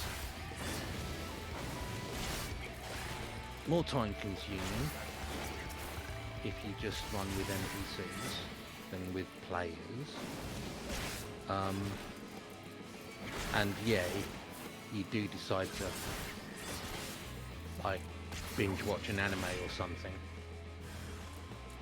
and let the NPCs do enjoy it, like, yeah, it takes a little longer to run each dungeon, but no randoms, all the loot's yours. Yeah. And you set the pace. True. So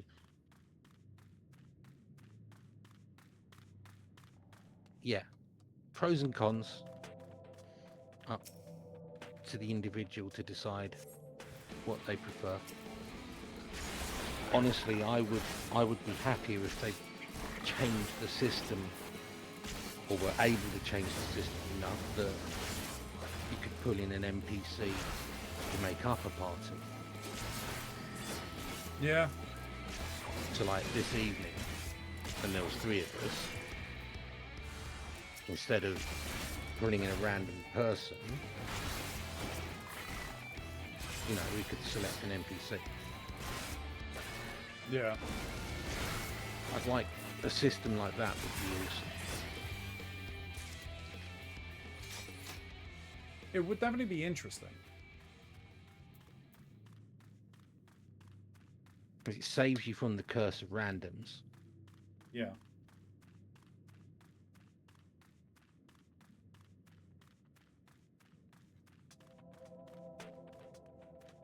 And they are pretty much a curse. Yeah, depending on the group you get.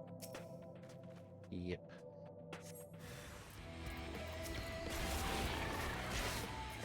I mean, as a DPS, it's whatever, right? If the tank and healer go wall to wall,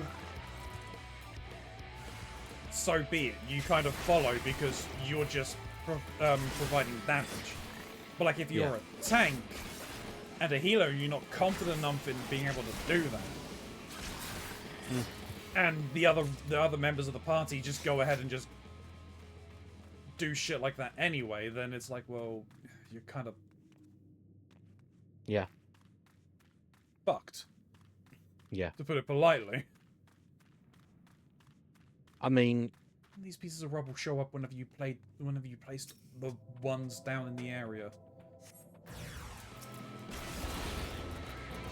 The main reason why I was so happy when they brought the NPC system in was I don't like running as anything other than DPS if I'm running with randoms for that very reason. Yeah. Lost count the amount of times I've gone in as a tank and pulled what I feel comfortable with. Like even on the first pull, you know, if I'm in as a tank with randoms, I not go past that first pull because I want to see if the healer can actually heal. Yeah. You know, and then to have a random DPS or a random healer suddenly decide they want to do wall to wall and they just go and grab everything and run it back.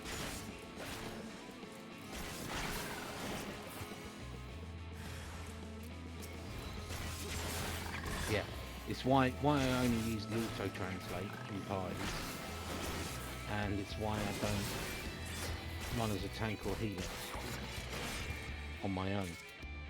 Yeah.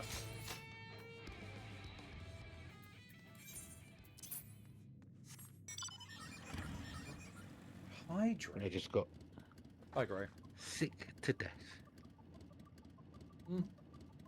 That's fair. Oh, great. Just to let you know, you too, Shin. Are you being ordered to hydrate? That's gonna need another redeem, I'm afraid, Gray. But that's not fair. I've got to hydrate then, and it's on the cooldown for that exact reason that I don't get drowned.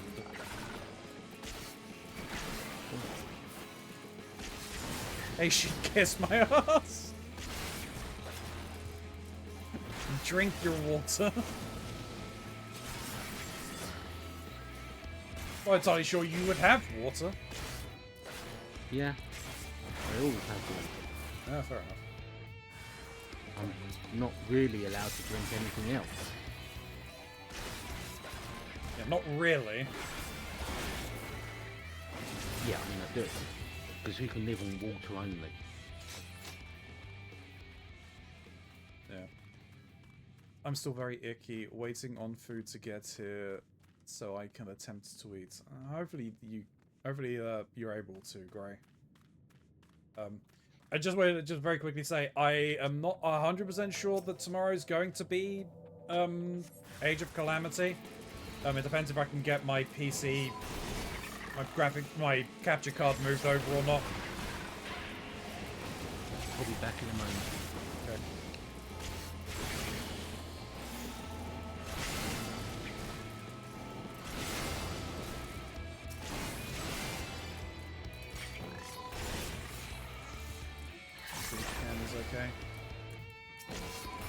will do.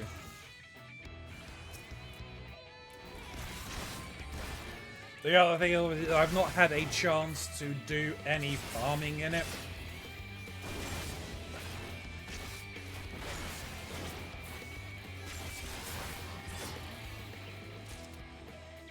I haven't had much of a chance to do much of what I want to do these last couple of weeks.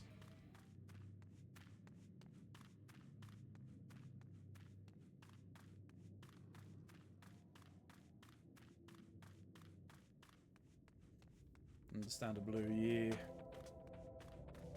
I also kind of wish that I'd make more money so I don't have to worry about any of that shite either. Oh well. Found my fair share of rocks. Hopefully there's a leonine among them.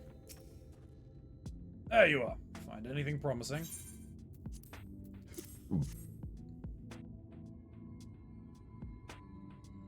Between the two of you, I'd say you've got quite the haul.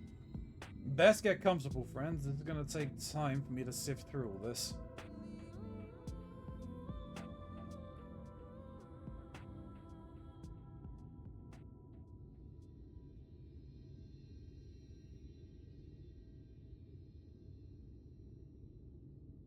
You may not remember this about Arminfilia, but prior to founding the Path of the 12, long before the Scions, she was something of a miner. I remember. After her father died, Flamine took her in and taught her the trade. I think they were both seeking to fill the void left by a loved one. Maybe that's why she took to it so readily.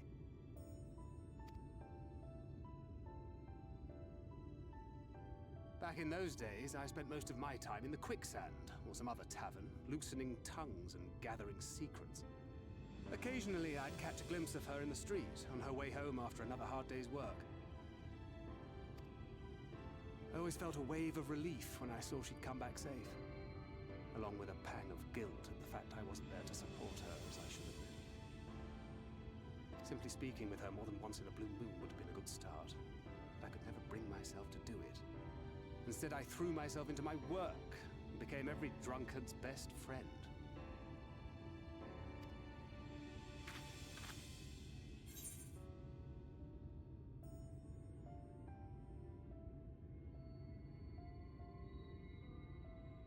I can't imagine she thought too hard of you back then. Jesus, these are harsh things to say.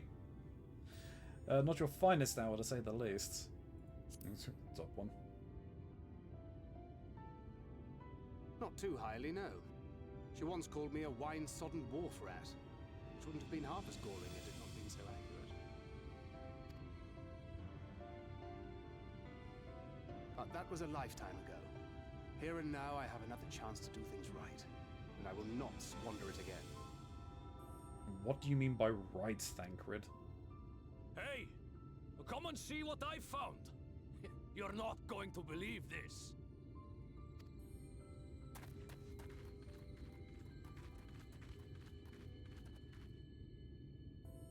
Tell me it's leonine. It is at that. You lot were born lucky. It's mostly broken pieces. But look at this.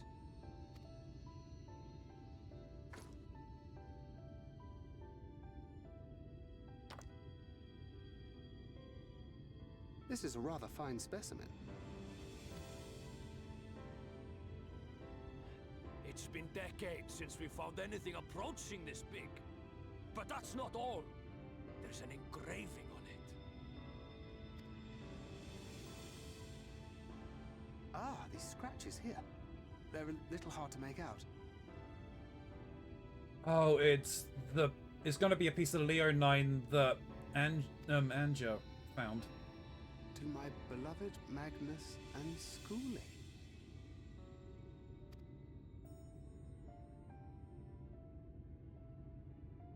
Yes! Do you see? It was a gift to Magnus from his wife. She found it. She really found it. She must have spent her final hours carving this message into the stone. in the hope that he might see it one day. Those rock-backed bastards must have made off with it before we could clear a path to her.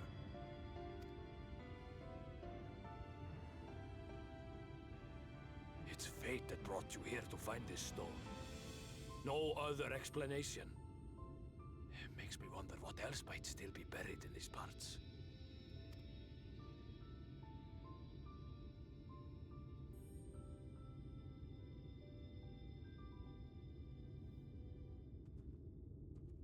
Not expecting to find an engraving from the wife on there.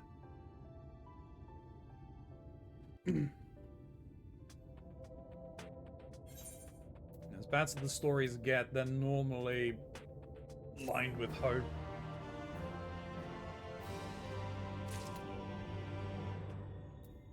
I mean, that's where Ranjit keeps the bodies. So they don't want to dig too deep. I had hoped we'd find Leonine, but to find that particular specimen is nothing short of a miracle. Have a heart. Good John is still reeling from your miraculous find.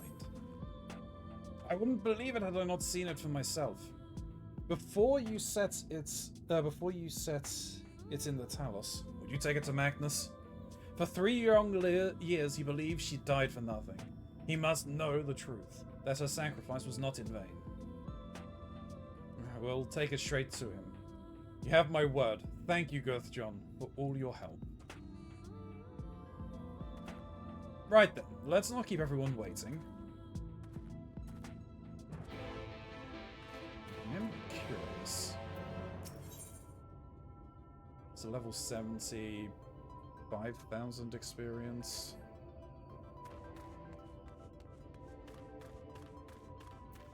50,000 experience, sorry.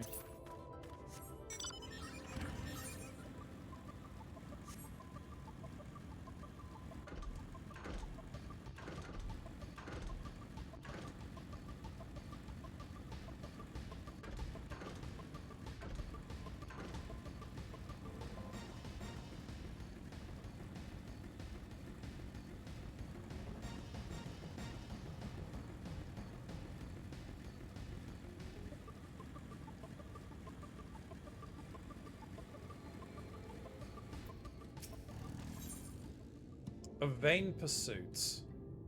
Othor is concerned about one of his fellow miners.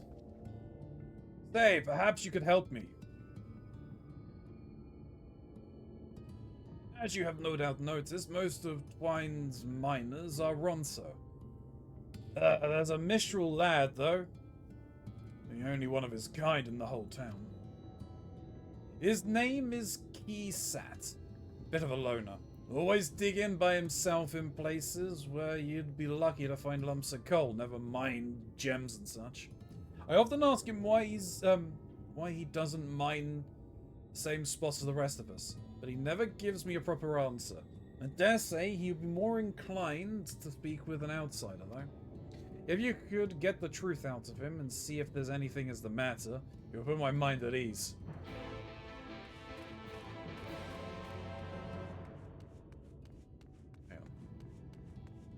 Go and deal with it, and then I can deal with this.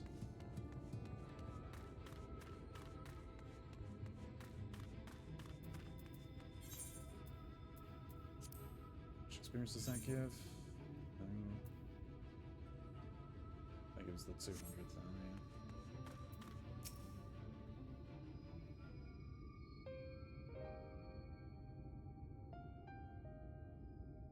yeah. What? Oh, it's you. If you've come to complain about the trolley, you'll find no sympathies from me. I told you before it won't run. You wouldn't listen. Oh, but it will, now that we have this. Your name is engraved on it, along with your son's. It was a gift from your wife, Magnus. From Agna.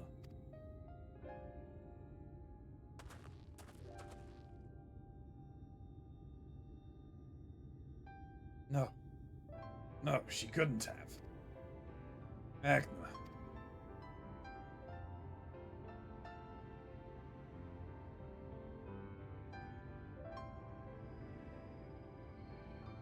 Take it. Do with it what you will. Are you certain? It would delay our plans, but... I said take it. It was you who found it, you who needs it. Looking at that stone, all I can see is...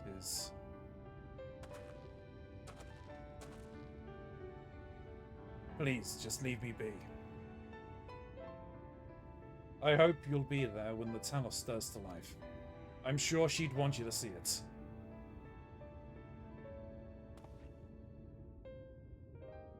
Would you do the honors of delivering this to Keronzi?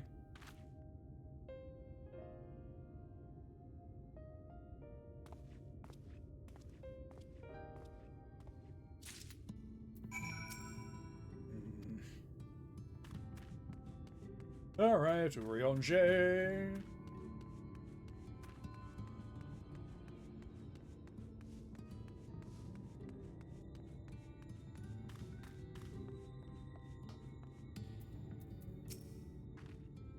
Sorry I couldn't be of more help. By the sounds of it, you've a knack for handling strange requests. On the bright side, Keronzi taught me a lot about the Talos and their heart. I think I can help if they need further repairs. Finally, we can move on to Nabeth Orang, assuming this works, of course. You found Leonine? Truly? Then what are we waiting for? Let's get that trolley moving! You what? By the gods, I didn't think it was possible. Thou art returned, and with Leonine, it seems. As promised, the Talos hath been made ready to receive its heart. Thanks in no small part to Jarek, Thafel, and Benfilia. At last we shall return time to the timeless, this sentinel of stone, that we may press on towards Nabeth Orang.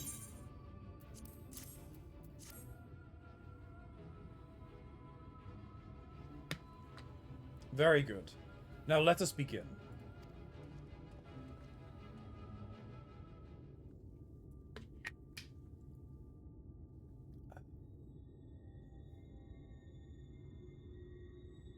Preparations for the enchantment are complete. When the heart hath been suffused with a sufficient quantity of ether, the golem should be restored to life.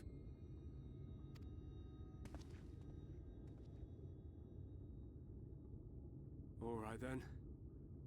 Whenever you're ready.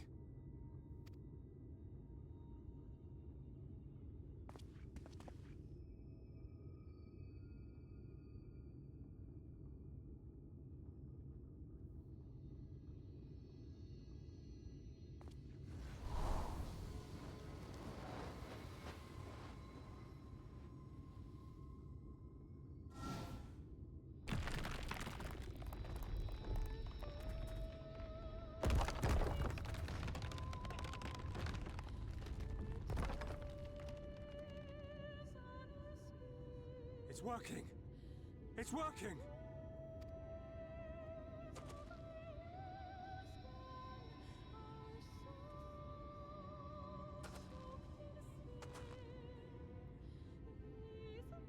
Magnus!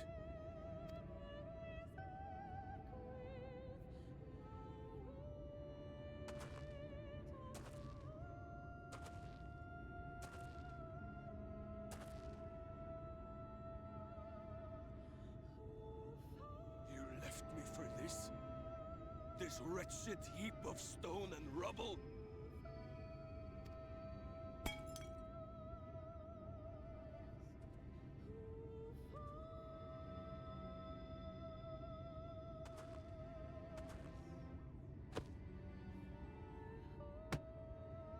This worthless pile of earth?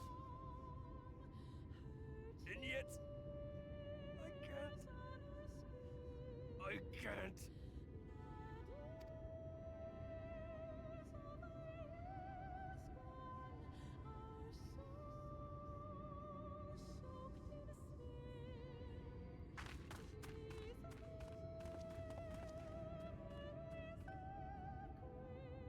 Where are you going, Benfilia?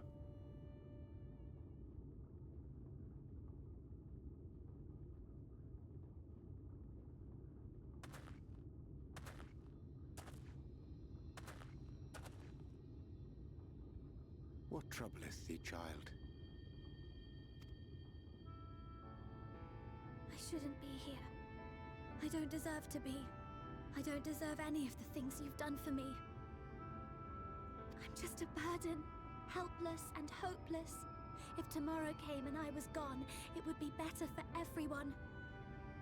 That's not true, Minfilia. Thancred most of all. He'll never admit it, but I can see it in his eyes. I wish he'd just say it. Just say that he hates me, that he wishes I was dead so that she could return.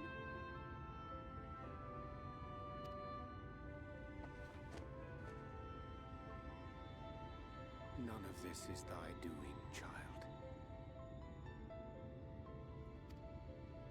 'Twas I who set the Oracle on her path unto the first. I who condemned you all to suffer these torments. 'Tis my sin alone, and one that will haunt me unto my dying day.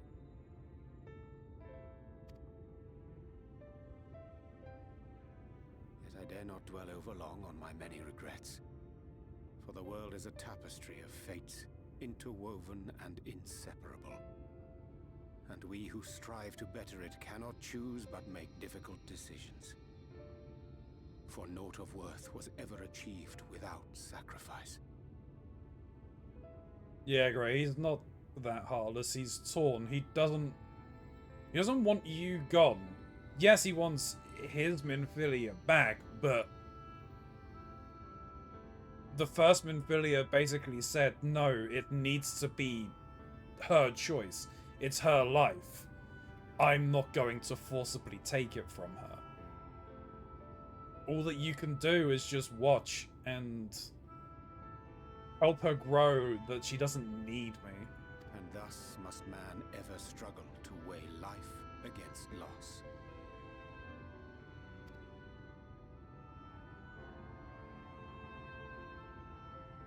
The one for whom thou mournest beareth no grudge.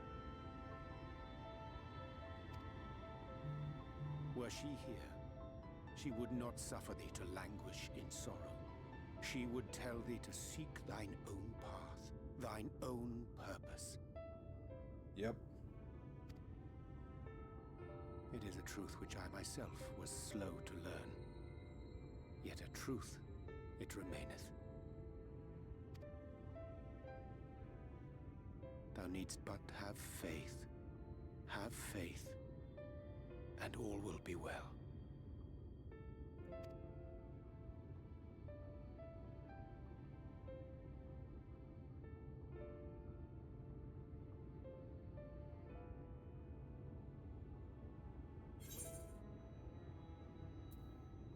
Go to her, Thancred.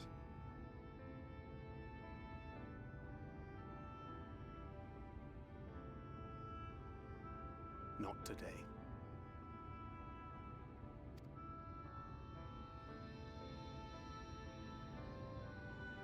Thancred.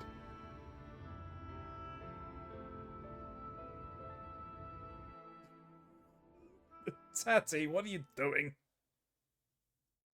Meanwhile, in the Crystarium.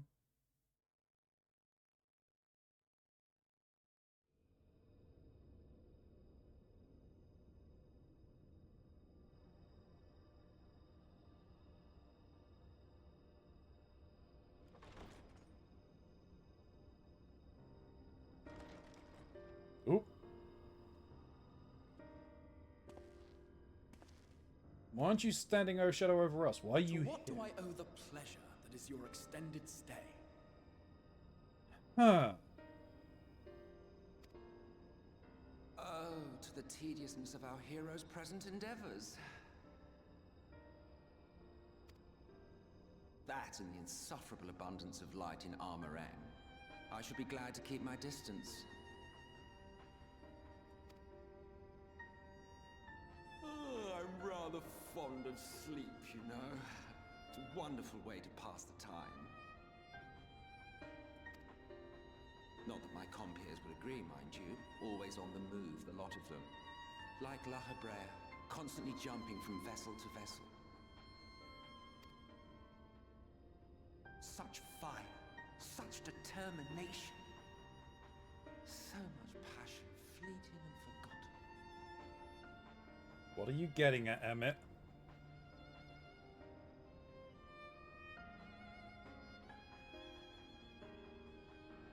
Come to think of it, Exarch, I don't believe I've ever seen you retire to your chambers for so much as 40 winks.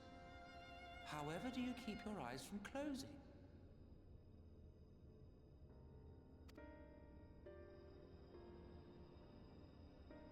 The cold shoulder. You wound me, sir. Well, yeah, considering who you are, Emmett, but okay. Always so guarded in our every interaction. Interactions you curiously refrain from sharing with the Scions and their champion. Oh, they've been talking for a while? Oh. And risk souring your budding relationship? I think not. Much as I dislike you, there are more useful targets for her energies. And I am not in the habit of pointing her at my enemies like a weapon.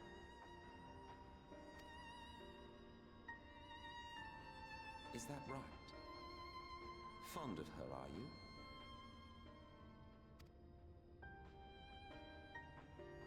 You continue to fascinate me, Exarch. But tell me, who are you?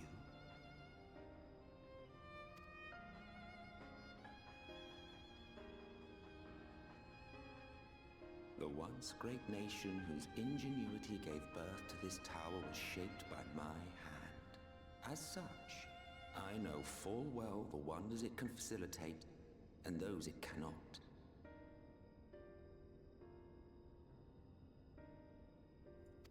There is nothing in these walls which could have aided you in summoning our dear friend across time and space. Interesting. Much less in possession of her mortal flesh. Not even I could have performed such a feat.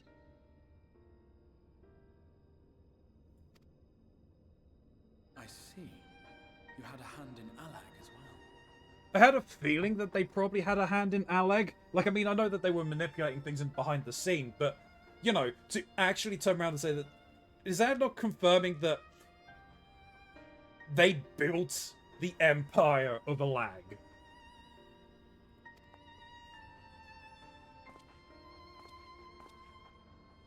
You would know what I am? I am the adjudicator of the sacred history with which you dared trifle. I am keeper of this tower's boundless wisdom. The wisdom of ages without age, of everywhere and nowhere.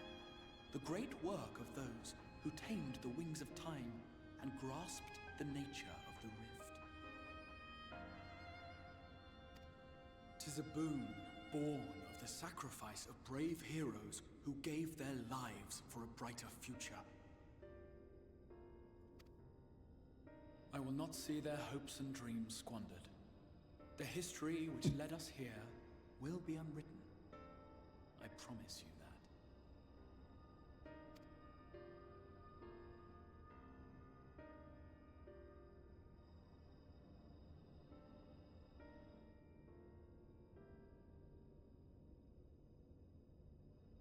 Well, it seems we're both eager to fulfill our duties then. On that much, we are in agreement.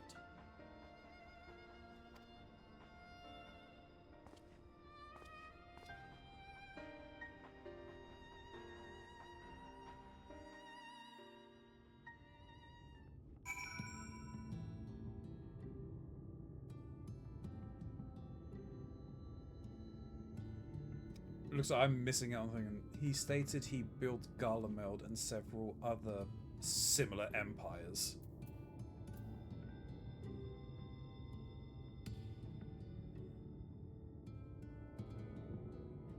So yeah, probably did build a leg. The Allegan Empire. Or at least had a hand in it. I'm fine. Really, it's just been a long day. Fine, Minfilia. You'll be fine. There's Magnus. Let me have a discussion with these guys. I must confess, you've impressed me. I did not expect the Talos to be in such fine condition. Just thinking about the trolley running down the tracks, gears churning, guts. I can't stop smiling. You've done us a kindness far greater than we deserve. Thank you. Thank you so much.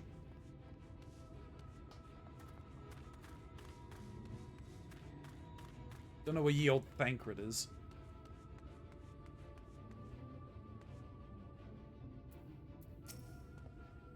Mine apologies for the delay. Minfilia and I had a private matter to discuss. Which bringeth me to the question, how didst thou find Thancred during your search? Talkative, he spoke of Minfilia. Of his own accord? I see.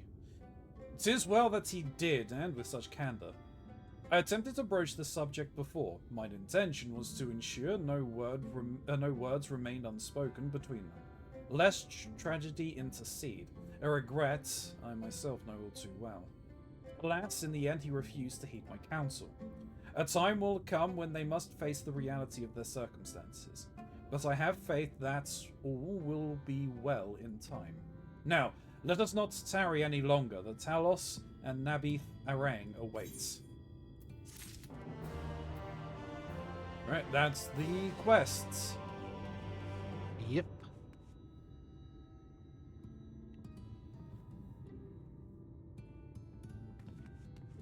And you really didn't see where Thancred was? No, where was he? Go check the steps by the bar. Oh, Jesus, he was right there. But I'm just blind. Hiding in the shadows. I only want what's best for her. At least she could see that. Tell her that!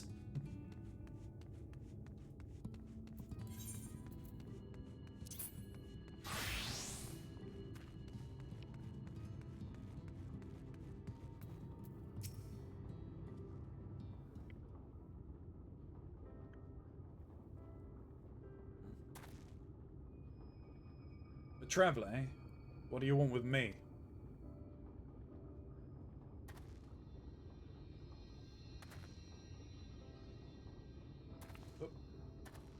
Lucky to find a couple of lumps of coal. Is that what he said? Shows how much he knows. You, on the other hand, might have a better audience for my master plan. Have you ever heard of an alloy called nabathenium? It's strong, light, and resistant to heat and friction. It was one of the most valuable metals in Nabeth Arang. A lot of their jewelry was made from the stuff. The trouble is, the technique for mixing the alloys were lost to the flood. I've been looking for a way to make my own. My search led me to a scroll that explains the method, right down to the last detail. After having a historian decipher it, I learned that I lacked one vital ingredient. Rubabite. Or rutabite. And that is what I'm digging for. Short of venturing into the empty, my next best option was to look for a vein here in Amarang. Of course, I'd stand a much better chance of finding one if I had help, but I'd rather not have to rely on anyone from around here. Some of the Ronso miners take exception to the fact I'm minstrel. They seem to think we're not built for this kind of work. When I find the rutabite, we'll see how wrong they are.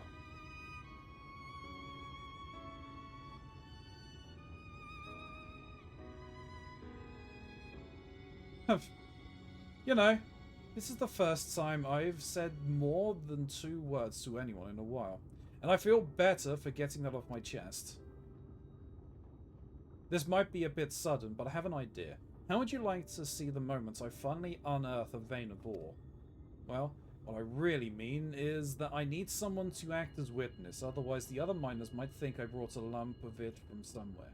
Ludicrously expensive as it is, I am pretending to have dug it up myself. Will you do me this favor? Sure thing, kid. You will? Thank you. Luckily, I found the perfect spot for my next dig. If my miner's hunch is correct, the ore should be waiting just below the surface. It's in Nuve's leavings, so I'll wait for you there. Minor sense. Dingling. Indeed, and why couldn't this have been given to me when I was over there? Before I went over there, Jesus. I'm gonna make you run them back and forth somehow. I know. Apparently you are now being sent to deal with people. I am.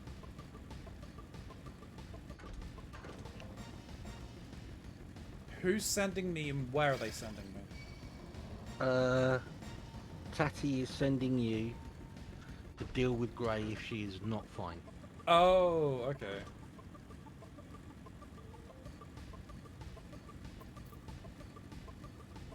Fair enough.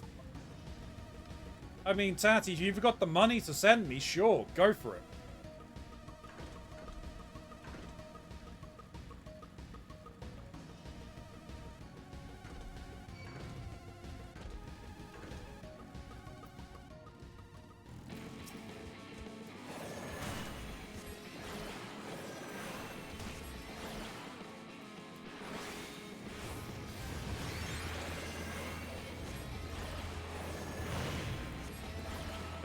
Keronzi, can I borrow some money, please? No, because I don't have the money to send me.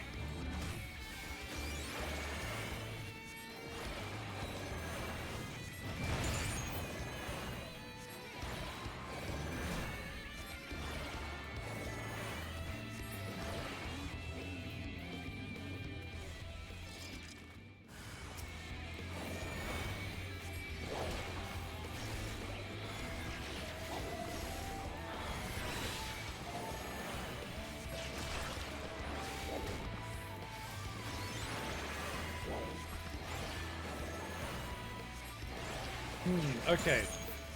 Plan B. I shall get the invention of the teleporter. I should get the invention of the teleporter. There. That's still created a.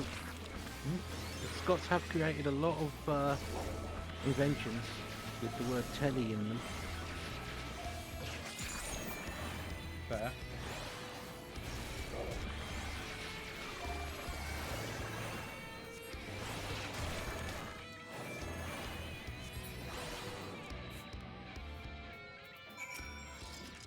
You go, kid. Phew. I'm glad that's over. How am I supposed to concentrate on my work with all these creatures disturbing me? You certainly know how to handle yourself, though. That fiend never stood a chance. But I dread to think what would happen if you hadn't shown up. Hopefully nothing else will try to get between me and my dream. Many thanks, my friend.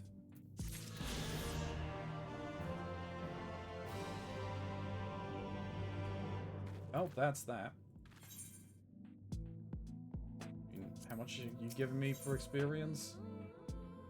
It's interesting. It seems like it's a quest that will lead to something, because he's got an image in the quest's title, but it's not, because it's just a normal quest. I think it might lead to some kind of custom delivery unlock. I thought all of those still had the blue unlock on them. I honestly can't remember. All I know is when you went and found him, yeah, he wasn't there for me, and he wasn't in those mines. So I must have done it. Yeah, but I don't know. Double check and see if it is. Not saying what one it unlocks or anything like that, but just if it is actually important to do. Give me a second. What's the name of the quest he is offering you? It's called Tunnel Vision.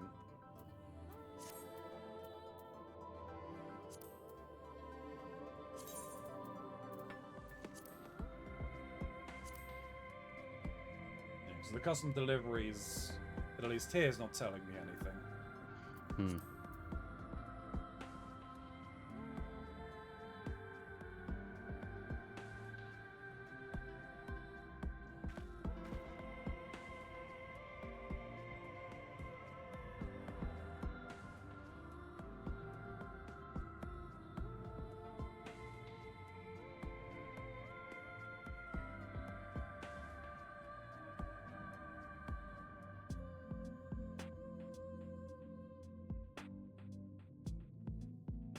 Okay, it's not really explaining much about follow-on. Let me see. I mean, it does cross over with another storyline, Right. but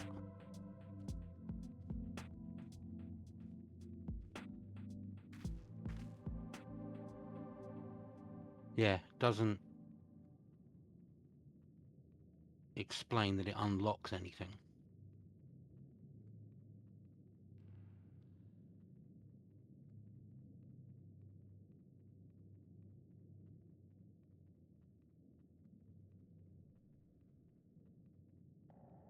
It's just included in what they call Armorang side quests.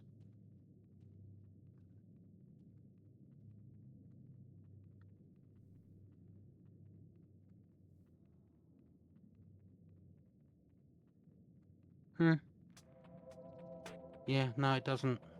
Doesn't lead to anything, no. It's just flavor quests for the area. Yeah, it looks like. Well, something that I could potentially do at a later point. Yeah, I mean, if you're looking to bulk up some XP, yeah, maybe that could help.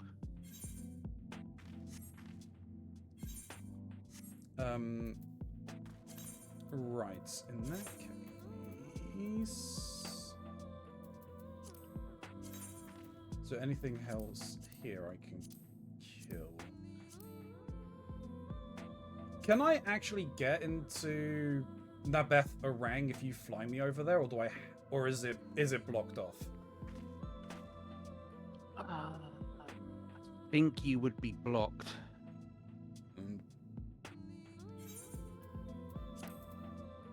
Let's at least try it. You can try.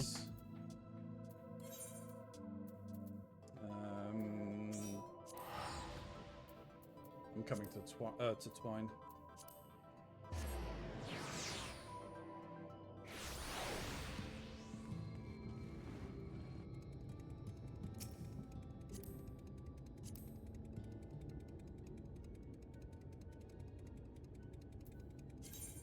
Because there is... Even though I can't complete the mark thing, there is a mark that I can do down there.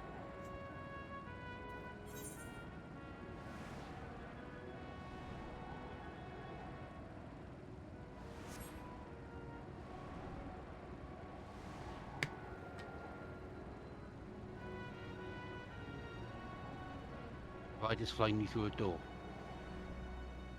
No, there was an open path. Okay. There's a door coming up.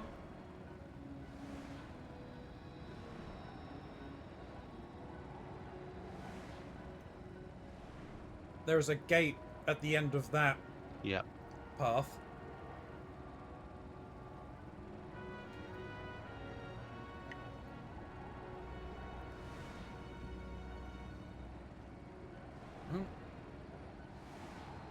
We're on the other side.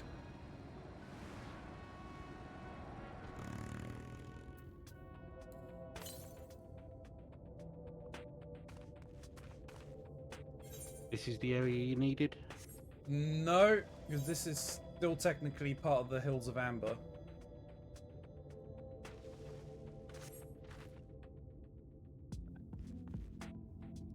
Okay. Oh, no. Not that. It's not giving me much things, but I'm looking for Molamanders. Right.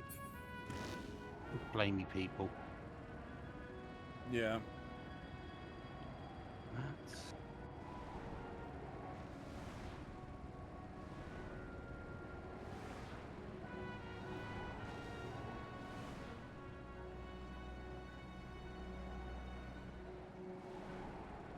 Those things.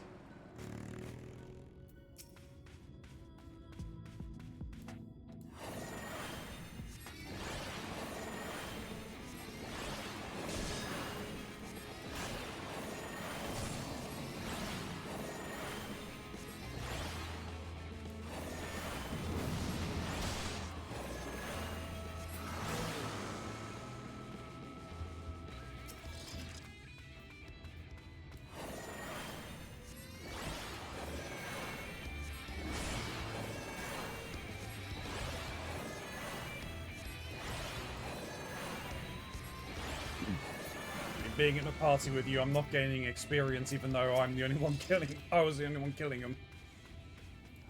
Yeah, but you're getting the marks though, right? Yeah, it's counting for the marks.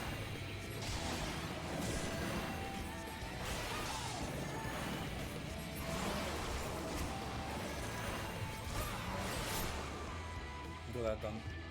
What's that? Red cacti? I'm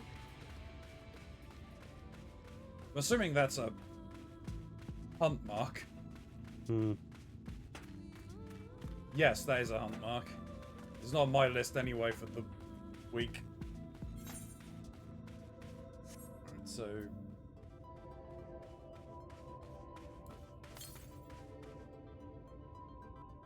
I guess it's just on the other side of this wall. This is the final Aether current that I need.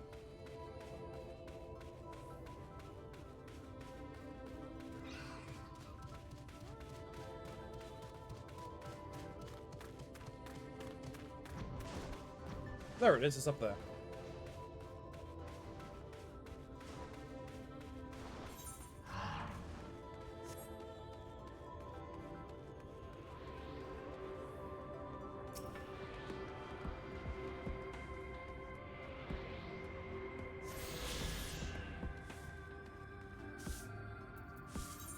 Alright, and then where's the big mark? Oh, the big mark is here as well. Juggler Heticone.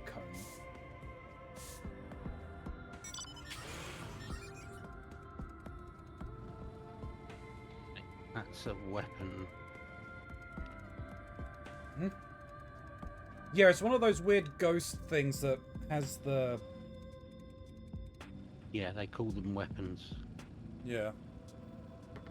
Alright, let's have a buzz around, see if we can see it. Pellets on. It's B rank. It spawns either in here or in the first area. Southeast. It's literally spawning here somewhere. There it is. Right around the corner, just down there.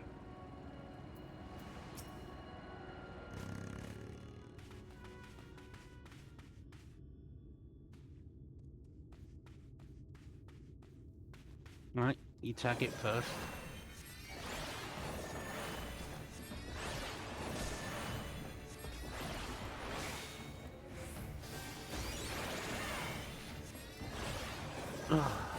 Got it, I'm going Super Saiyan. Uh-oh, uh-oh. Having stuns. Thank you.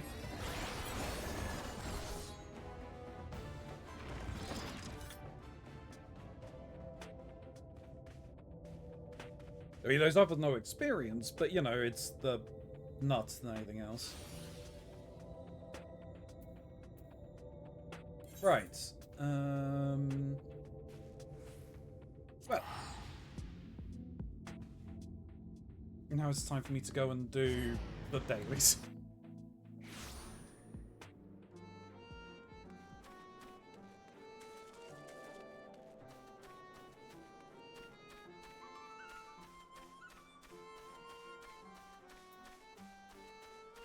might actually call it a night there. You know, that's fair. I mean, it's almost 1:30. I want to try and get through these as quickly as I can. Yeah.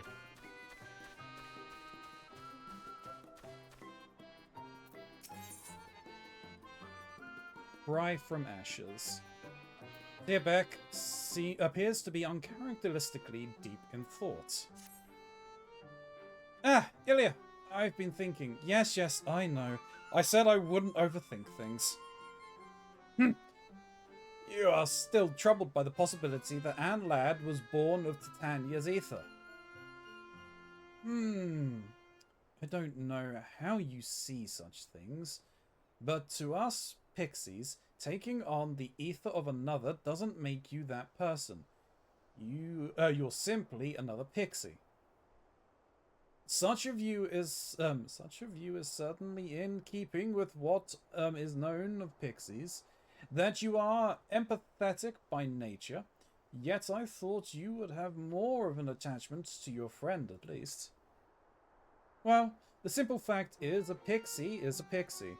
Doesn't matter whose soul they come from, or that they inherited someone's dreams. Having said that, if that someone was my friend, I feel as though I want to, I don't know, understand them, I suppose. Once more, when Titania's consciousness leaked out of the castle, we all felt their torment as if it was our own. If Anne Ladd was indeed born of their ether, then that torment is literally their own, and I can't help but feel sorry for them. Before they became the king, my friend wasn't so different to the rest of us. Just loved a little more by nature is all. Deep down, I think that Anne Ladd is so different. I don't think Anne Ladd is so different either. There must be something we can do to help them, and to begin with, I want to ask that boy in Maud Sook a few questions. Come, let us go to Lihel Meg. Thanks for joining. Jump off the call then. Yep, take it No easy, worries. and I'll catch you later. Aye. Have fun. Bye-bye. Bye.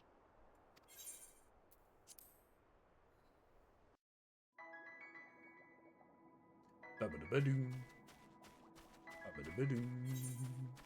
Bum, bum, bum. Ba-ba-da-ba-doom. Ba-da-ba-doom. They're over there.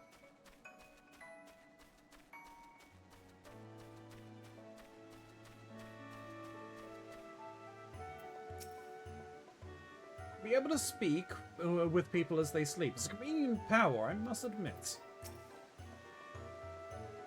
This boy thanked Anne Ladd, as you recall. I want to ask him what happened exactly. Oh, it's so good to see you again. Is that pale pixie with you today? The poor lonely one? You mean Anne Ladd? Did you speak with them? Just a little in my dream. There was something about them, something that reminded me of my sister. I found them crying alone in a cold and empty place. I felt sorry for them and said that I'd be their friend. And then what happened? I don't remember clearly, but they tried to create water for my sister. Only they were really clumsy and made the water into a monster instead. Wait, that nightmare wasn't even meant to be a nightmare? Right. Everything turned into a mess in the dream, but I'm grateful to Anne Ladd. They gave me a chance to face my fears and helped me to remember my promise to my sister. Oh, it's time to get up. I have to go now, but you can call me again anytime.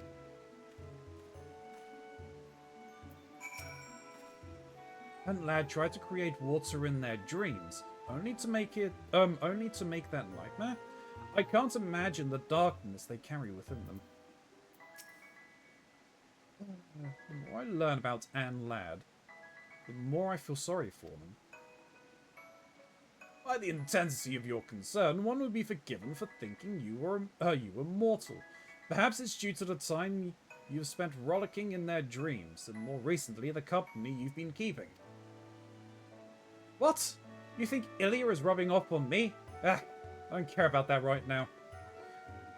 We have another region to reclaim, the Raktika Greatwoods. As I recall, many there have dreams about wanting to be useful to others, and to have others regard them as well.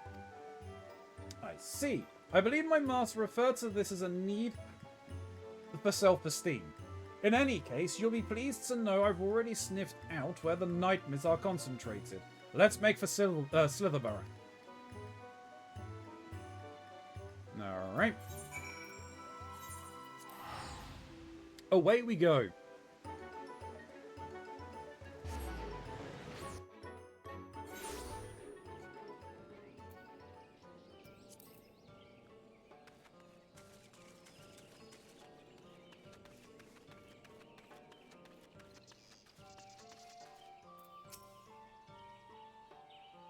The stench of nightmares hang heavy in the air. The source is bound to be near.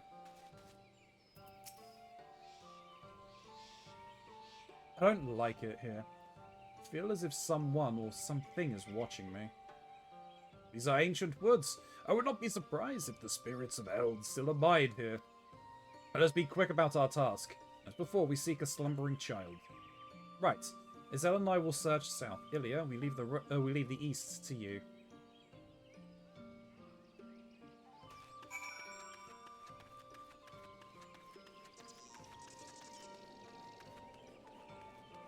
Hey, Runa.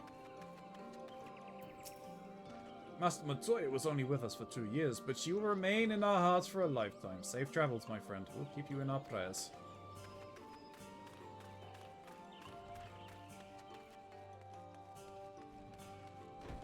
Someone to play cards with, but not right now. Here we go, I have found you.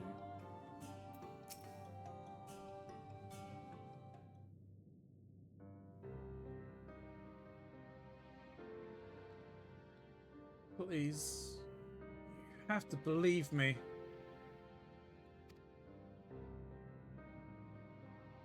Ah, there is our source. Quiet, she's stirring.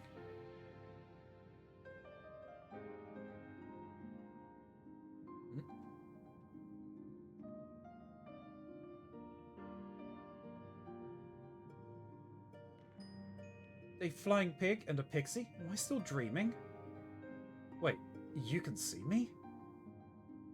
The Denzian of Silvborough are magically gifted, and as a child, she would possess a natural affinity to pixies. It is no wonder that she can see you. I'm sorry, but I'm not myself right now. Every time I close my eyes, it's the fort all over again. Everything burning all over again. Those animals, they were my friends. So you've known loss too. Can't. I won't let any more animals suffer the same fate. I'm going to become a priestess and then everyone will listen to me. It's alright. We're going to make the nightmares disappear. Such ugliness has no place in Lihil Meg. We'll watch over you and keep you safe, so rest easy now and go back to sleep.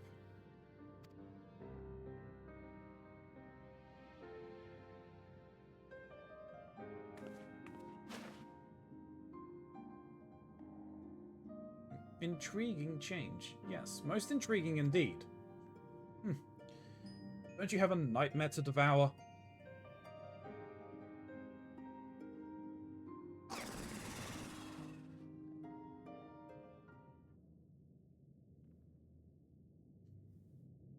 Why?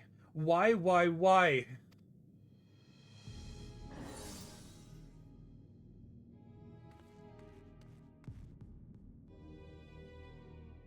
And lad, come out and show yourself. We have to talk.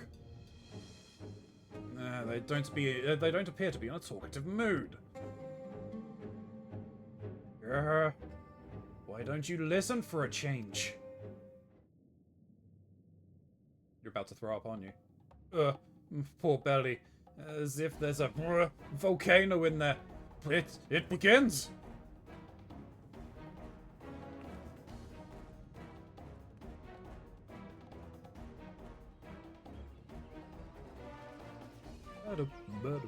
Ready or not, here it comes.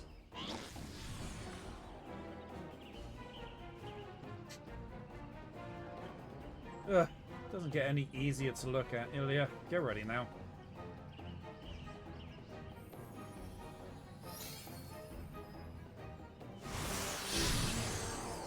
Whoa, well.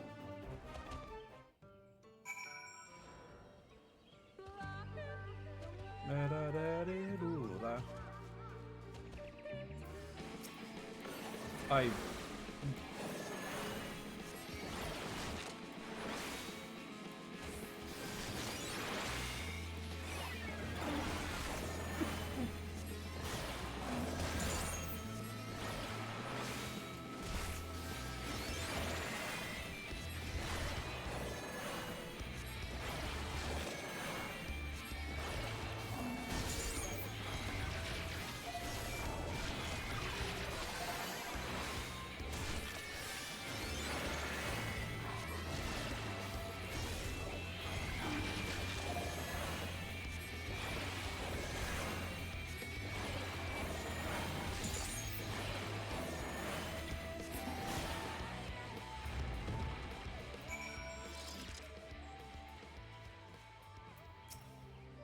Phew, that was too hot for comfort.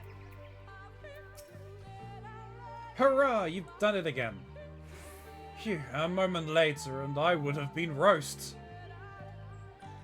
Proxylane?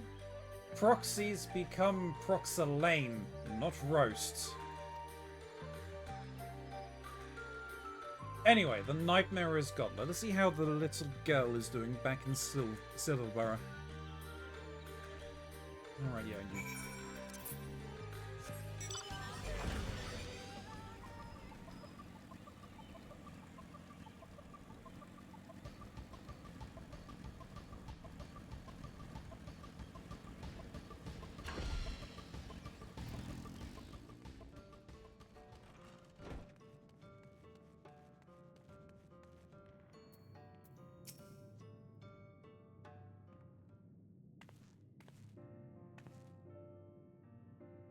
Oh, I was wondering where you'd gone. I wanted to thank you for helping me in my dream. What? You remember? Clear as day. You see, for as long as I can remember, dreaming, I've had prophetic dreams. I make it a point to note what I see in them. And 2 years ago, I saw what was about to befall Fort Gone. The Sin Eater attack and the fire that broke out. I tried to warn everyone, tried to tell them to flee, but no one would believe me. No one saved Master Matsuya, but by the time I got word to her, it was too late. I felt so powerless then. Simply because I was a child, I had no voice. I wanted so badly to be heard, to be respected. I dedicated myself to becoming a priestess, and proving my worth. But no matter how I tried, it felt as though I could never do well enough. Always, I feared that I would fail, that I wouldn't be able to protect anyone or anything. Then the nightmares started, and I was made to relive that day, made to feel my powerlessness over and over.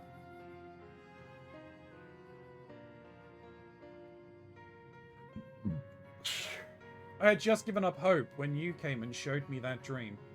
Thanks to your vanquishing the nightmare, I feel at peace now. With myself and who I want to be. May I ask to whom I owe my gratitude?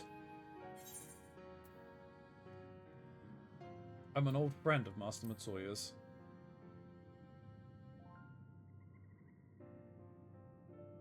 Truly?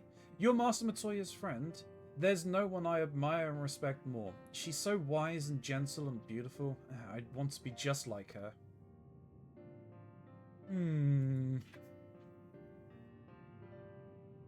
I'll have to pay this Matsuya's dream a visit. I'll be sure to make you appear as well, Ilya. We can dress up like this and, ooh, yes, like that. Well, I had best return to my training. Though I will keep working hard, I won't let the fear of failure burden me anymore. My thanks again, and please take care.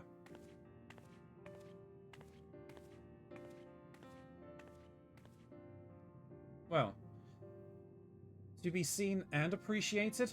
I could get used to this. But come, let us return to La Hail Meg and open the gate before Anne Ladd finds a new target.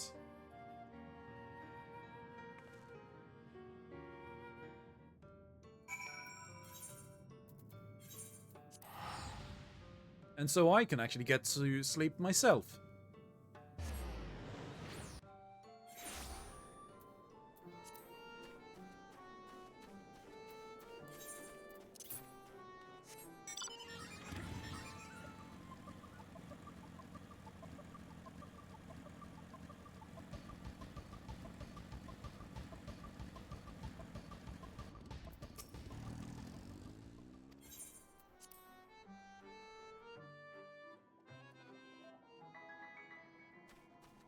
Ba-ba-da-ba-doom.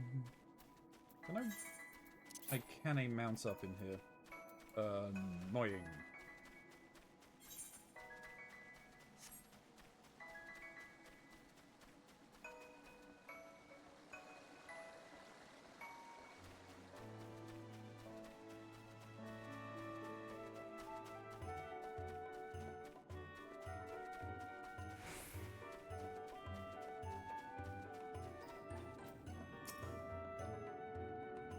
All proceeds are paid thus far. Come, let us unseal the fourth gate.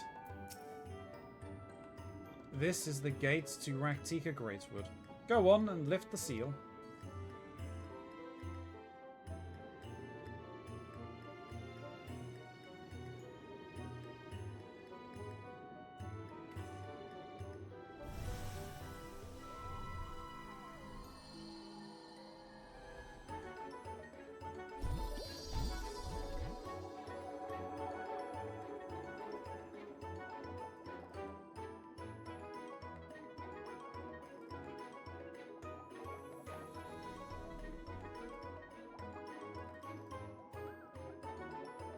By freeing the little girl in Slithborough from her nightmares, you and yours have reclaimed the dreams of the Raktika Greatwood. Eagles and Silver beautify La Hail Meg and they require your aid. Okay. I'm assuming I need to do out of Kahusala then.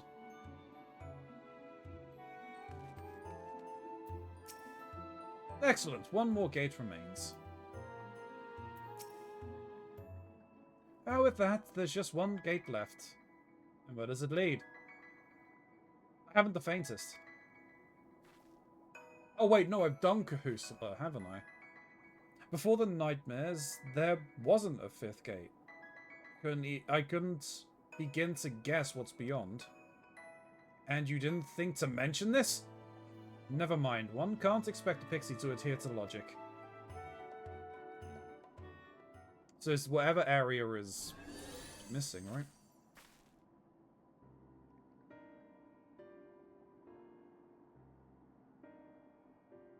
And Lad.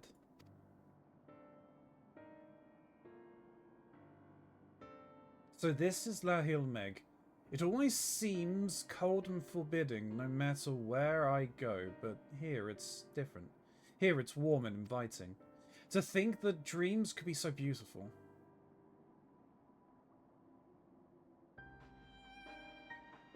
Fear not. I've hardly any power left, and yet I don't want to fall asleep. I don't want to have that dream again. The one inside the castle on the lake. Lahigia. Then you were indeed seeing Titania's dreams.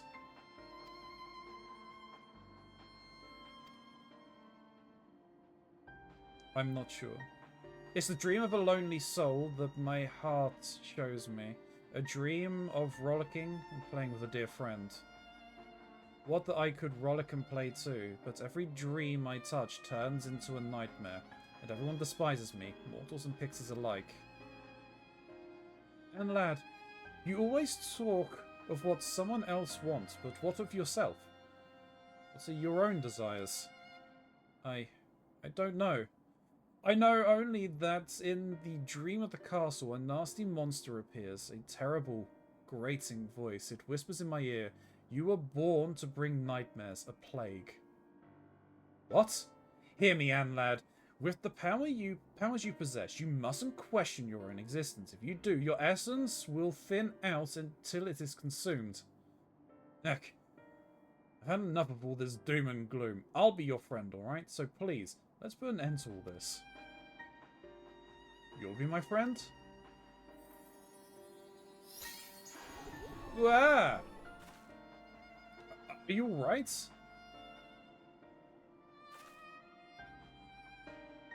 Huh? Didn't seem to do anything. No. You're not my friend. And lad! Let's head outside for now.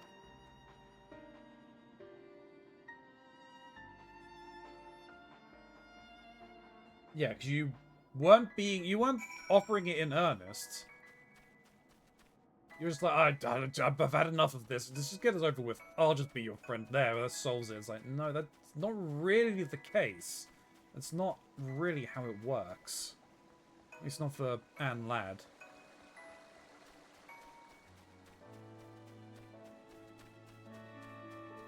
But yeah, okay, so the last gate is whatever area I haven't been to.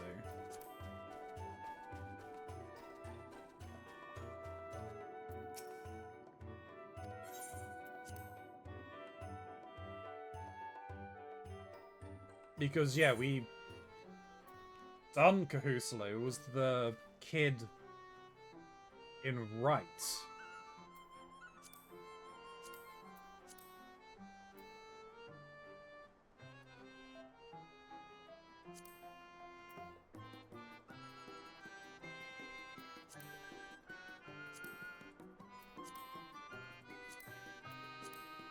There are a number of places we haven't been.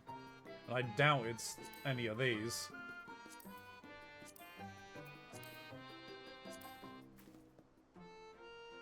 Yeah, because those are the name of all the dungeons, right? So it's whatever this, whichever this area is. Is the dreams in this area?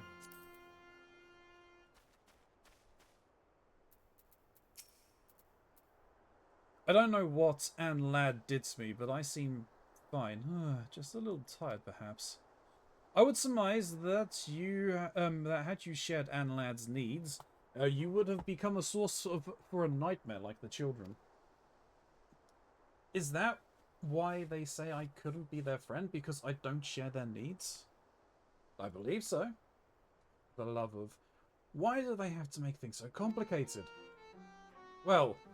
There isn't much we can do about Anne Ladd until they choose to reappear. Let's focus instead on filling Raktika with fun and happy dreams. When you have time, Ilya, Unani is looking for help.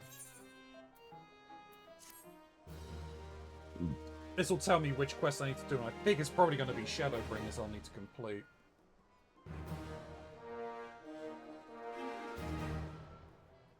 The Dream Spinners...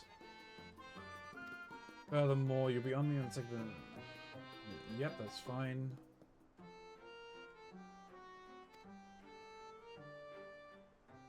Wider selection from Jewel O. Oh, I think it won't tell me until I get there. Jewel O, there you are. What do you have for me then? Oh, Wind Up Pixie is new. Okay, we'll pick up that. That's probably the only thing that's new.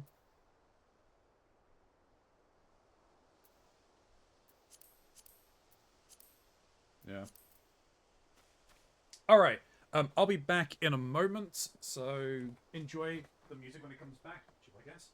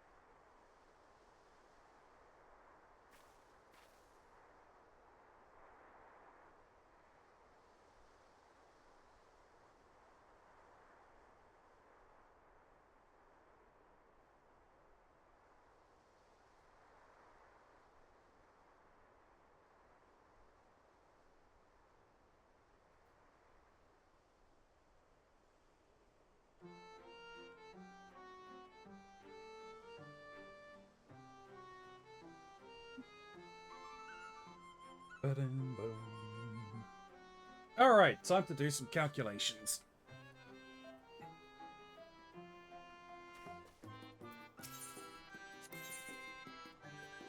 Yeah, so they're offering...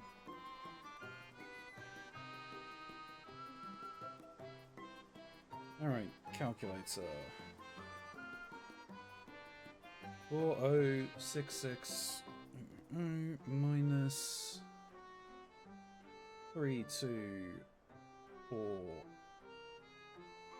3359 gives me 822641 divided by 297648 is 2.763. So the first 3 quests I will pick up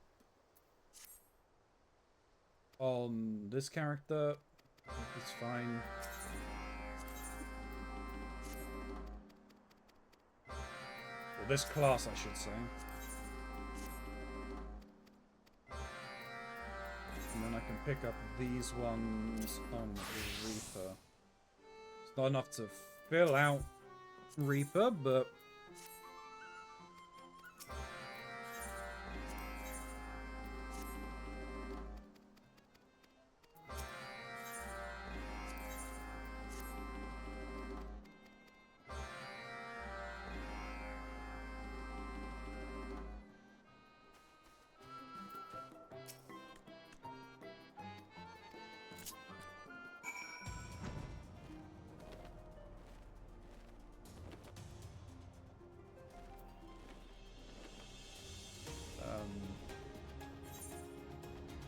Oh wow, all the way up there.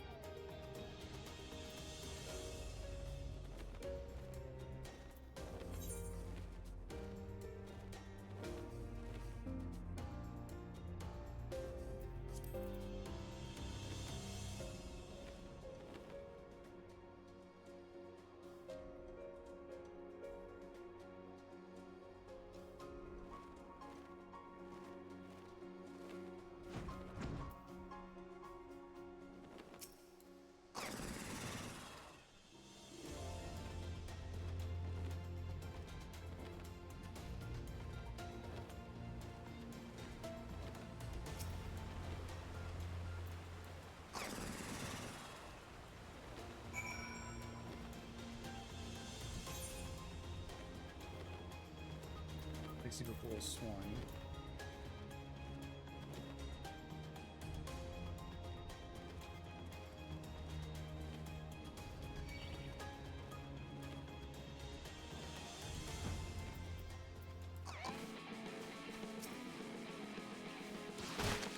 Oh, okay, you're actually reaching.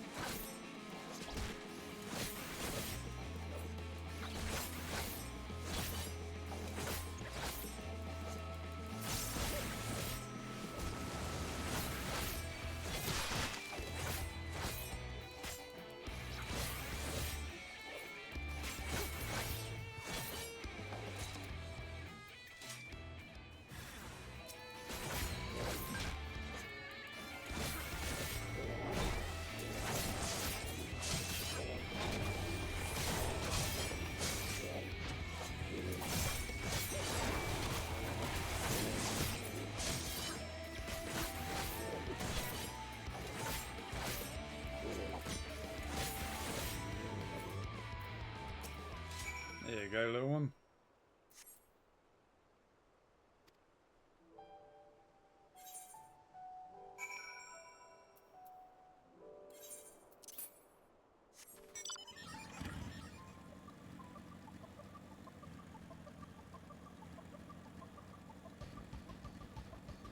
I wonder if I'll be able to talk to the pixie on this class, even though I picked it up as Sage? Probably no. Probably will need to be Sage.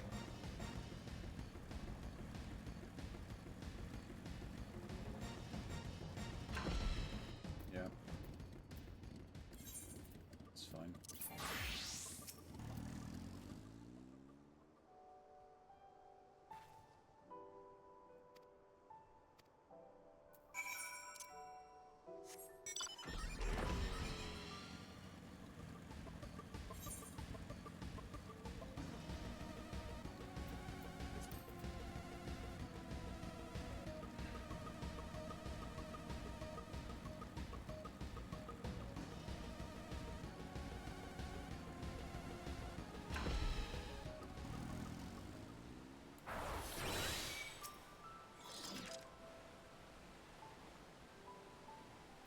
Alright, let's deal with this.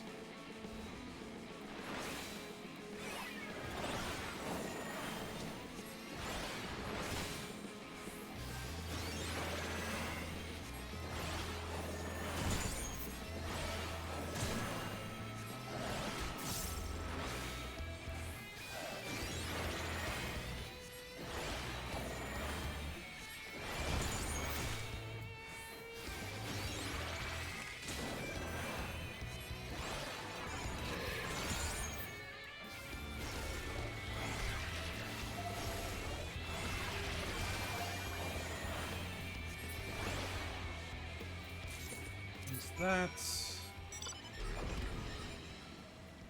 I have a feeling I'm gonna have to be going back out anyway, so that's fine.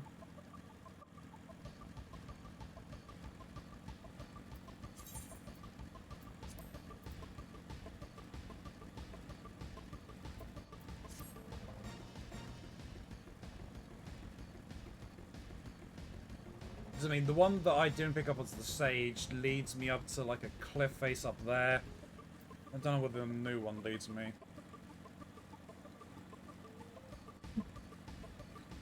But it's not going to be as simple as just kill something right beside the quest giver.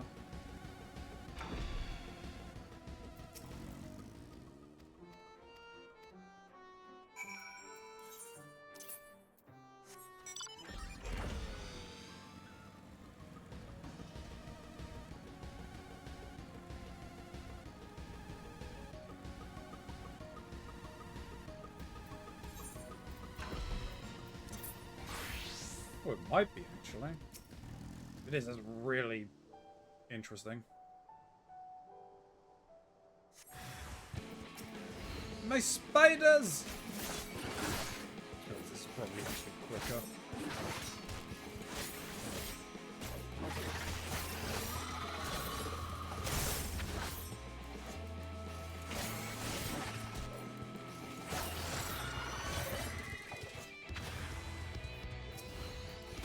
More spiders!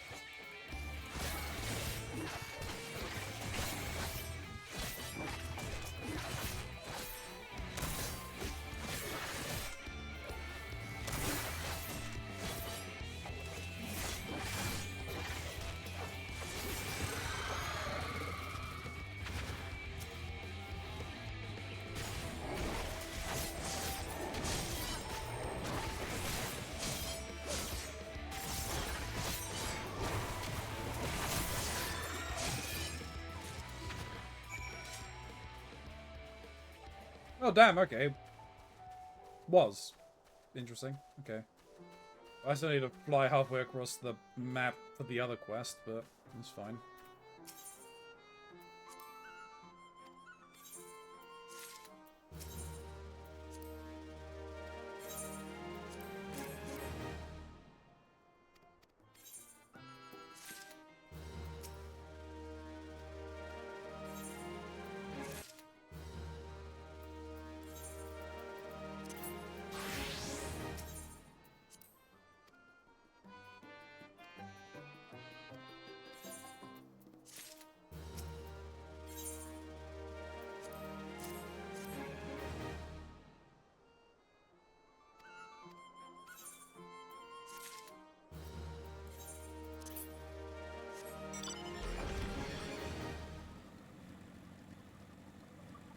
Alright, let's grab that. What am I gonna do? Am I gonna go and do the other one?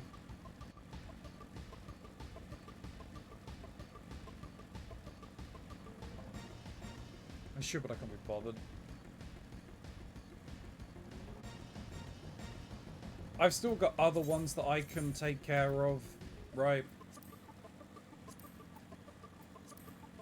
Like, I can continue the Vanu Vanu because I've still got one quest left to do for them, and I've still got the Ixal.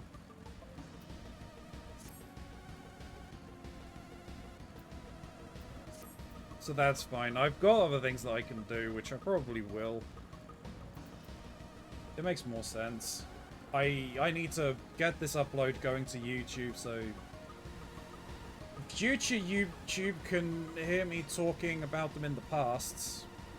Or something, I don't know. Like, the time is but an illusion.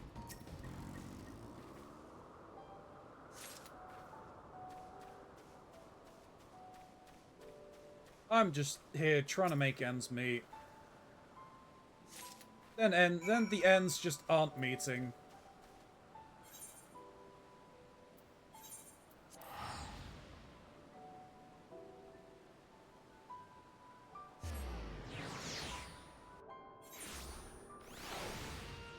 Wait, shit.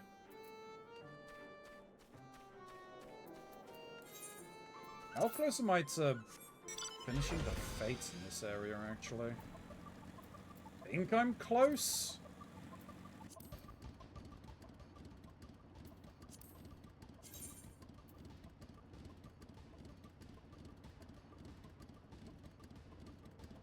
$22? $22?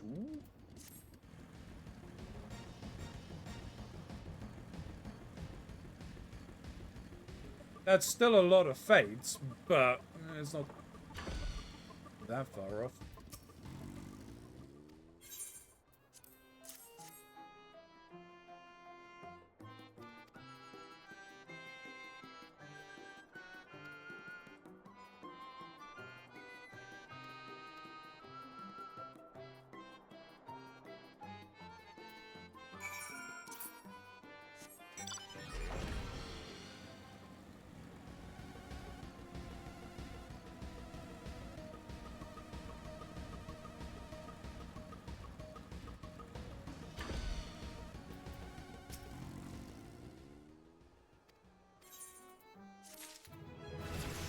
We go level 77. This is level 77 quest. Right, yeah, I think I'm good.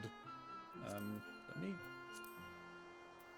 do this. I need to actually go into the house. It's definitely been in before, but, you know, should just at least go in.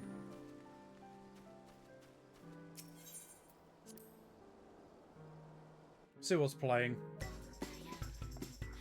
Papaya. Papaya. Make sure everything's okay in here. Yep.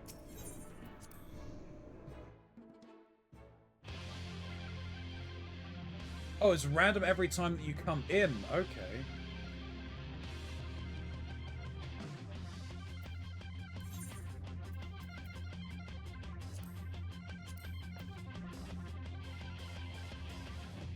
Bow down, bow down, bow down.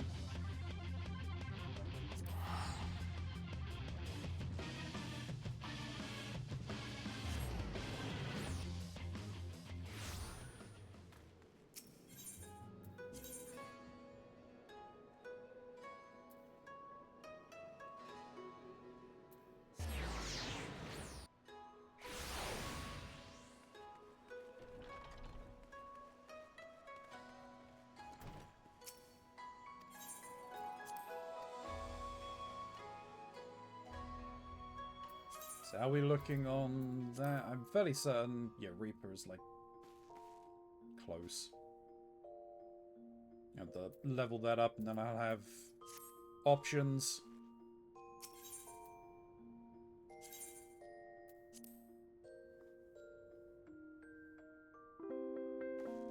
Boom, boom, boom, da-down.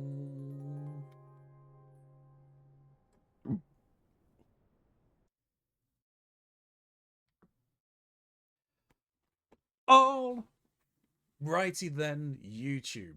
Thank you very much for watching. I really do appreciate it if you made it to the end of this video. Just know you're fantastic for doing so. If you could like, comment, and subscribe, all of that fun stuff, it helps the channel grow, gets us noticed by the algorithm. I am in those comments down below, so I will respond to you in kind.